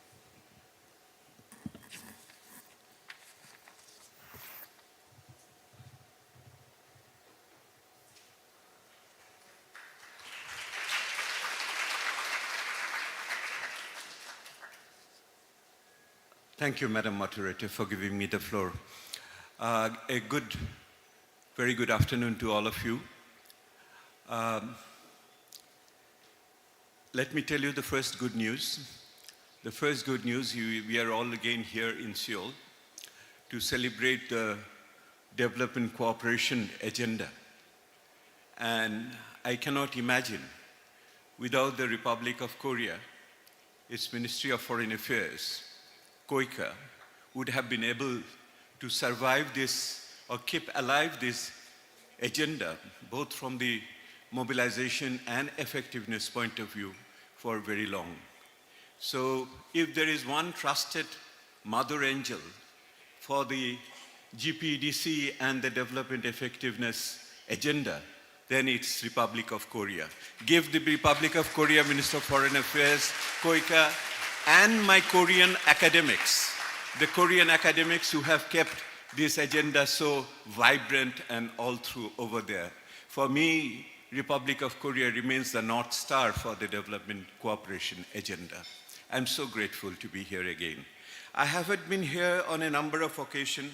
A couple of years back, I gave the keynote on the GPEDC, and I called it, "It is time to think of a GPEDC 2.0, a radical view, which some may create discomfort for others, but if we do not progress intellectually, we won't be able to progress effectively organizationally." That is something out there. The good news is that I have written it down in a book now, and the book is available. Routledge has just published it. It's called The Effective Development Cooperation, New Evidence from Global South. All the principles which Christina was talking about, we have tested them on the ground in 6 countries through 3 sectors, and also much more closely with thematic analysis across the countries, what used to be said. Having said that, which essentially means that what I would have said here is already available in the market. What can be purchased in the market should not be given free to this conference over there. Isn't that a right approach for an economist on that? So what I have done is that I scrapped my PowerPoint. And listening to all of you throughout the day, and I won't tell you, although the Korean patrons do love me, they love me so much, they have made me the last speaker of the last session in a one-day conference. You know, this is the extreme tough love you can only show by making somebody the last speaker of the last session of a one-day conference. So I will make you suffer too by saying that this PowerPoint is gone. What I have is now, for the last half an hour, I was trying to articulate what are my takeaways, what I'm going to take back home from another conference by collecting so much of carbon miles coming from Bangladesh. So here are my, how many takeaways you are ready for? How many? 7. So you're lucky, I have 5 only. So let me take the first one. The first one is that if development cooperation has to move into its next phase, it needs to have a new narrative. It needs to have a new narrative. The Sevilla was good, but not good enough to establish that new narrative. The new narrative has to come both horizontally and vertically, longitudinally as well. So how do I look at it, the matrix? The role of ODA, and it's an ODA conference, I'm talking about ODA, has to be rediscovered.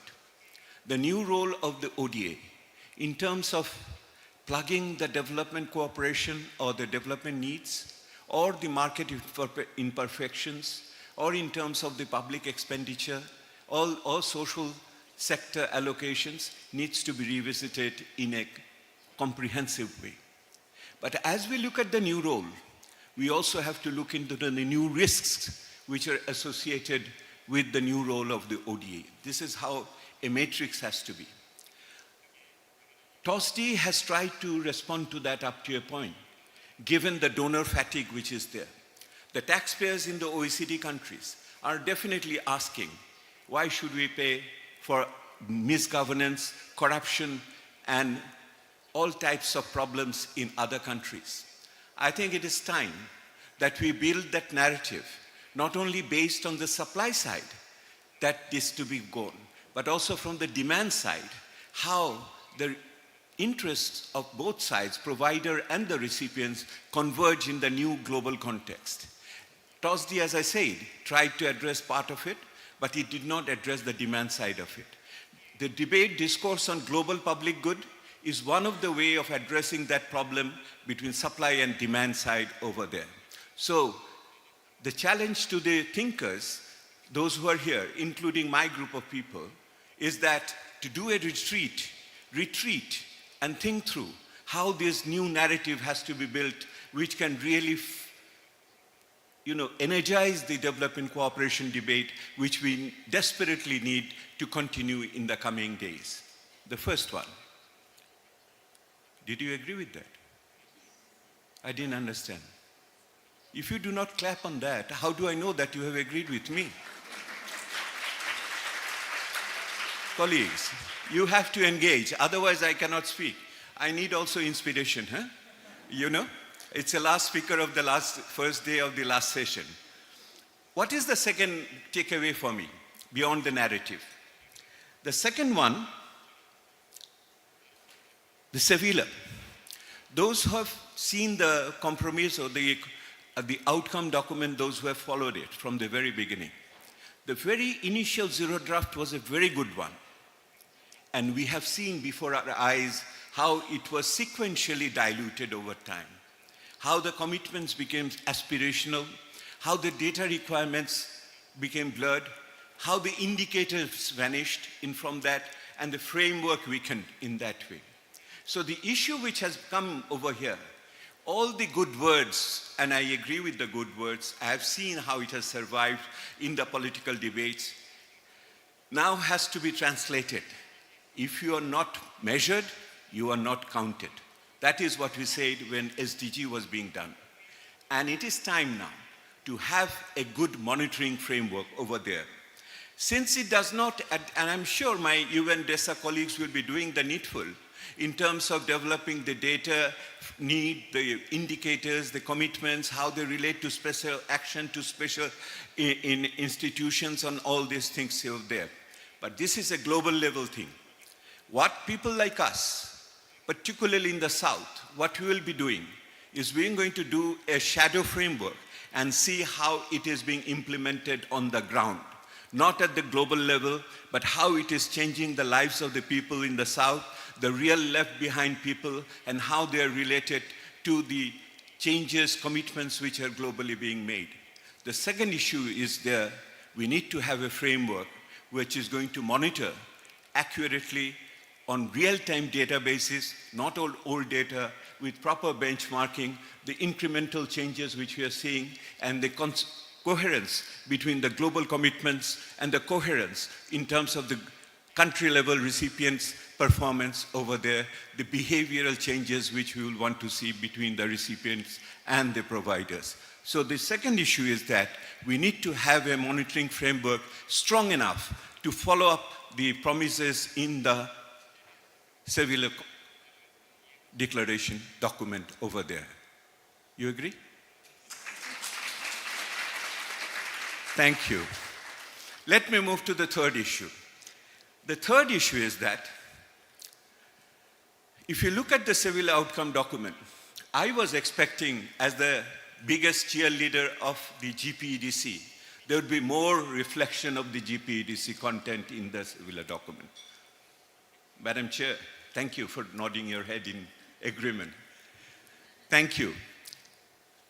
At least on the monitoring issue and on the landscape issue, they're going to use the GPEDC monitoring data over there. I call the GPEDC monitoring as the jewel in the crown of GPEDC. The jewel in the crown of GPEDC is this monitoring framework.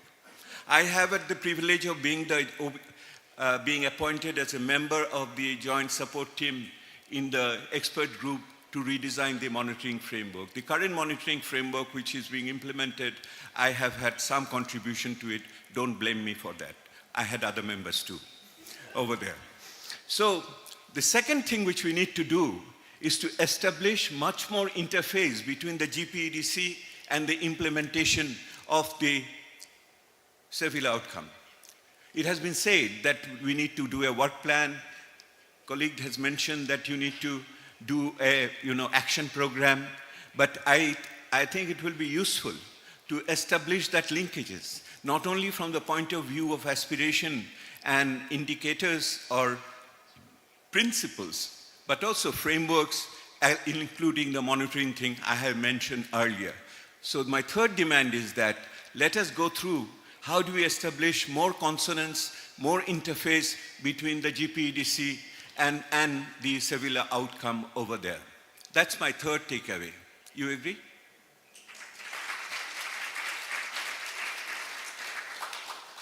The fourth issue, doing more with less. That is the name of the game, which essentially means more mobilization and more effectiveness. And you have heard throughout the day how it has to be done.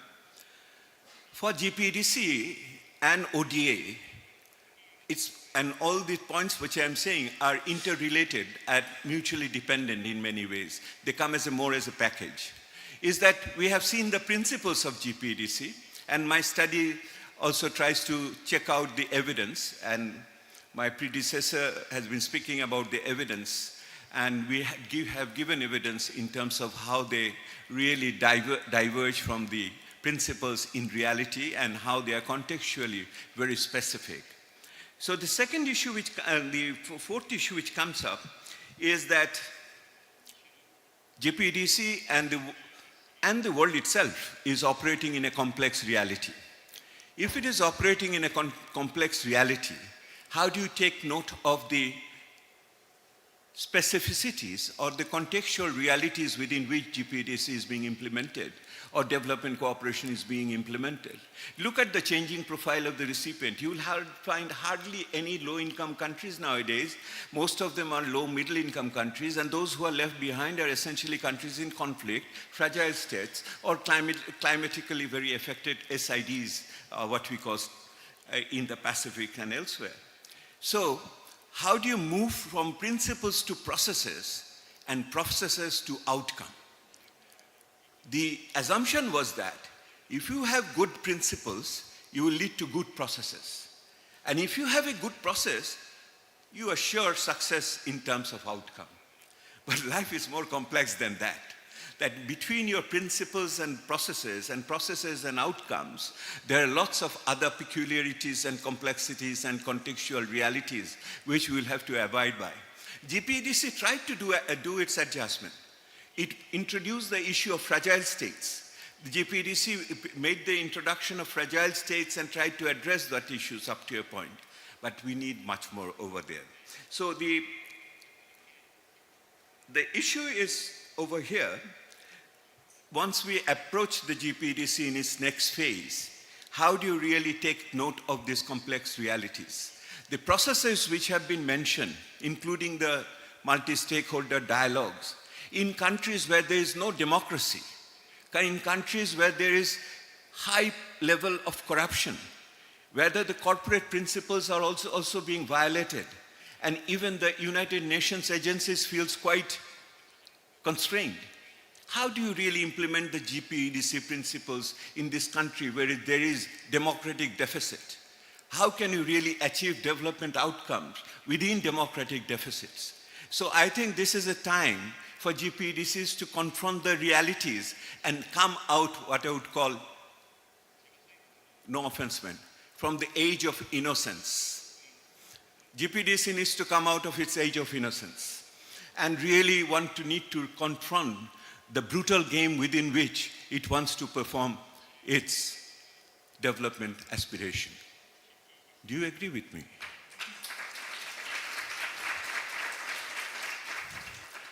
Do I hear that the applaudissements are going down a bit more and more? Your energy level is going down with the sundown? Okay. Last but not the least.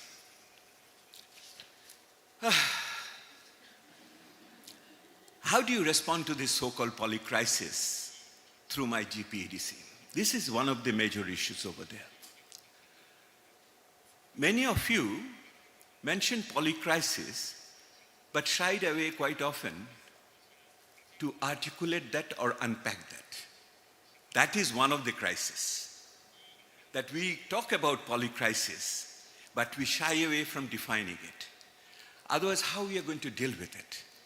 Now, let me deal with it at two levels. This is the era of disruptive development. That is what we call, and that's the UNDP's latest definitions. Isn't that disruptive development? I have had a bit of a debate sometimes a couple of weeks back in Hamburg with your Mr. Steiner on that, what exactly it means and what it implies. The issue is that the multilateral system is breaking down. The multilateral system is breaking down, and we are in the era of what has been said, polycentricism. Number of centers of powers are emerging of different orders over there.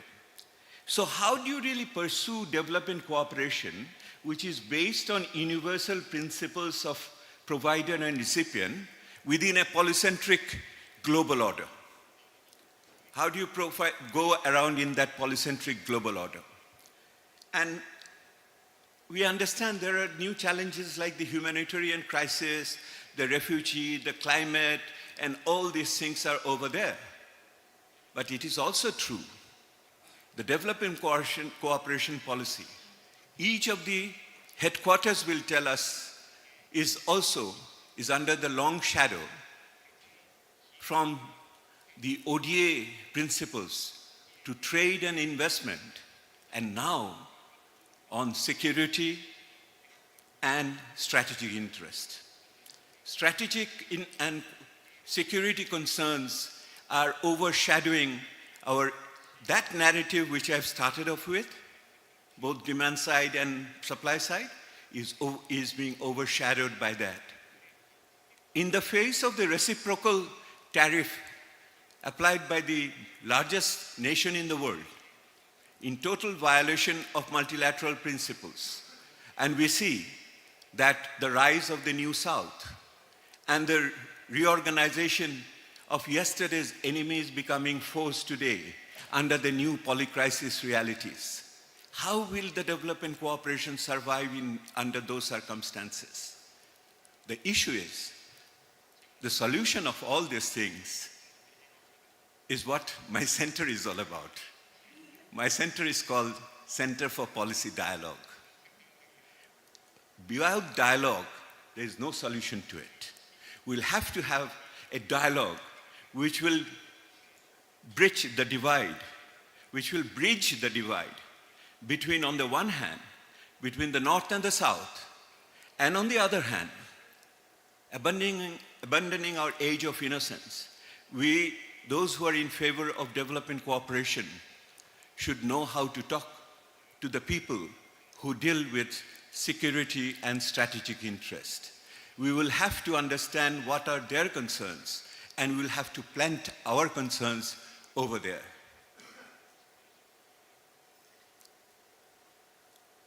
I'm waiting.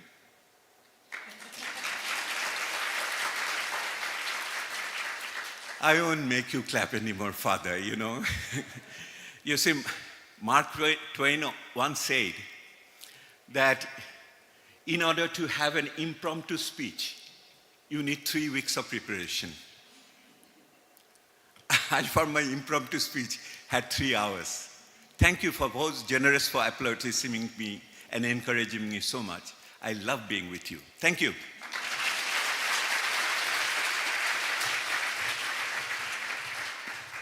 Thank you, Dr. Deb.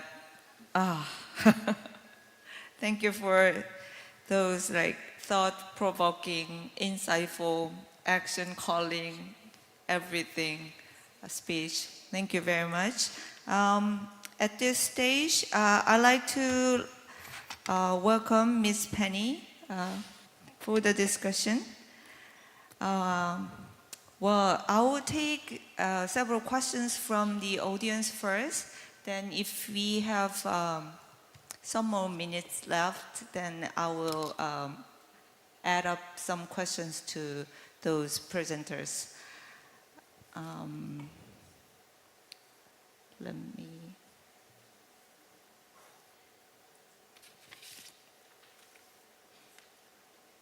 Okay, this is for Christina Hutler. Penny, can you? Oh, sorry. You can use. Thank you.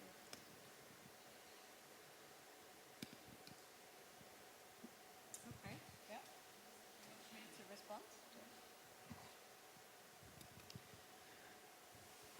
Thank you for the question, and I think partly that was answered by Christina. But just to say, I mean, also picking up on your very funny and provocative presentation on the principles and how to adapt to this new development cooperation landscape. We shouldn't throw the baby out with the bathwater, so to speak, or sort of reinvent the wheel. I mean, the principles, as Christina mentioned, are still valid. And the question is, of course, how to apply them. How can the principles be adapted to new actors? And risk of repeating here, but we are excited about the fact that we do have a new feature in the global monitoring round. For the first time, we're doing an assessment of the Kampala principles. The Kampala principles is all about enhancing the effectiveness of private sector engagement in development cooperation, or rather, how can we work more effectively together? And that's about issues like how can we promote the local private domestic sector? How can we make sure that private finance and these new actors are aligned with what we want to achieve? Because we do have a joint objective here, and that's working better together. So I think, I mean, a lot of it is built into this new monitoring round. And the principles we argued in the negotiation process ahead of the Seville conference are still valid, and therefore we're very pleased to see that they are confirmed in that document, because we don't want to spend a lot of time talking about principles. We want to get to the action phase, and that's what we're doing now in these action dialogues. And I think you alluded to, I mean, we need to do more. And you also alluded to accountability. And the whole process of the monitoring round is a huge accountability exercise. Thank you. Thank you very much. Then the question for Dr. Deb.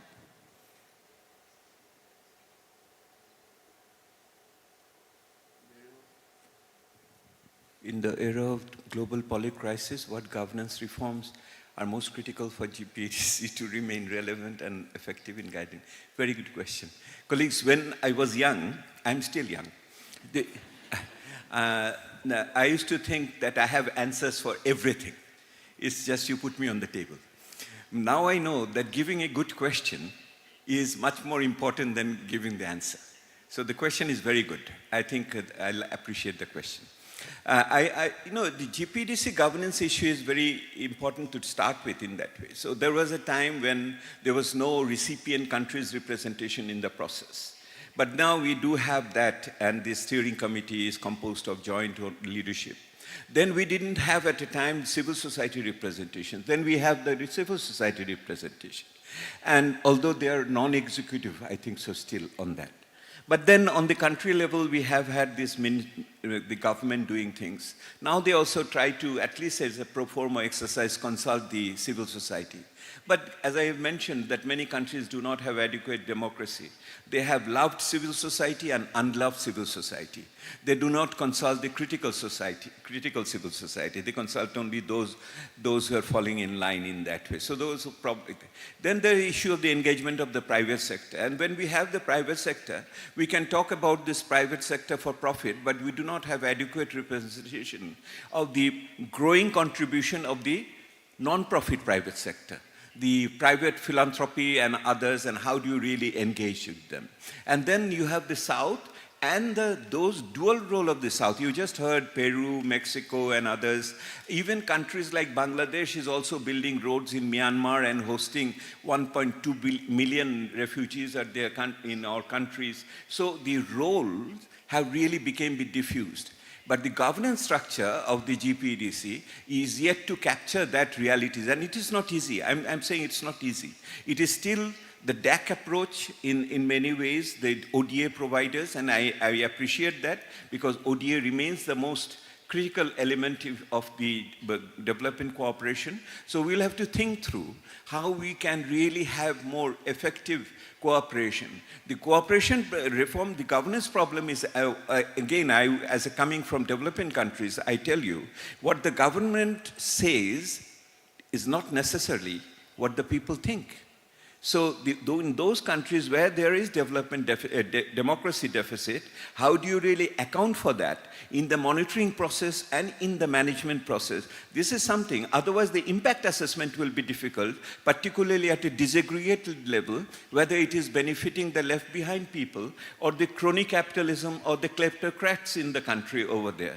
So this is a challenge, and countries, multilateral organization cannot intervene in the sovereign domain of the state. That much we understand. That is where we have to think through in an innovative way how the governance can respond to it. Thank you.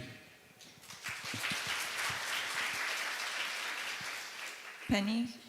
No, I mean, this is the key question, of course. And just to mention, I've been following this process as a civil society activist for many years.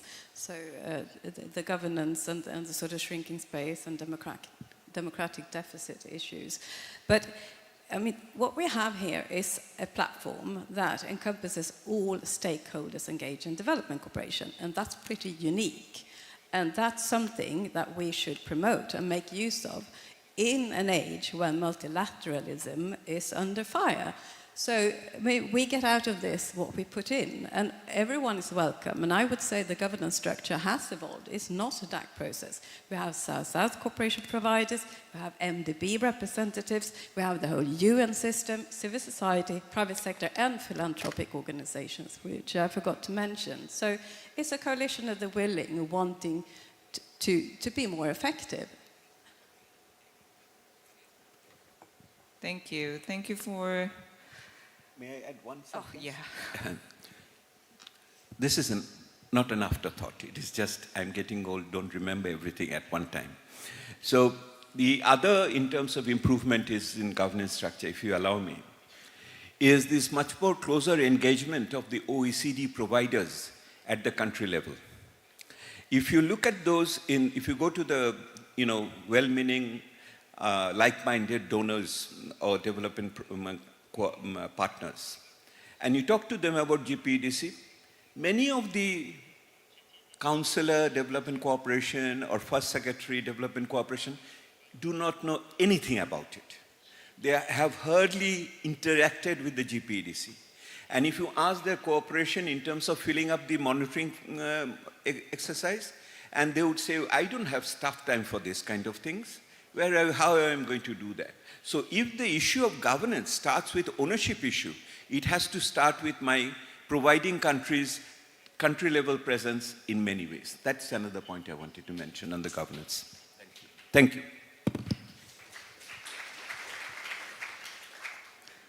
I'd like to have one more question for each of you. Okay.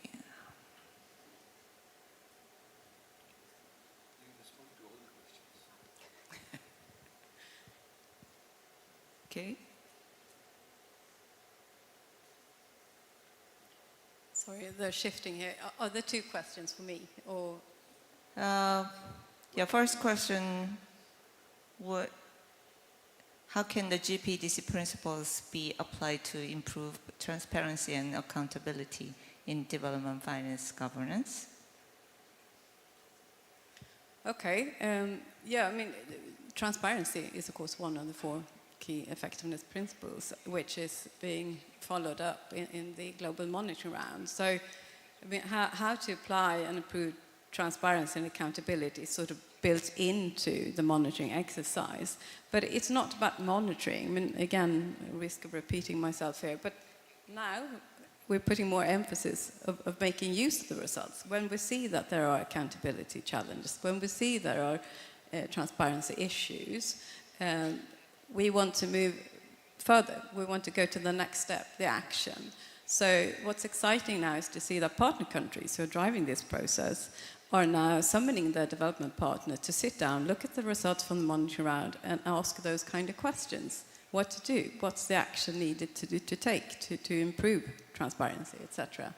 So that's the new feature. And of course, we're in the middle of this process. 26 countries, I think, have held these action dialogues at country level. We've published the first results from the first half of countries doing monitoring. So results are yet to be seen. May I respond to that question? The next question is related to the questions to you. Okay? Do you want me to? Okay. On the transparency issue, there is a simple answer which comes from our latest book. You see, what happens is that country A says we have given $20 to country B, and the country B has received only $15. So where did this $5 go? Usually the mirror data should be equal in that way.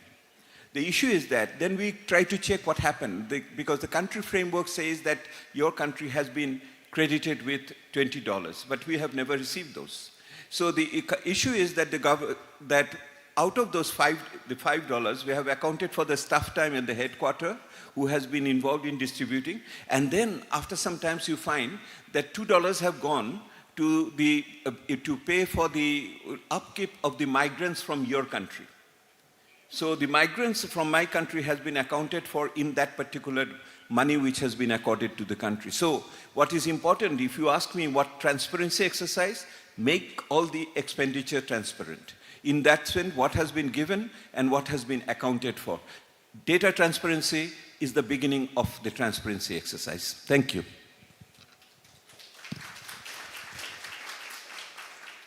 Thank you very much. This was the question that I want to ask you, but you already answered the questions, I guess. This is about the AI-driven. You would like to add something? No, you go ahead. You go ahead. No, the digitalization of the data system, integration of the data system, and has been mentioned earlier on the toss, the interoperability of the data system, these are very, very critical. So we are dealing with different types of data system, different methodology, and how it's been done. And there is a misperception in the country level that there is an international data system. They often forget there is no international data system. All national data system feeds into the international data system. And the international agencies, what they do is they establish the comparability in many ways so that the trend analysis can be done on that. So I think that is very important that we get into that.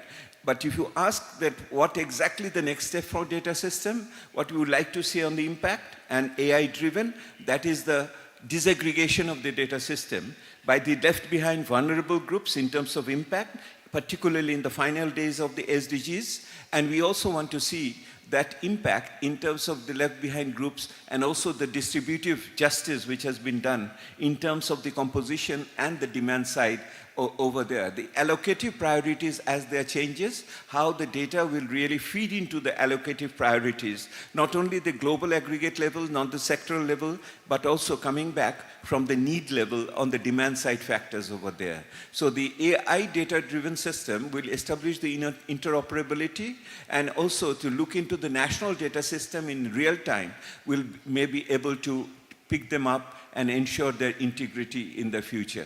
I see that it's happening. And the next part of the AI-driven data system is to access the big data. The big data system which are available with the credit card, with the microfinance institutions, and which are available, the fintech organizations need to be brought in order to have more real-time data in terms of the demand side, the consumer spending, the poverty issues, and others. So this is the data revolution we thought of during SDGs. It has now slowed down a bit. I think investment are necessary, and countries like Korea could be one of the other champions in this case over there. Thank you. Thank you. Penny, you want to add something? Yeah, this is, of course, one of the new frontiers in development cooperation, AI-driven data systems and access to data. And we don't have the answers to that excellent question, but what we do have is a process. And here also the pact, the 2030 Pact for Effective Development Cooperation comes in.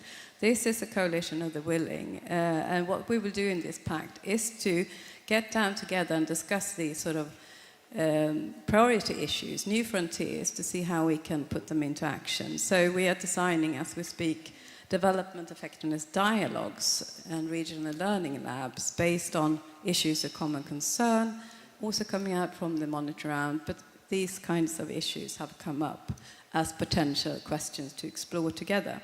So it's definitely something we will come back to. Thanks. Okay. Well, it's time to wrap up, I guess. It was the last question, unexpectedly.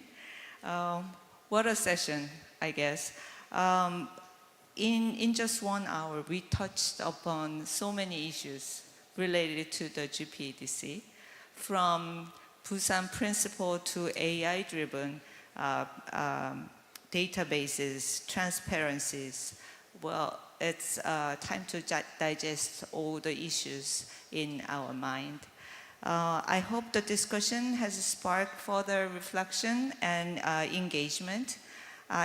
Lastly, I want to sincerely thank to wonderful speakers, Ms. Christina Hutler and Dr. Debapriya Bhattacharya, as well as Ms. Penny Davis, joining the discussion. Of course, thanks to all of you for active participation and very wonderful questions. Thank you very much. Please give a big hand to our moderator and panelists for challenging our perspectives and expanding our collective knowledge. Thank you once again, and we would like to invite you back to your seats. Thank you. And now, ladies and gentlemen, it is with heavy heart to bring the speeches and discussions of the 18th Seoul ODA International Conference to a close. As we look back on today's inspiring program, it is time to hear some final words that will truly close our gathering on a memorable note. So, ladies and gentlemen, please welcome His Excellency Lee Un-young, Vice President of KOICA, for the closing remarks. Ladies and gentlemen, please welcome with a big hand.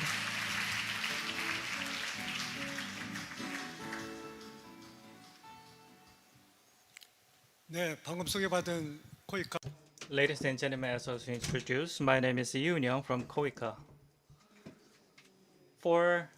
From morning up until the evening, we had a one-day conference, and the majority of the audience are Korean, so please allow me to give the closing remark in Korean. I beg for your kind understanding for that. Excellencies, ladies and gentlemen, thank you so much for staying with us until the very end. Your presence honored this occasion. Especially my special thanks goes to all the speakers, moderators, and panelist members both offline and online. Thank you so much for your kind participation, and that thankness is first part of my closing remark. Thank your active participation. As you saw in the final session, we are behind the schedule because of active participation from the audience, and that was quite a successful discussion took place. And as a host, I'm very delighted to say it. Everyone, as you just saw, I think I had a problem with it, but the speakers and panelist members brought up more diverse topics and discussions from all walk of life. And their participation, presentation, discussion added so many colors to the talk we had. Taking this opportunity, I express my deepest gratitude to all the speakers. Please give a big round of applause once again to all the speakers and panelists.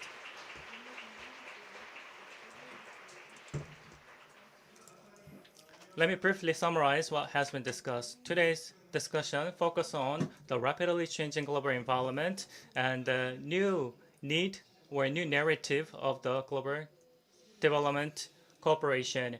We suggested the future direction at Sevilla and the mobilization of SCGG-focused fund, private-public engagement, and the importance of GPEDC were once again confirmed. Also, we shared the experience of multiple institutions to expand the boundary of cooperation while solidifying the cooperation between us. And to summarize what has been discussed, first, in the first session, under the title of the result of the Fourth Industrial Conference on Finance for Development and Korea's Contribution, introduced the norms and direction established following the Sevilla Commitment Declaration and examined the significance and transparent and comprehensive measurement of development finance through the TOS framework. It was also proposed that Korea, as a responsible partner, can contribute to international development cooperation reform, particularly improving development finance governance. The second session, entitled Development Finance and Partnership Strategy for Mobilization, Linkage, and Coordination, discussed innovative partnership and financial strategies to effectively combine private and public resources. That includes diverse approaches such as donor-led private investment, incentive fund, blended finance strategies, triangular cooperation, which leverage intergovernmental cooperation models as well as private-public investment fund as well. Finally, in the last session, under the title of the Future of Development Finance Governance through the lens of GPEDC principle, discussed the validity and scalability of the four GPEDC principles, emphasizing the need to expand their application to climate and private finance cooperation. Furthermore, it reaffirmed that these principles must form a foundation for future governance and should be further revitalized. Especially the final speaker, Dr. Debraya Bhattacharya, gave us a lot of insight. And when I was an ambassador to Bangladesh, as you saw, Bangladesh has a special tie with Korea. Some of you might not be aware, but Bangladesh from the day of independence has been working with Korea in terms of technical assistance, contributing greatly to the growth of Bangladesh. So as a former ambassador, I'm delighted to set a success. As Dr. said, thank you so much for your contribution.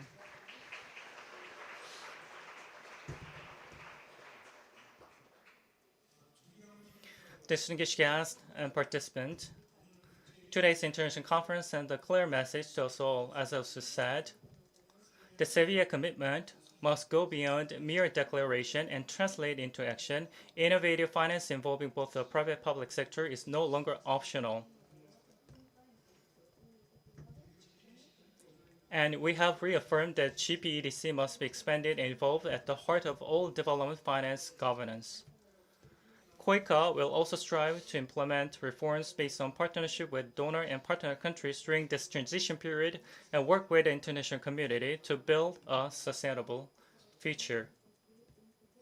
Once again, I extend my gratitude to the moderator and speakers for today's insightful presentation and lively discussion, and to all participants for your attentive listening throughout the day until the very end. Thank you so much.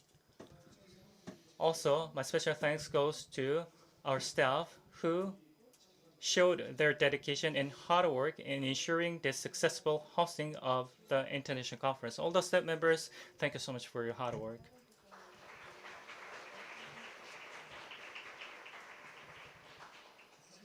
Finally, I'd like to conclude the session by quoting management scholar Peter Drucker. The greatest danger in times of turbulence is not the turbulence, it is to act with yesterday's logic. Going forward with an open mind and determination towards reform and change, we must move forward together in preparation for new cooperation. Thank you very much. Let's go together. Your attention. Yes, thank you very much, Vice President Lee, for the inspiring remarks. And may the spirit of partnership and cooperation guide us in advancing sustainable development with all of you here today. Thank you once again. And now this brings us to the end of the 18th Seoul ODA International Conference. On behalf of the Ministry of Foreign Affairs and KOICA, we would like to thank all of our on and offline participants for making this event even more meaningful and worthwhile. And thank you so much for staying with us till the end. Now, before we close, there's a few housekeeping notes that I would like to deliver. We are conducting a satisfaction survey, so please take a moment to submit your response, and selected participants will be receiving a coffee coupon. And we would deeply appreciate if you would leave your receivers on your desk or return them on your way out at the entrance station. And lastly, please check your belongings before you leave. Thank you so much for your cooperation and support, and we wish you safe journeys back home. Thank you.